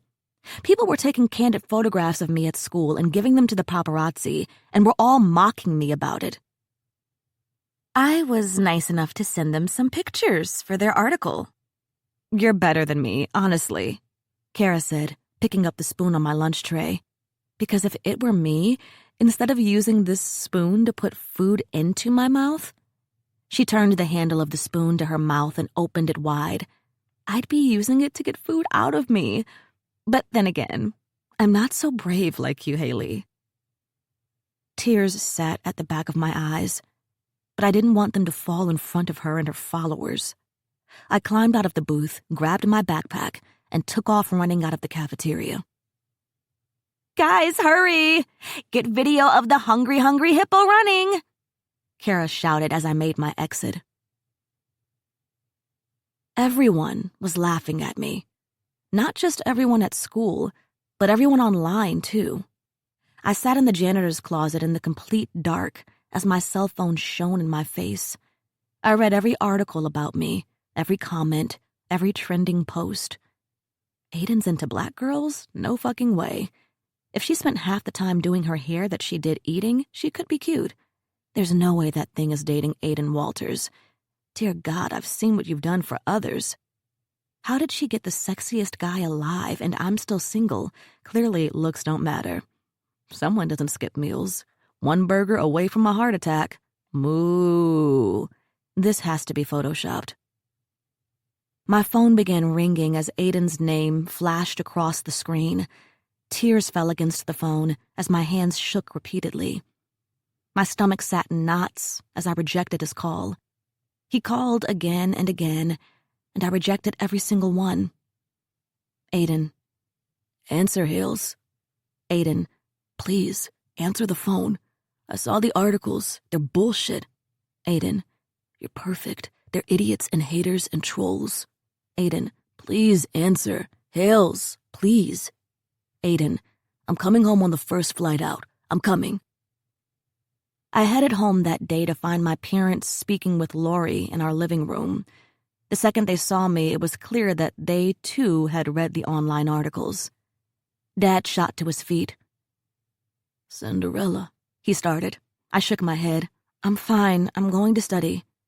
Baby girl, Mama began, but I didn't give them a chance to continue. I shot to my bedroom and locked the door behind me. I collapsed onto my bed and cried into my pillows. Every inch of me ached. My head was pounding from crying for so long and so hard. Cinderella, we're going to give you the space to feel what you have to feel for a few hours. But then I promise you, I am going to kick this door down and hold you, Dad said from outside my door. He meant it too. I unlocked my door and had dinner with my parents. I could almost feel their concern as Mama made my plate for me. Why did she put so much food on my plate? I didn't need that much food. I shouldn't have been eating that much.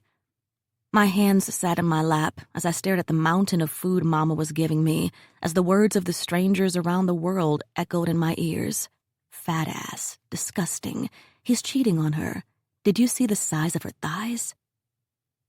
The dinner conversation was fine, and I told them I was okay. I had to tell them that. Otherwise, they would have worried and felt bad. I didn't want them to feel bad. It wasn't their fault that my body looked the way it did. After dinner, I went to the bathroom attached to my bedroom and stared at myself in the mirror. I took off my t-shirt and slid out of my sweatpants. I stood there in my bra and panties as tears rolled down my cheeks. My hands moved across my body, across my skin, and gripped the extra weight. I pinched it. I bunched it up. I hated it. I hated it. I hated it. Me. I hated myself. Fat ass. Disgusting. He's cheating on her. Did you see the size of her thighs? I pulled out the scale from under the sink and dusted it off. I stepped onto it. 245 pounds. I was 230 when the school year started, not that long ago. How did that happen? Fat ass. Disgusting. He's cheating on her. Did you see the size of her thighs? I threw up. I hugged the toilet seat as everything inside me came up.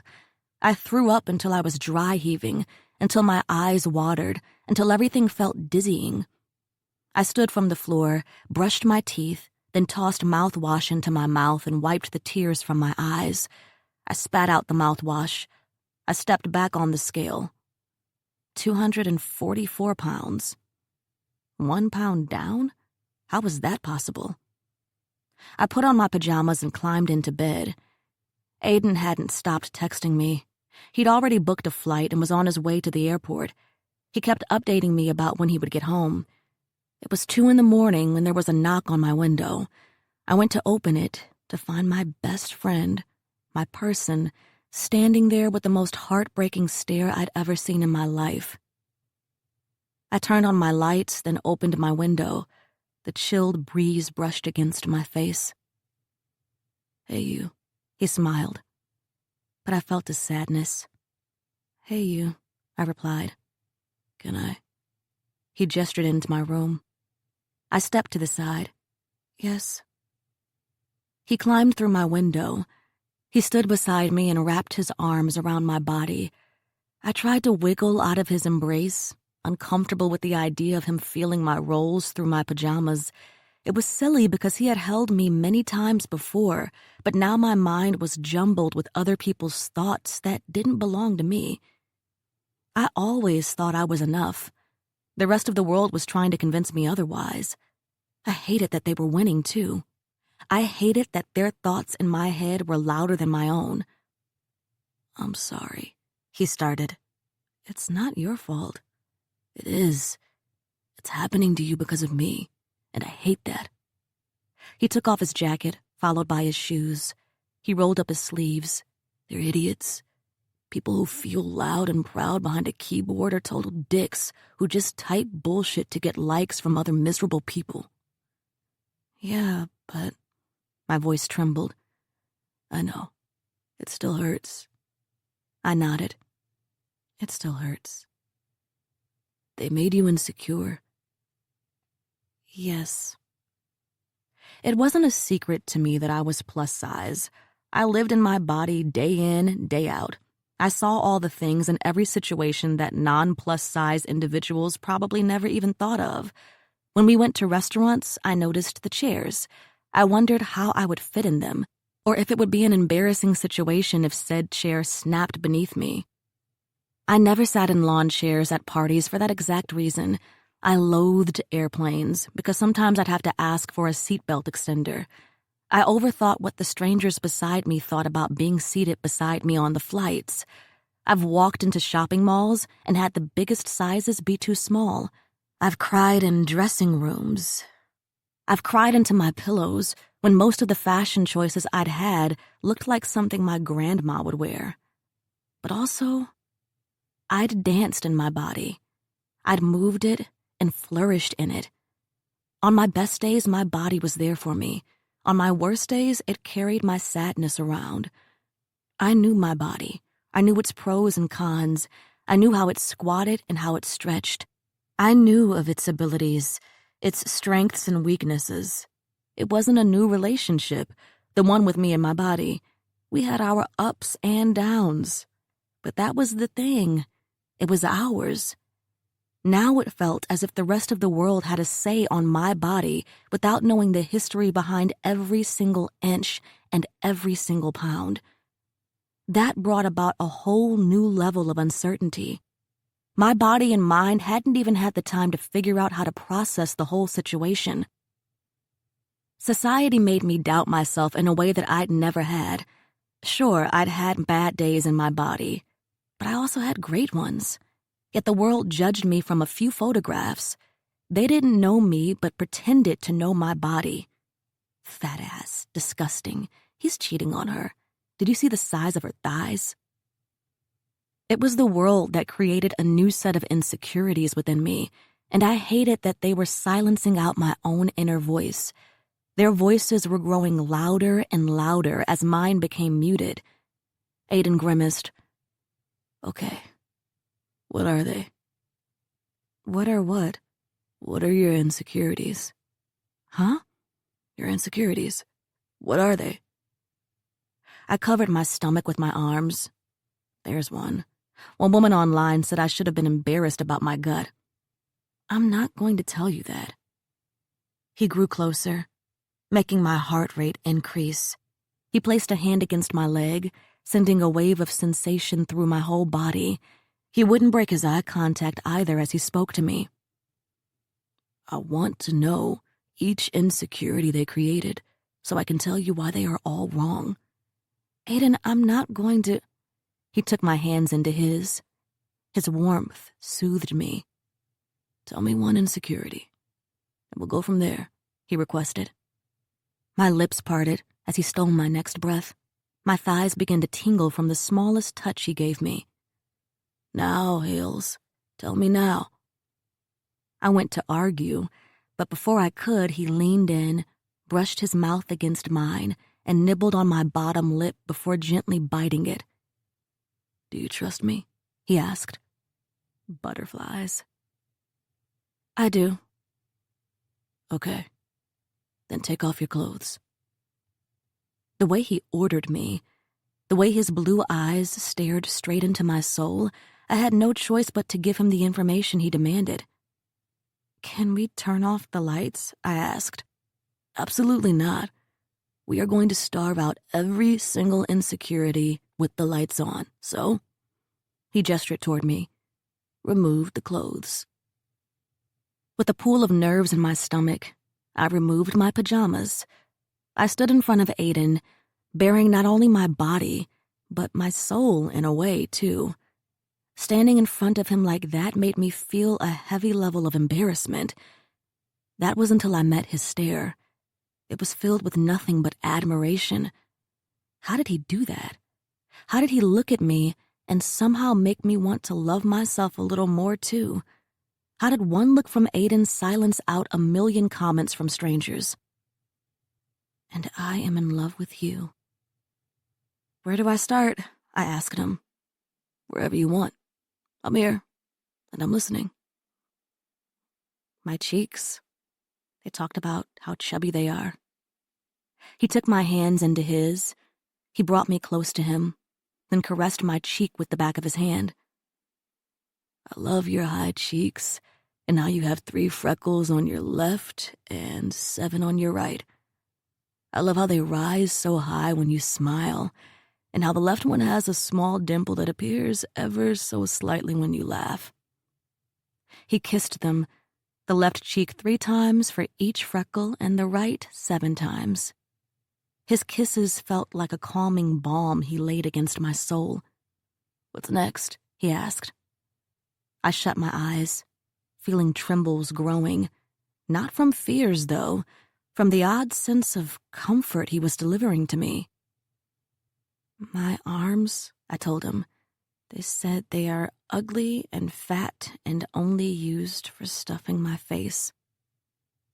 He moved to my arms and began massaging them with his fingers. Then he placed his arms around my lower back, pulling me into a hug. I hugged him back without any thought, and he sighed with relief as he whispered against my ear, "These arms are my favorite things in the world when they're wrapped around me. They make me feel safe." He then made sure to kiss every single inch of both. The butterflies intensified with every touch he gave me. I rubbed my hands against my stomach. They talked about the size of my stomach and my thighs, the roundness of my face. He lowered himself to kneel before me as if he was in a state of worship. That was exactly what he did, too. He worshipped every single inch of my body, running his hands over them, telling me why he loved my stomach, why he craved my thighs, why my face was what he dreamed up whenever he was lonely, how my body was a temple, and how, if he could, he'd pray to said temple for the remainder of his life. When we covered all my insecurities, he laid me in my bed. My heart pounded as I kissed him long and hard. The tabloids, the strangers, the kids at school, they all began to fade from my mind. At that moment, it was just him and me. At that moment, all I wanted, all I ever wanted, was for Aiden to stay with me. As we kissed, I removed his shirt. His pants came off next. As his body pressed against mine, he paused and locked his blue eyes with my brown. "Tell me what you're feeling." "Scared?" I confessed. "Yeah," he nodded. "Me too. We don't have to do this, Hales. We can wait and do other things. Or we can just go to sleep and I can hold you." I shook my head. "No, I just be scared with me, okay? We'll be scared and nervous together." "Okay." "Yes?" he asked against my lips for what was to come next. I nodded my head and held him closer. "Yes."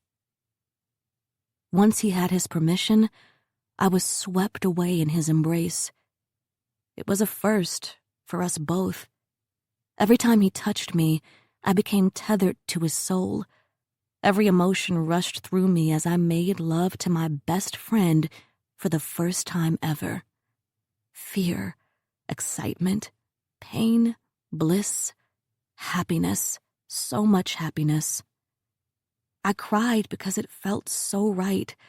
He felt so good. He felt like mine. I made love to him after he soothed every insecurity and shut off the outside noise for a little while. How could I not?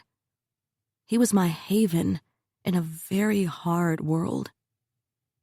That night, I gave him every piece of me, and he gave me even more of himself. 18.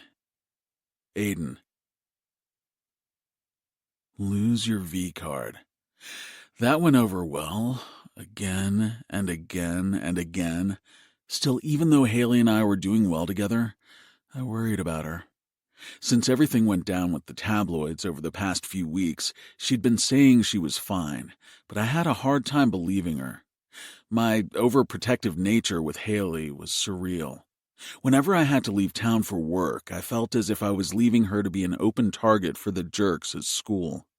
She seemed to be taking it the best she possibly could, though. Each day it seemed that we were falling more and more into one another. We had routines that we did together. Since I was getting in shape for an upcoming role opportunity, I was in the gym each morning, and Haley started joining me each day. She'd look good as hell working out, and half the time, I wasn't hitting my goals because I was too focused on her hitting her own. For the most part, we fell into our relationship with nothing but ease. The only drama that seemed to come toward us was from others who had no business being involved in our business. People didn't stop bullying Haley, though. She told me it didn't bother her, but I could tell it did. I became hyper-focused on her and everything she did. Every day during lunch, she'd make small comments about counting calories or how wild it was that something had so many grams of carbohydrates in it. After lunch each day, I'd walk her to her next class, but I noticed after leaving her, she'd go around the corner to the bathroom instead of going into her class. At the gym, she pushed herself too hard to the point of concern. "We should get going so we can get ready for school," I told her one morning. We both were dripping in sweat, and I was beyond exhausted. Haley went 10 times harder than I had that morning. "Let's get in a fast run on the treadmill before we head out." I chuckled and shook my head. After leg day? No way. "Come on, don't be a wimp. 10 minutes tops," she said, breathing heavily as she held the side of the treadmill. I narrowed my eyes at her. "Haley, let's go." She hopped onto the treadmill and waved me off. "It's fine. You go ahead. I'll catch up with you on the way home. She paused and gripped the sides of the treadmill. She placed her head down and took a few breaths. I rushed to her side. "You're seconds away from passing out. Did you eat this morning?" "Yeah, I did. Big breakfast. I just feel a bit faint." I hopped on the treadmill in front of her and took her hands into mine. "Time to sit down for a minute." "But the run—" "Haley, sit." She sat down on the treadmill. I grabbed her water and handed it over to her. "You've been working out a lot more lately. Are you sure you're eating enough?" "Yeah, I'm fine. I'm just tired." I wanted to believe her, but I struggled to do so. As an actor, part of my job was studying characters, understanding how they moved, how they interacted, how they existed, and how they lived. Something was off with Haley, and that terrified me because after I collected all the pieces, I knew exactly what I had to do. Each year, our families celebrated Thanksgiving and Christmas together. We went back and forth between the houses. My family oversaw the main meal, and the Joneses handled dessert and cocktails. When Thanksgiving came, my eyes were glued on Haley. She hadn't been eating a lot. If anything, she'd become a professional at pushing food around on her plate. She also wouldn't use the bathroom at my parents' house. She'd go over to her private bathroom attached to her bedroom, then she'd come back. It was suspicious as fuck, and she went every single time we ate anything throughout the day. So after dinner, I made the choice to follow her. I snuck into her bedroom window without her knowing and listened to her from outside the bathroom. My chest ached as I stood and listened to her throwing up. She washed her hands, and when she came out of the bathroom, she was wiping at her mouth, and she gasped when she saw me. "Aiden, what are you doing?" "What are you doing, Hales?" She raised an eyebrow. "Using the bathroom?" "Haley?" "What?" She laughed nervously. "You're acting weird." "I heard you." "You heard what?" "You in the bathroom." She pushed past me and shook her head. "You're being super weird. Let's just go back to our parents and—" "Are you forcing yourself to throw up?" I blurted out. "Excuse me? Are you—" "I heard you the first time, Aiden." She snapped at me. She snapped. Haley never snapped at me. She grew irritated from time to time, but she never yelled. "Listen, I'm not going to sit here and have you lecture me, okay? I'm fine." "Hales, no," she ordered, holding a hand up to me. Her eyes glassed over. "You don't get to do that. You don't get to look at me like I'm broken." "I'm not." "You are. I see it. But you don't understand. I'm down 16 pounds, Aiden. I'm losing weight. And it's going to be fine, and people aren't going to say things about me in articles, and you won't have to be embarrassed to be seen with me. I was eating too much before anyway. This is working for me. I know it is." It's fine, and I'll stop once I get to my goal weight. Everything's fine. This is just temporary. It was as if she reached into my chest and ripped my heart out. The panic and fears were pouring out of her as she spoke, and I knew it was my fault.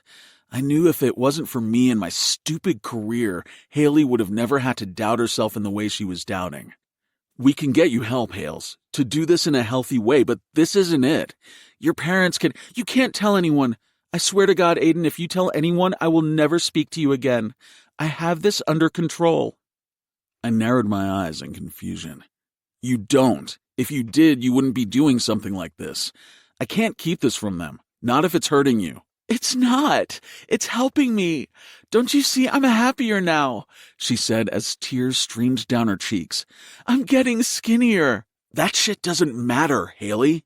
You were perfect the way you were. Your weight doesn't define you. Tell that to the internet, she cried, tears falling faster and faster. Before I could reply, I heard the front door of her house open as our parents walked in. Dessert time, Dad shouted. Carl, I hope you're making me an old-fashioned to go with dessert. You got it, Carl replied. Haley quickly wiped her eyes and cleared her throat. She looked at me and grabbed my arm. Promise me you won't say anything to anyone, okay? Promise me not as my boyfriend, but as my best friend. Only if you swear you'll stop. I swear. Her bottom lip twitched. She was lying. I hated that she felt as if she had to lie to me. I hated that she was struggling. I hated that she was dealing with demons I'd helped place in her mind.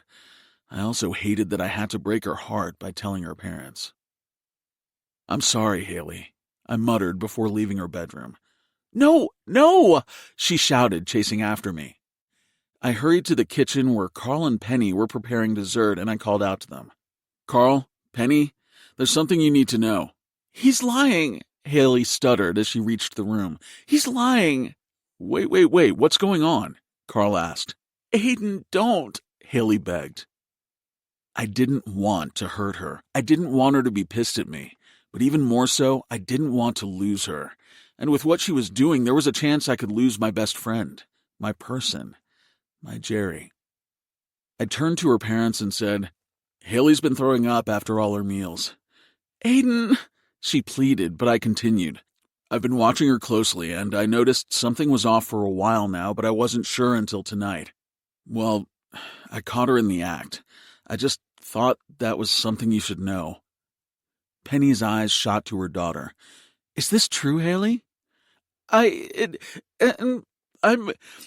fine. She stuttered over her words as the tears fell from her eyes. She shrugged her shoulders. I'm fine. Her parents rushed to her and caught her as she began to fall apart. My parents walked over to me and told me to come home with them, to give the Joneses time with their daughter. I felt sick to my stomach as I sat in my bedroom after everything went down. Mom came into my room after a while and sat on my bed beside me. What you did today for Haley took a lot of courage. You did the right thing by telling her parents. Then why do I feel so awful? Because sometimes the right thing is the hardest thing. She kissed my forehead. Haley will be okay, and you both will be okay together. Just give it time. She's going to hate me. No, she'll be upset, but that's expected. I know for certain she could never hate you, though. Why? Because you're you, Aiden. Because you're you. Haley texted me after Thanksgiving, telling me she was pissed at me but still loved me. I was almost certain she'd made a pros and cons list of never talking to me again, so I considered that a win. I could deal with her being mad at me. I couldn't handle her not loving me anymore. After Thanksgiving, she'd missed a few days of school as her parents worked to help her. Each day at school when I walked by Kara, she'd give me a smug expression, as if she was proud of what she'd done. All because I didn't want to date her. All because I chose Haley over her and her egotistical ways. All because I said no. Imagine being so bitter and sad with yourself that you felt compelled to ruin someone else's life. I didn't even understand why people cared what others looked like, big or small, tall or short, but they did. It was as if they tried to make themselves feel better about their sad, pathetic lives by belittling others. Because if others felt unworthy, then maybe their sad existence would have felt more fulfilling to them. It was ass backward, and it took everything in me not to cuss Kara out for her tactics, but I knew that would only make things worse for Haley. Plus, my mother told me never to get into big altercations with women. Even though I hated Kara, I wouldn't disrespect her. My mother taught me better than to ever disrespect a woman. But when a guy had the nerve to say something slick about Haley, well, the gloves came off in those situations. "Another fight?" Dad asked as I walked into the living room after school. Some asshole was going on about how Haley would have been hot if she'd developed an eating disorder, so I rearranged his jaw. It seemed fitting. My fist was still red from the interaction. Mom sat on the couch looking extremely disappointed. That made me feel bad, but I couldn't muscle up the ability to feel guilty for what I'd done. "Did you know that this time people got the fight on camera, and that it's trending on social media?" Dad questioned. I could see the anger rising more and more in his eyes. I glanced at the clock on the wall. Haley was still at her therapy appointment, so she probably hadn't heard about the fight. I was already thinking about ways to keep her from hearing about it. Her parents had to remove all social media from her phone in order to avoid seeing any negative comments, so I knew I was safe from that. She didn't have to know I was defending her honor. It would have pissed her off. "Aiden, are you listening to me?" Dad barked. "Or have you completely lost your mind?" "I hear you, but he called Haley—" "Haley," he said back. "Haley this, Haley that. Have you realized how obsessed you've become with her? I get she's been going through a hard time, but it's not your battle to fight." I raised an eyebrow. "It is my fight, Dad. If someone hurts Haley, they have to deal with me." "That's ridiculous." "So you'd let someone talk about Mom that way?" I challenged. His brows lowered as he crossed his arms. "Excuse me?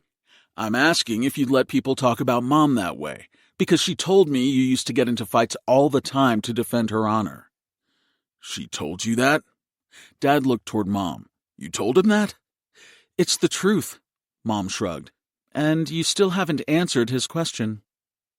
She seemed oddly calm, even bored with the conversation. She and Dad had been fighting more and more lately. Sometimes I was surprised they were in the same room with one another based on how much they argued. "I didn't answer because it's a stupid question. You're my wife. Haley has been your girlfriend for what, 2 minutes? She's been my best friend for 17 years. I think that trumps your 2 minutes. Since when did you start doing this backtalk, huh? And since when do you not tell me about the roles you've been offered?" I paused. Dad cocked an eyebrow. "That's right, I know." He gestured toward me. "He got the leading role in the big Spielberg movie. They offered it to him before the holiday. I heard about it from his agent today." Mom's eyes widened. "You got the role?" "I was going to turn it down," I explained. "The hell you are. I already booked our tickets to Los Angeles for the meetings." The palms of my hands were sweaty as my anxiety built more and more. "I'm not going. Haley needs me right now." "Baby," Mom started, but I shook my head. I stood.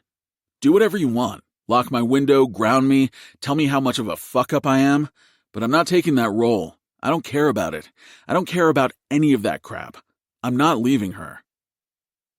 There was no way in hell I was getting on a plane when Haley needed me more.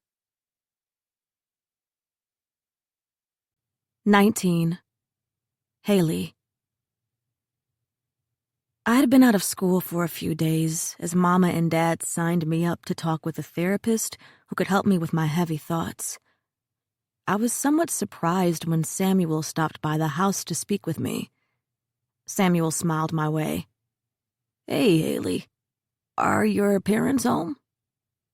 "They ran out to check out a property location for their bakery. I can tell them you stopped by." "No. Actually, I was hoping to talk to you for a second," he asked. "Sure, of course. Come in." He walked into the house and closed the door behind him. He smiled, but it felt a bit cold. Colder than I was used to from Samuel. Normally there was a level of gentleness and protection when he was around me. His arms crossed, and he cleared his throat as he looked down at me. "How are you holding up, kiddo?" I shrugged. "I'm okay. I'm sorry about Thanksgiving. It was a lot." "That's okay. I just hope you're okay." He wiggled his nose and shifted his feet. "We've been praying for you." Prayers were weird. I wondered if they were ever answered, or if there was just a sky packed full of unanswered requests floating throughout the atmosphere. "Is there something wrong?" I asked. My stomach felt tangled up, and I hated that I didn't know why. Yes. Can we sit?" I nodded and led him to the living room. We sat across from one another, and he still seemed tense, which made me feel even worse. "So, I know Aiden and you have been having a hard time lately," he stated. "Oh, yeah, it was more me dealing with myself than him. Honestly, if it was the other way around, I would have done the same. I was hoping to talk to him tonight, and..." Samuel held a hand up and halted my words. "You're a good girl, Haley. I've known you for a long time, and I have no questions about the type of person you are." I swallowed hard.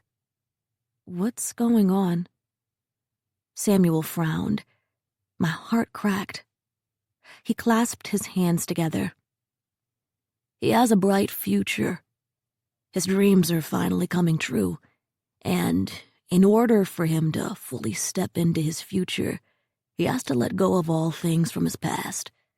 He cannot have one foot in leaks and the other in California. You need to break up with him." "What?" "No, we can figure everything out. We can..." "He got in another fight, Haley." "What?" "At school. He heard people talking about you. He got into a fight, and it was leaked to the media.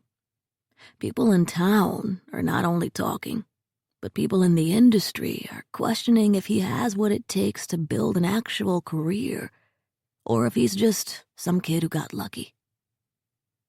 Samuel took off his glasses and pinched the bridge of his nose.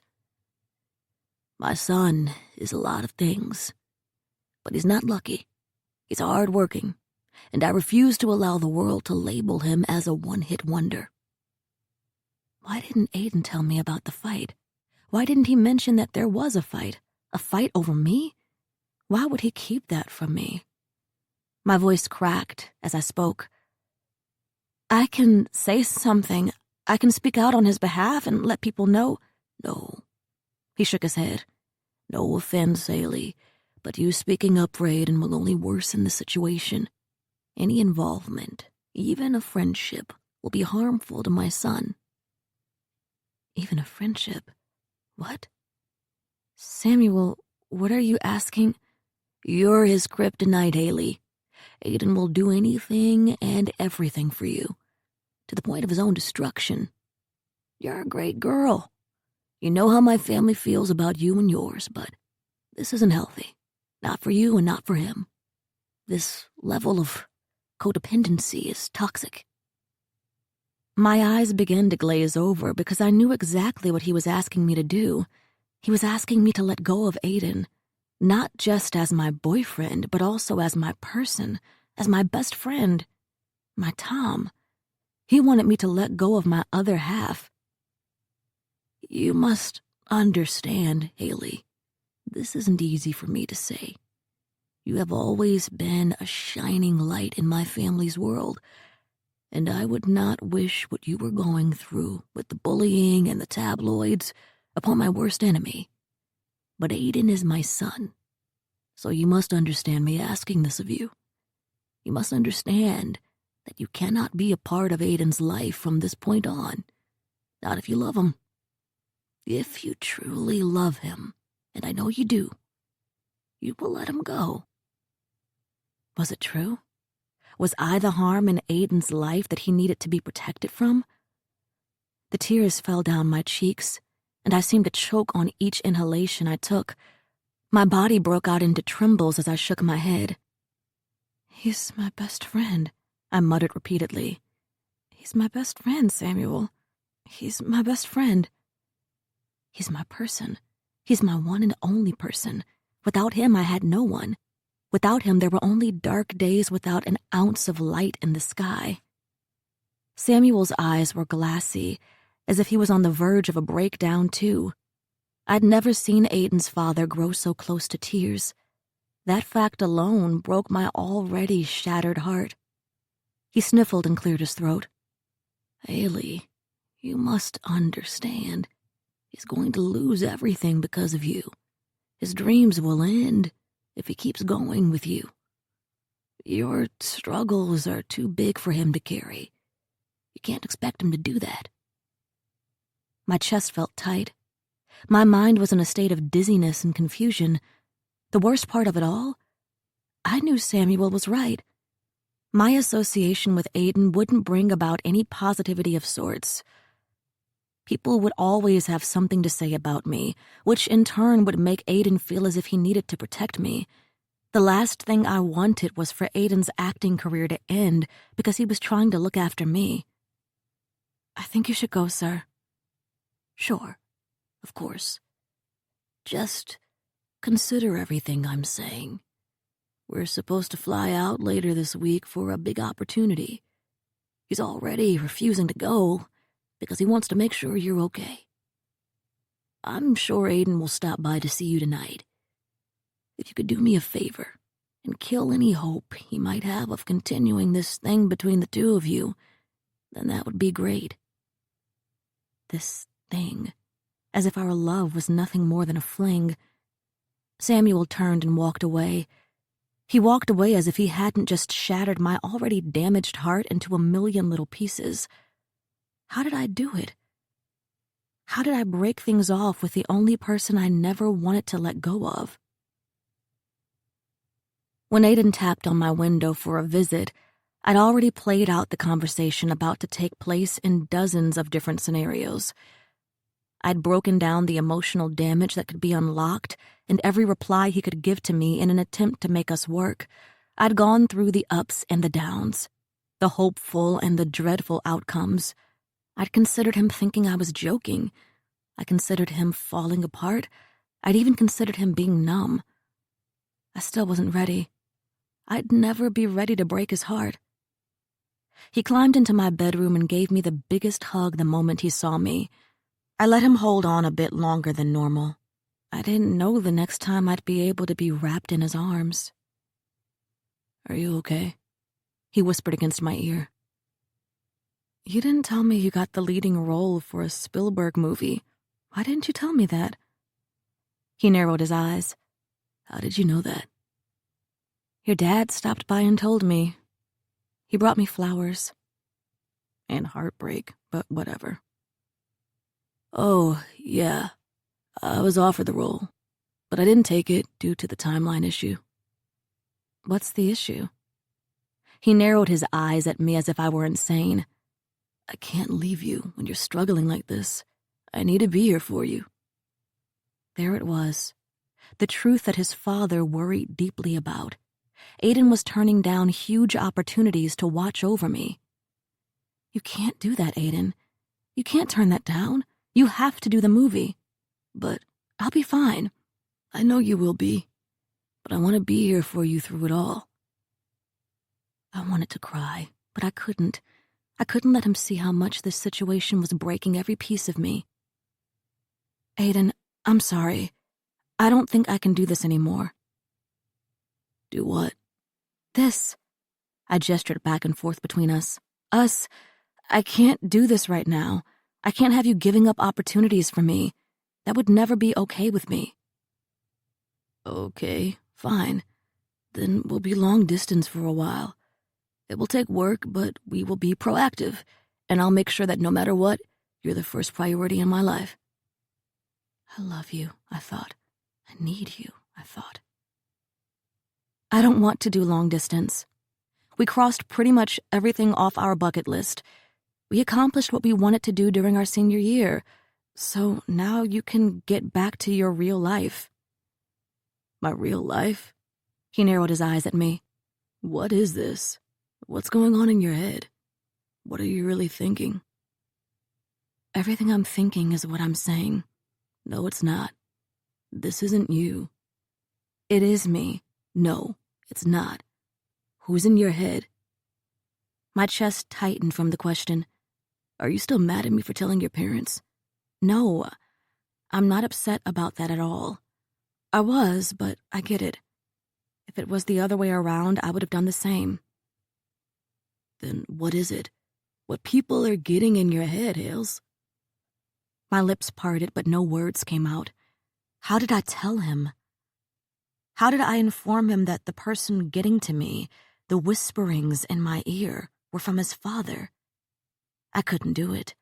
I couldn't speak that truth, even though I wanted to say it. I wanted to tell him that I loved him, and my fears, though warranted, were not my own. Aiden, it's no one else, I lied. He blinked, and his eyes were packed with tears.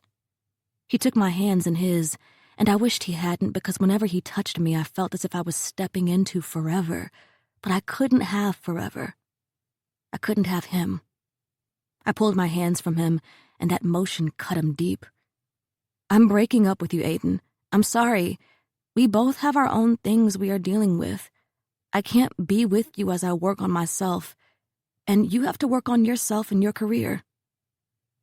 Come on, Haley. Fuck the career, he shouted. I knew it would shift, from sadness to confusion to anger.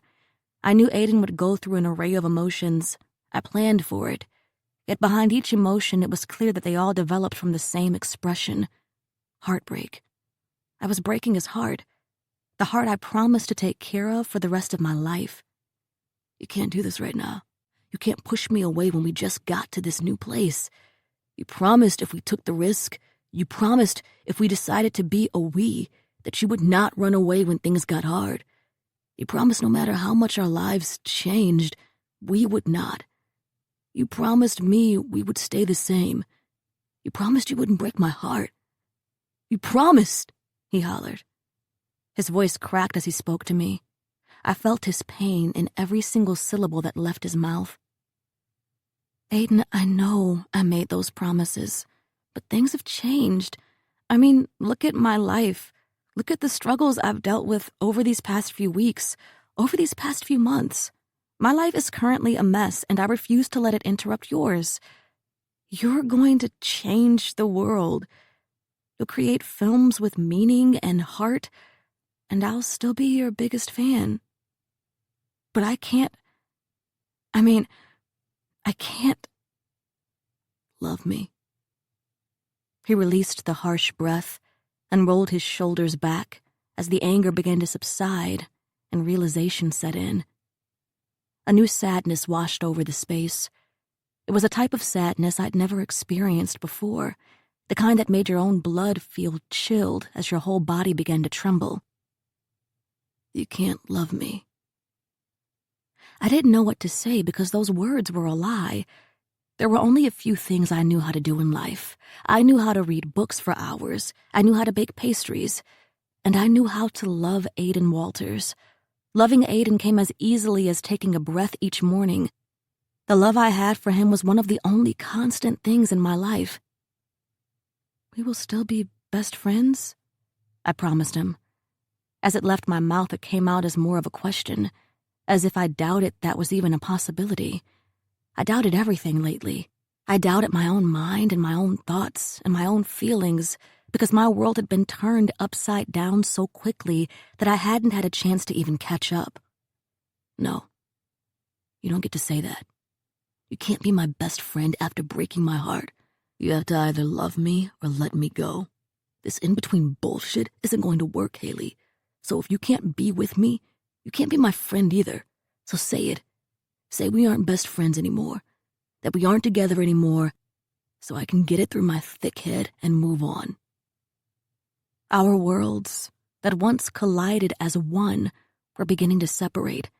We were moving in two different directions, and it was time for me to cut our cord, to sever our connection. He had to get on the plane tomorrow without a drop of hope that we could be us again. He had to believe that we were finished so he could truly start his life. For fuck's sake, say it, Haley, he shouted, making me jump in fright. And don't be a wimp about it. If you want to break my heart, look me in the eyes when you do it. Don't half-ass this. If this is what you want, what you really want, then say it with your fucking chest. I shook off my nerves the best I could and stood tall. I rolled my shoulders back and said the words that would break his heart. They'd break mine even more. I told the biggest lie I'd ever told as I looked deep into his eyes. I don't want to be your best friend anymore, Aiden. The flash in his eyes at the sternness of my words shattered me. I saw his hurt, yet it was my soul that ached. That was how connected we were, how connected we'd always been. When I was sad, he felt it. When he was broken, I collapsed too. His mouth parted to speak, but he paused. He then wrapped his hands around his Jerry necklace and ripped it off. He dropped it to the floor and looked me dead in my eyes. For the first time in our whole lives of knowing one another, his blues looked hollow, as if any emotion he had attached to me vanished in an instant. His cool blue eyes were now cold as he parted his lips and said, "Fuck you, Haley Jones. I never want to speak to you again." 20. Aiden. I got on the stupid flight. "Are you okay?" Mom asked as she sat beside me on the airplane. My hand gripped the armrest and I'd been tapping my foot non-stop. I didn't feel like talking to her. I didn't feel like talking to anyone. But I did feel. I felt so much that I felt as if my heart was going to explode from my chest and crumble into a million pieces. I felt rage. I felt sadness. I felt loneliness. I felt betrayed. Then I felt her. I didn't know how, but I still felt Haley within my chest. I didn't want to feel that. I didn't want to feel her because she had no business remaining in my mind, in my psyche, in my fucking shattered heart. I stood by her. I stood by her side through all her hardships, and the moment she got the opportunity to throw me to the side, she did it without any effort. She went on and on about how if we started dating, we wouldn't ruin our friendship, and then she did this. "I'm fine," I murmured, reaching into my backpack underneath the seat to grab my script. I was going to pour myself into my craft. I was going to immerse myself into every character that came before me because if I focused all my attention on the characters, I'd have less time to focus on myself, on my feelings. I didn't want to feel anymore, so I did the only thing I could think to do. I shut off that corner of my soul. I locked up my emotions and threw away the key. I'd spend the rest of my life dedicated to the characters in my movies so I wouldn't have to face the hole that Haley left within my chest. It was easier that way. It was easier to become someone else instead of being the heartbroken kid from Leaks, Wisconsin, who had enough nerve to fall in love with his best friend. I sat in the bedroom of our rental property in California having a full-blown panic attack. My body was drenched in sweat, and my heart felt as if it was being tossed through a paper shredder. The room was pitch black, and the only noise heard was the spinning of the ceiling fan above me. I felt nauseous as I replayed my last words to Haley. "I never want to speak to you again." Why did I say that? I didn't mean that. I was angry, I was hurt, I was confused and blindsided, but I didn't mean that. Of course I didn't mean that. She was my person. I needed her. My heart ached without her. I couldn't breathe at a steady pace as I reached for my cell phone and texted her. "Aiden, I didn't mean what I said, Jerry. I'm sorry. I love you." "Aiden, it's late, so I know you're sleeping, but please call me in the morning." "Aiden, I shouldn't have gotten on the plane. Fuck, Hales, I'm sorry." "Aiden, even if we are just friends, that's fine. I can do that." "Aiden, I just need you in my life, okay? Aiden, I need you. Aiden, call me in the morning. Aiden, I love you, Haley. I love you." She didn't text me the next morning. She didn't text me that following week. She didn't write me back for weeks until she did. Haley. I'm so sorry, Aiden. Our lives are heading in different directions. Maybe we can still be friends, but I think it's best if we don't talk for a while. And just like that, the sun of my life faded to darkness. Part 2. Love is so short, and forgetting is so long. Pablo Neruda. 21. Aiden, 5 years later. I was convinced my heartbeats were built on loneliness. They thrived in the darkness of my solitude. Everyone who surrounded me probably didn't even notice the seclusion leaking from my spirit. They'd never come close enough to examine the real me. They only knew the character I'd presented myself as. To them, I was Aiden Walters, Hollywood's it boy, the happy-go-lucky people person who thrived in crowded rooms. Yet my true self was the complete opposite. I was Aiden Walters, the lonely boy, the boy who'd become too great at covering up his panic attacks on red carpets, the boy who'd become a chameleon based on whoever he was interacting with. People thought they liked me because when they talked, I listened without inserting my thoughts and opinions. I laughed when they laughed. I grimaced when they did too.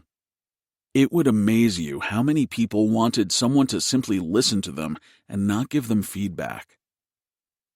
People liked me because they didn't know me. If they knew me, they'd probably be turned off by the level of sadness inside my soul. Then again, who was I to be sad?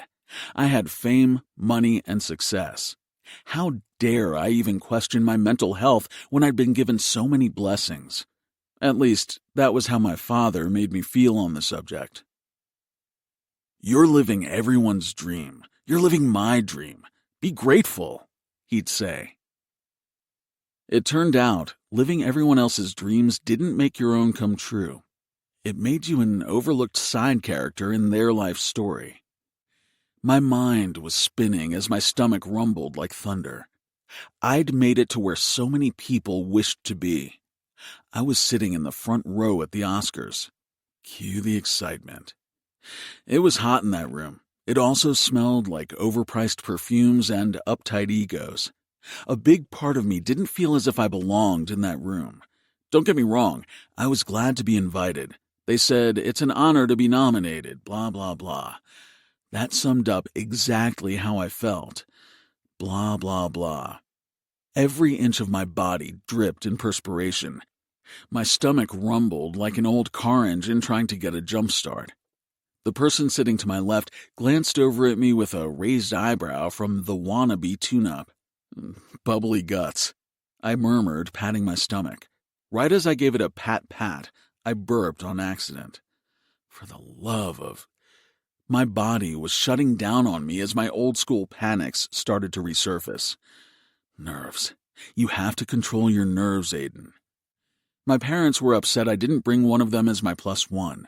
Mostly Dad was upset. Mom was worried.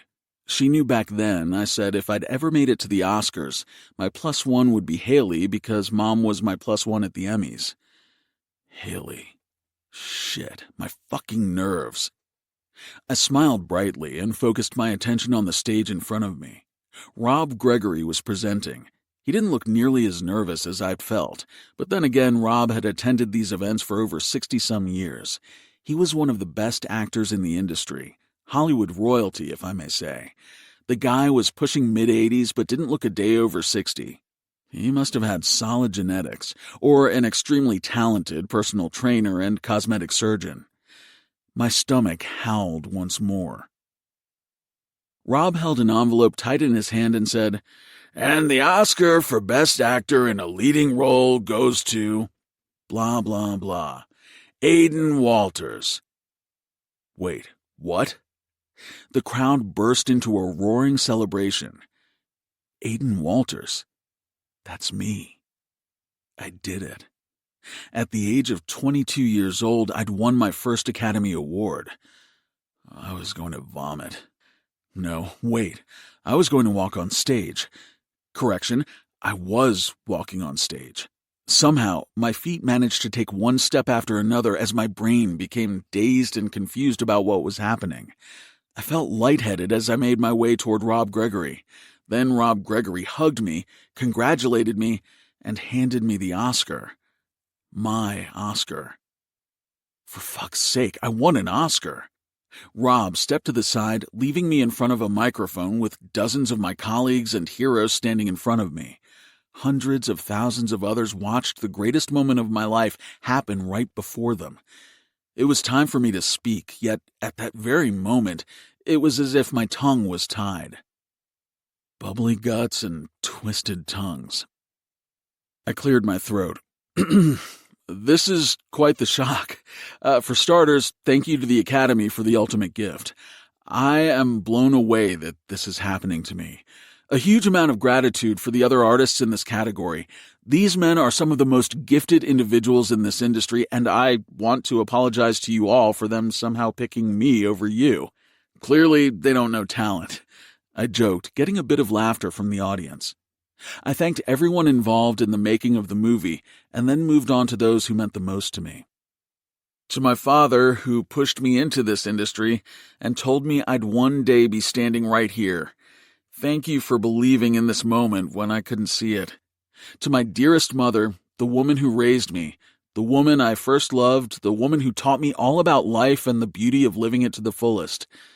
Thank you, Mom, for always being my right-hand woman.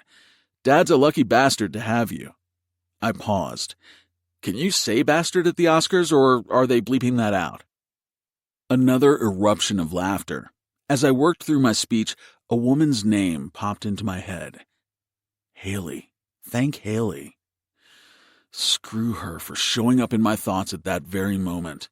As a kid, I'd always practice my Oscar acceptance speech while holding my mother's hairbrush in my hand.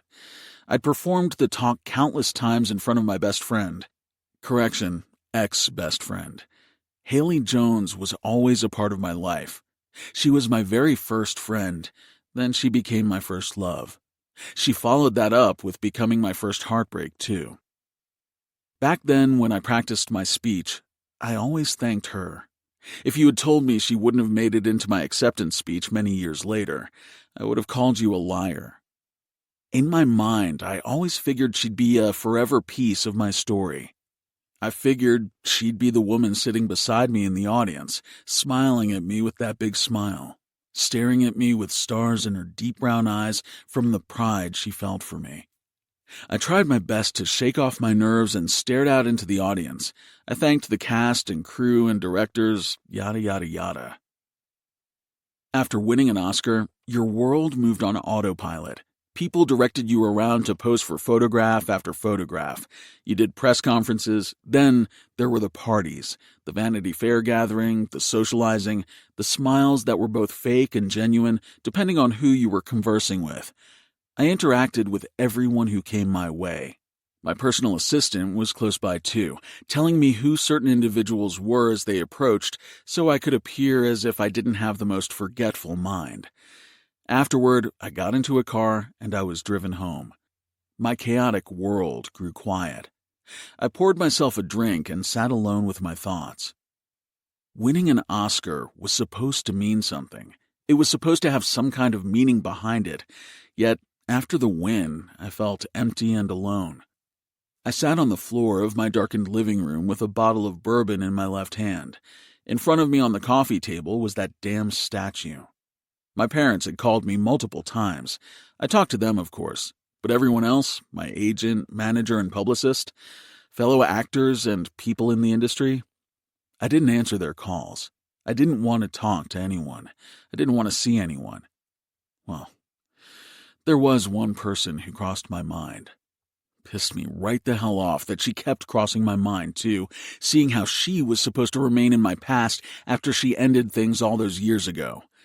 Yet that was the thing about Aiden and bourbon being mixed. Buried memories began to unlock. The words she'd spoken in our youth all flooded back to me as I stared at my award. "When you win your Oscar, I better be your date or the first text or call you make," she'd say. "After your parents, at least." Of course it would be you. Who else would I message? "Promise?" "Promise." I pulled out my cell phone and flipped through my contacts. There she was. Her name in my phone? It was clear as day. Do not text or call when you're drunk, Aiden. A long name, but an honest one. I opened our text messages from 5 years ago. The last thing she said to me still stung a piece of my heart. That pissed me off. I hated that after all this time, this woman could still hurt me in an odd way. I guessed that happened when your best friend ended a 17-year friendship over a text message. Haley. I'm so sorry, Aiden. Our lives are heading in different directions. Maybe we can still be friends, but I think it's best if we don't talk for a while. It had been a while. 5 years, 8 weeks, and a handful of change. Not that I was counting. Back then, I tried to reach out, yet she all but ghosted me. Over a decade of friendship and 1 season of love down the drain for no real reason other than her thinking our lives were going in different directions. What a pile of horseshit. I began typing out a new message even though her name in my phone told me to do differently. Aiden. I won an Oscar. I'd promised you'd be the first person I'd text about it after my parents, so there you go. I blocked her before she could reply. Then I unblocked her to see if she'd replied. Then I blocked her again because screw her. Then I unblocked her because screw her. I went back to my bourbon and pity party for one. It was odd to me how I could be in Hollywood spotlight, surrounded by people most days, yet still feel so eerily alone. I'd spent the next few months in that same strange feeling of loneliness. I kept busy because that was the best way to keep her off my mind, but when I returned to my quiet house, too many thoughts would flood my mind. So more bourbon, more quietness, more thoughts. I felt as if I was going to go insane. That was when my mother called me and said she saw an interview with me from the week prior. She'd told me she saw it in my eyes, the sadness. I'm fine, I lied. You're not, she argued. You're going to play Superman, Aiden, and this is a huge deal, but still, you're sad. No one else has mentioned me looking sad. No one else is your mother, so come home for a while. Take a break. Winning the world over isn't worth losing yourself, so please, come home. I disagreed for a while until I realized that she was right. I didn't know who I was anymore. I felt so far from myself that I saw a stranger when I looked in the mirror. I didn't even see a glimpse of who I used to be. So I packed my bags and headed back to Wisconsin. 22. Haley. 6 months ago, Aiden texted me. He won an Oscar. My hand shook non-stop as I saw Aiden's message come through my phone. Of course, I knew he'd won the Oscar. Aiden was quite the trending subject after his epic win. As I watched it unfold in front of my television screen, I felt my heart bursting with excitement. My heart also burst a bit with sadness because I saw the slight panic attack he was living on that stage. Over the years, he'd become better at hiding his panic attacks. I'd watched all his videos online, though, and could still spot them. Nobody studied that man more than me, even from a distance. My poor Aiden. Not mine, Haley, not mine. Still, I missed him. I thought the missing aspect would dissipate over time, but it didn't. It only grew quieter. Even though it had been over 5 years since we'd stopped talking, I still loved that man. It was a quiet love that moved throughout my life as a whisper. I sometimes wondered if he could ever feel my love for him when the wind brushed against him. I always sent him the best with my thoughts. At some point, we could read one another's thoughts without issue. We were that close. Now he was nothing more than memories that floated around within my mind every now and again. Since I still lived in the small town where we grew up, not a day passed when Aiden didn't cross my mind.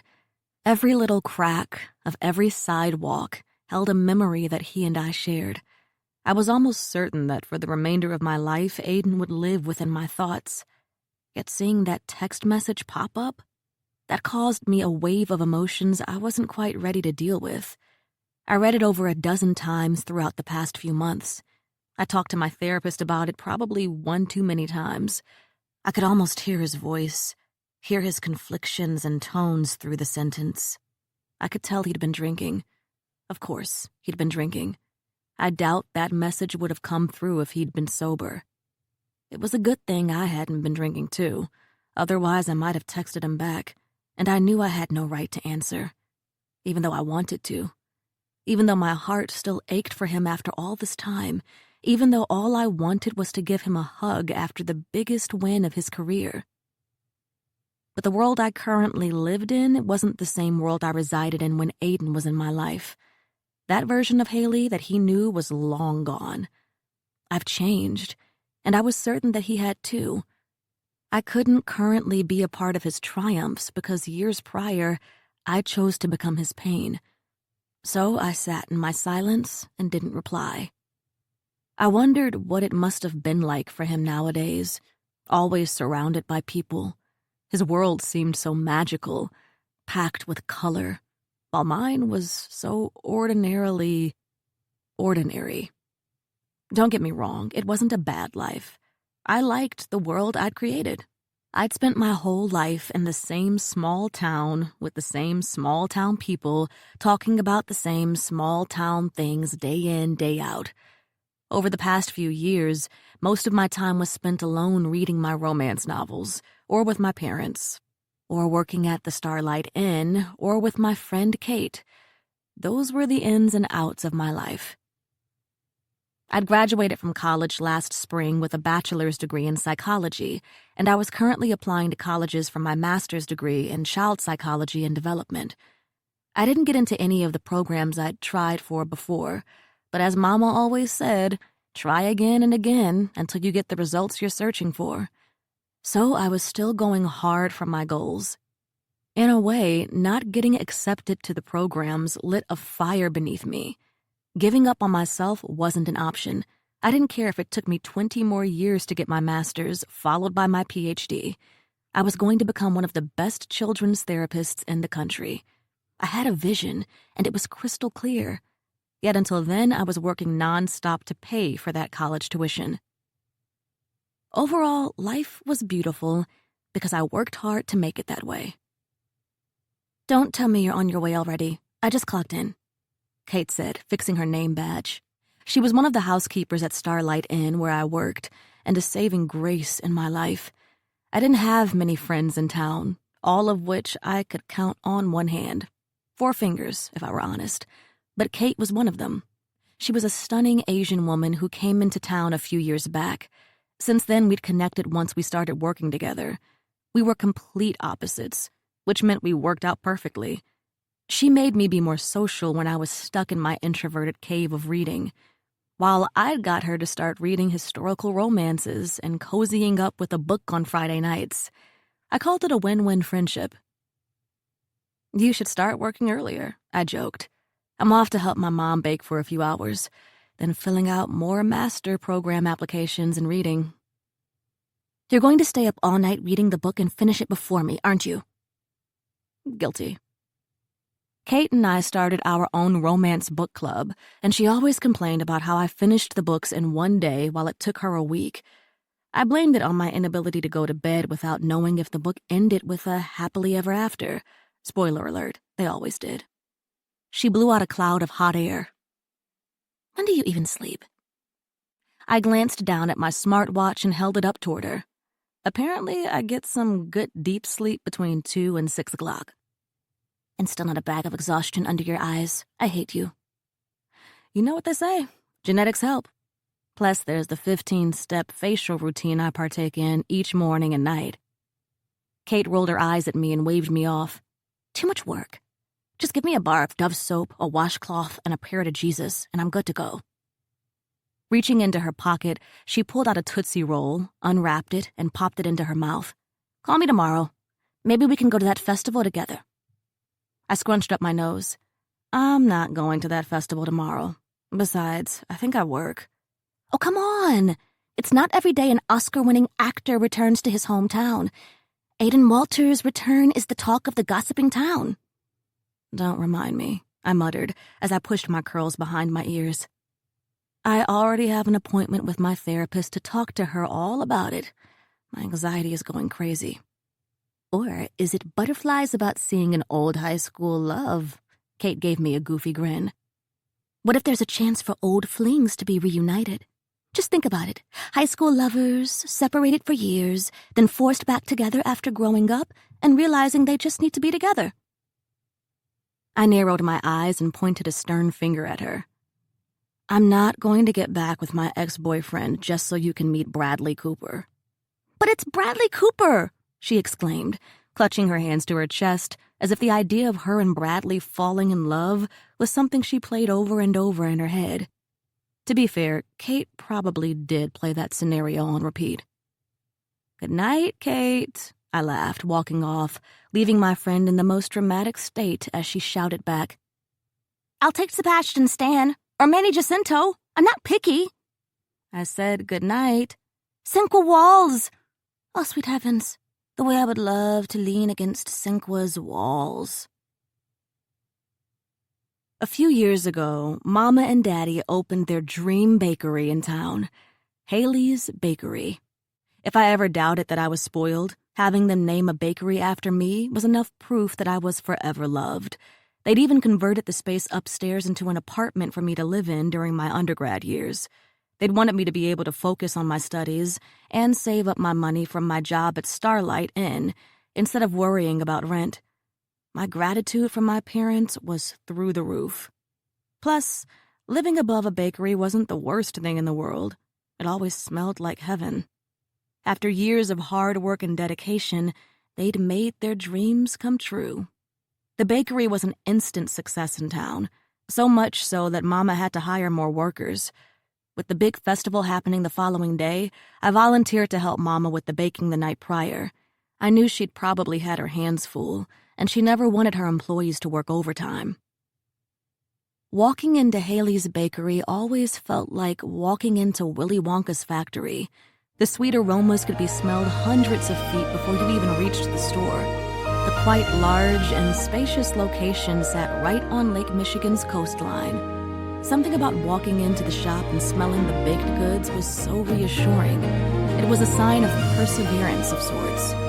Mama and Dad waited years for the right location and finally got it. Is that pumpkin loaf I'm smelling? I asked, as I guided my way through the shop and landed in the kitchen, which looked like a culinary war zone. Flour and pots were everywhere. The countertops had been transformed into a decorating area, with frosting, piping tools, and sugar cookies galore. I sniffed the air. And lemon bars, I gleamed, walking over to my favorite dessert ever. As I reached down to grab one, Mama slapped my hand. Don't you dare, Haley Rose. Those are for the festival. I pouted and took a seat on a bar stool at the counter. You didn't make one extra pan of lemon bars? She narrowed her eyes toward me, took off her gloves, and walked into the pantry. When she reappeared, she came out with a tray of lemon bars and placed them right in front of me. Only eat one if you haven't had dinner yet. You'll spoil your appetite. I grinned ear to ear and rubbed my hands together. These are dinner. Haley, don't you dare eat all that sugar and no real meal. Speaking of, you should go get yourself dinner. You didn't need to come and help me. I've got this covered. I glanced around at the destruction of Mama's house and smirked. You do know you need all of this done by tomorrow, right? She placed her hands against her hips and sighed before wiping the back of her hand against her forehead. I am a little overwhelmed. Your dad was helping, but you know he can't bake to save his life. He burned 2 pans of cookies. I sent him to the office to do some admin work. Well, let me underwhelm you and help. Relief washed over Mama's dark brown eyes as her shoulders dropped. Great. You're on sugar cookie duty. You are filling in the Oscar-shaped cookies, writing quotes on 3 dozen cookies, and then doing the edible stickers of Aiden's face on 3 dozen. She paused and wrinkled up her nose. Are you okay doing this, sweetheart? What do you mean? You know, spending the next few hours plastering Aiden's face on cookies. I smiled and shoved a lemon bar into my mouth. Anything for an up-and-coming baking company, I joked, trying to push off the thoughts of staring into the edible blue eyes of my first and only love. Was it going to be awkward? Yes. Was it going to be really awkward? Absolutely. Would I do anything for my parents? 100%, even when it came down to sticking edible prints of Aiden onto her world-class cookies. It's fine, Mama. It's been years since Aiden and I were even a thing. He's moved on, I've moved on. It's nothing but ancient history. Minus the random text message from a few months ago, but she didn't have to know about that. She walked over to me, kneeled a bit, and stared me in the eyes, searching for any truths I was hiding from her. Detective Penny Jones was on the case, searching for any reminiscences of heartbreak that I still carried around with me about a relationship that ended years prior. Then she smiled, kissed my forehead, and thanked me for being the best daughter ever. I reached down to grab another lemon bar, and she teasingly patted my hand again. No more sweets until after dinner. I'll order Chinese. Go tell your father food will be on the way soon. She walked out of the room to order food, and I shoved yet another piece of a lemon bar into my mouth. Then I headed to the back office, where Dad seemed to live lately. Knock, knock. Hey, Dad. He looked up from his paperwork and smiled wide. Well, if it isn't my favorite daughter. Your only one. I'm pretty sure if I had more kids, they wouldn't come close to comparing to you. I chuckled as I walked over to him and kissed his bald head. Mama said to tell you she's ordering Chinese. Sounds good. He sat back in his chair and studied my face. Detective Carl Jones was now on the case, searching for any off emotions I might have been hiding. How are you, baby girl? I'm good. I'm applying to a few more grad schools tomorrow, and I'm about to help Mama with the baking. You know dang well that's not what I'm asking about. I sighed and leaned against his desk, crossing my arms. I'm good, Daddy. It would be okay if you weren't. You don't always have to be good, but you should always be true. Any feeling is warranted, especially when it comes to Aiden. Even hearing his name sent chills down my spine. I couldn't lie straight to Dad, so instead, I pushed myself from the desk. I'm going to get back to helping Mama, and I'll come get you when the food is here. He smirked. Good on you for not lying to me. Love you forever. Love you longer than that, I replied, giving him another kiss on the forehead. After we all ate dinner together, Mama and I got to work decorating the cookies. I was a bit stunned that Mama bought my speech about Aiden being nothing but ancient history and me being fine with his return to leaks. If anything, my nerves were a mess. I could hardly stop making up scenarios of what would happen if we ran into one another. For the past week, I'd been having fake conversations with myself, as if I were speaking to Aiden for the first time in years. Hey, dude, what's up? Want to do that weird handshake we always did? Hey, Aiden, how goes it? Well, look what the cat dragged in. Get it, the cat? You were my Tom, I was your Jerry? Meow. Clearly, I was screwed. My stomach had been in knots, and those knots tightened even more as I plastered Aiden's face against the sugar cookies. A face I once loved so much. I still loved it, to be honest. Aiden Walters was the kind of man that a woman never truly got over. My biggest fear about seeing him was that those feelings of longing would come rushing back at me, and I wouldn't be able to stop myself from diving straight into his arms. For that reason alone, I needed to avoid him at all costs. I didn't have a clue how I would avoid seeing Aiden tomorrow, but I knew I had to try my best. With the way my heart and mind were tangled up, it was clear the result of our interaction may vary. Sure, I was able to play cool with my parents about the idea of coming face to face with Aiden, yet I wasn't certain I could do the same when it came to him being right in front of me. That night, I'd take semi-tricking my parents as a victorious win. And the Oscar for Best Performance of Getting Over One's Ex in a Mature and Appropriate Fashion goes to Haley Rose Jones. Best performance ever. 23. Haley. He's here. People chattered around the Starlight Inn the following morning as I organized the bookshelves in the sitting room. Those words alone made my heart pound faster within my chest. The people surrounding me hurried from where they were socializing and dashed out of the building.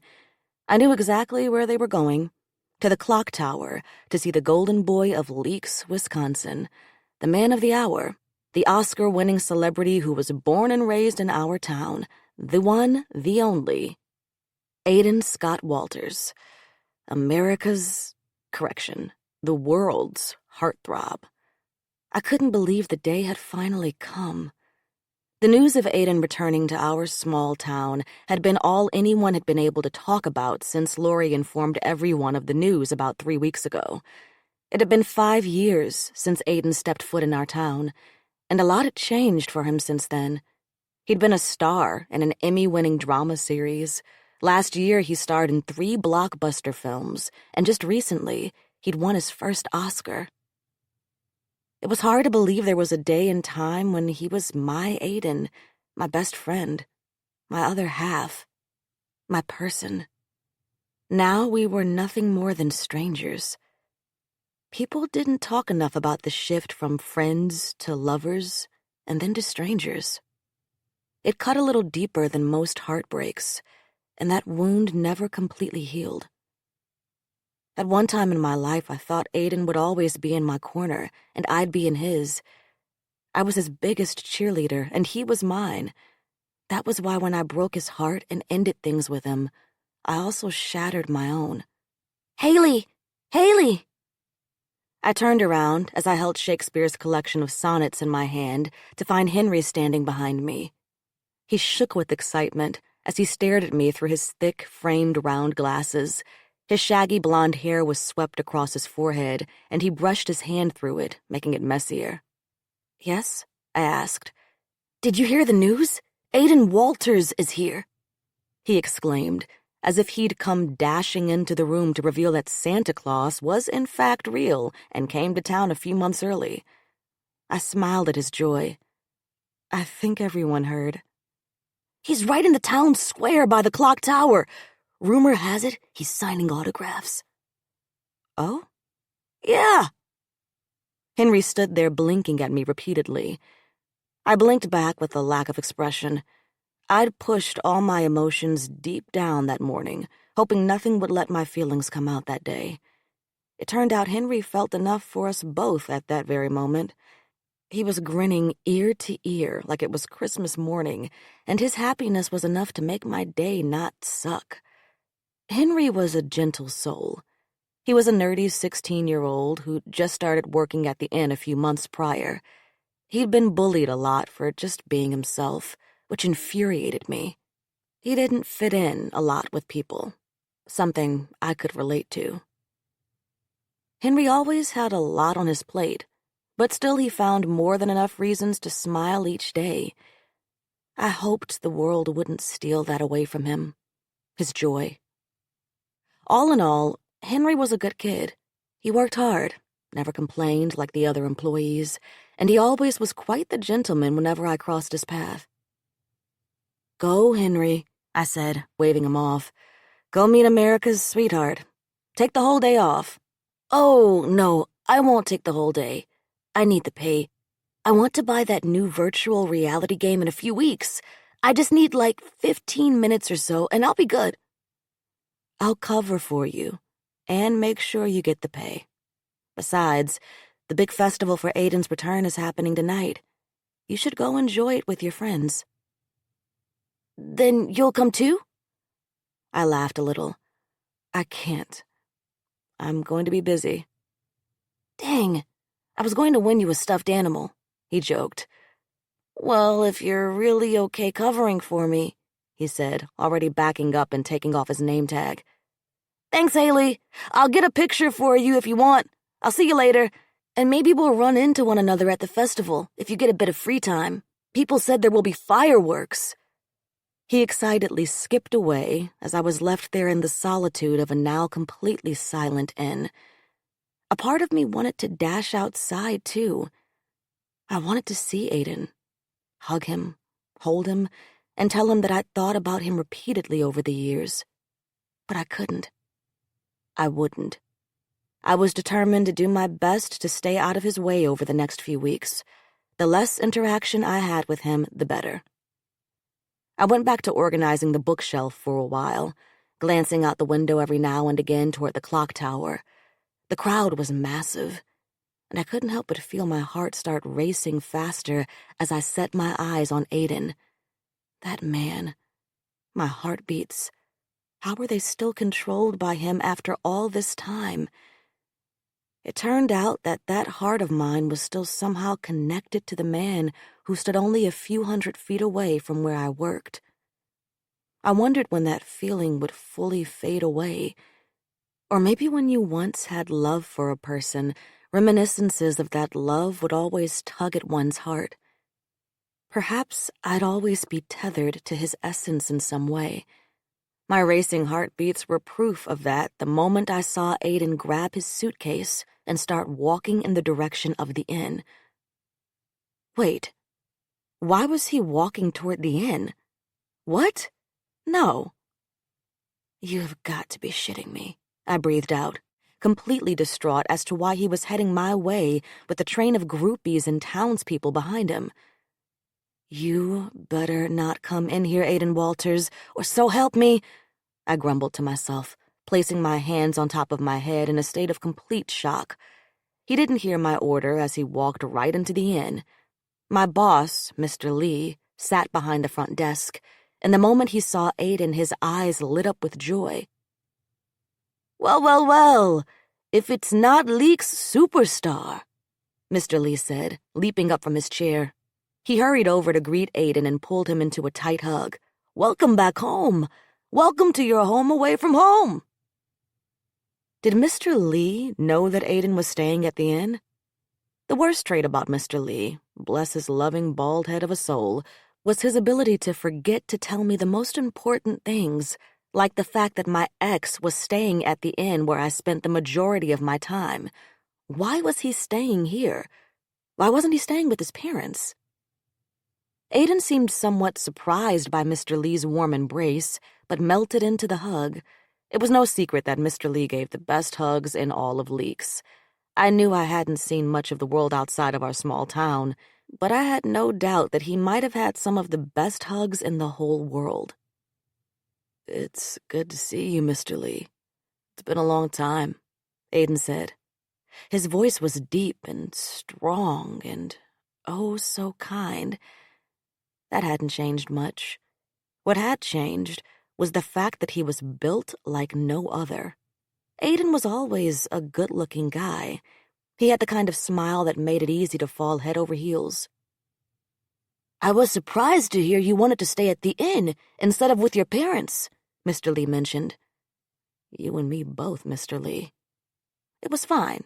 I could deal with one weekend of avoiding Aiden. Aiden grinned, and my heart almost exploded. "No, sir. I have a few work commitments and business calls I'll be taking throughout the next few months. Figured it would be best to have my own space." Months?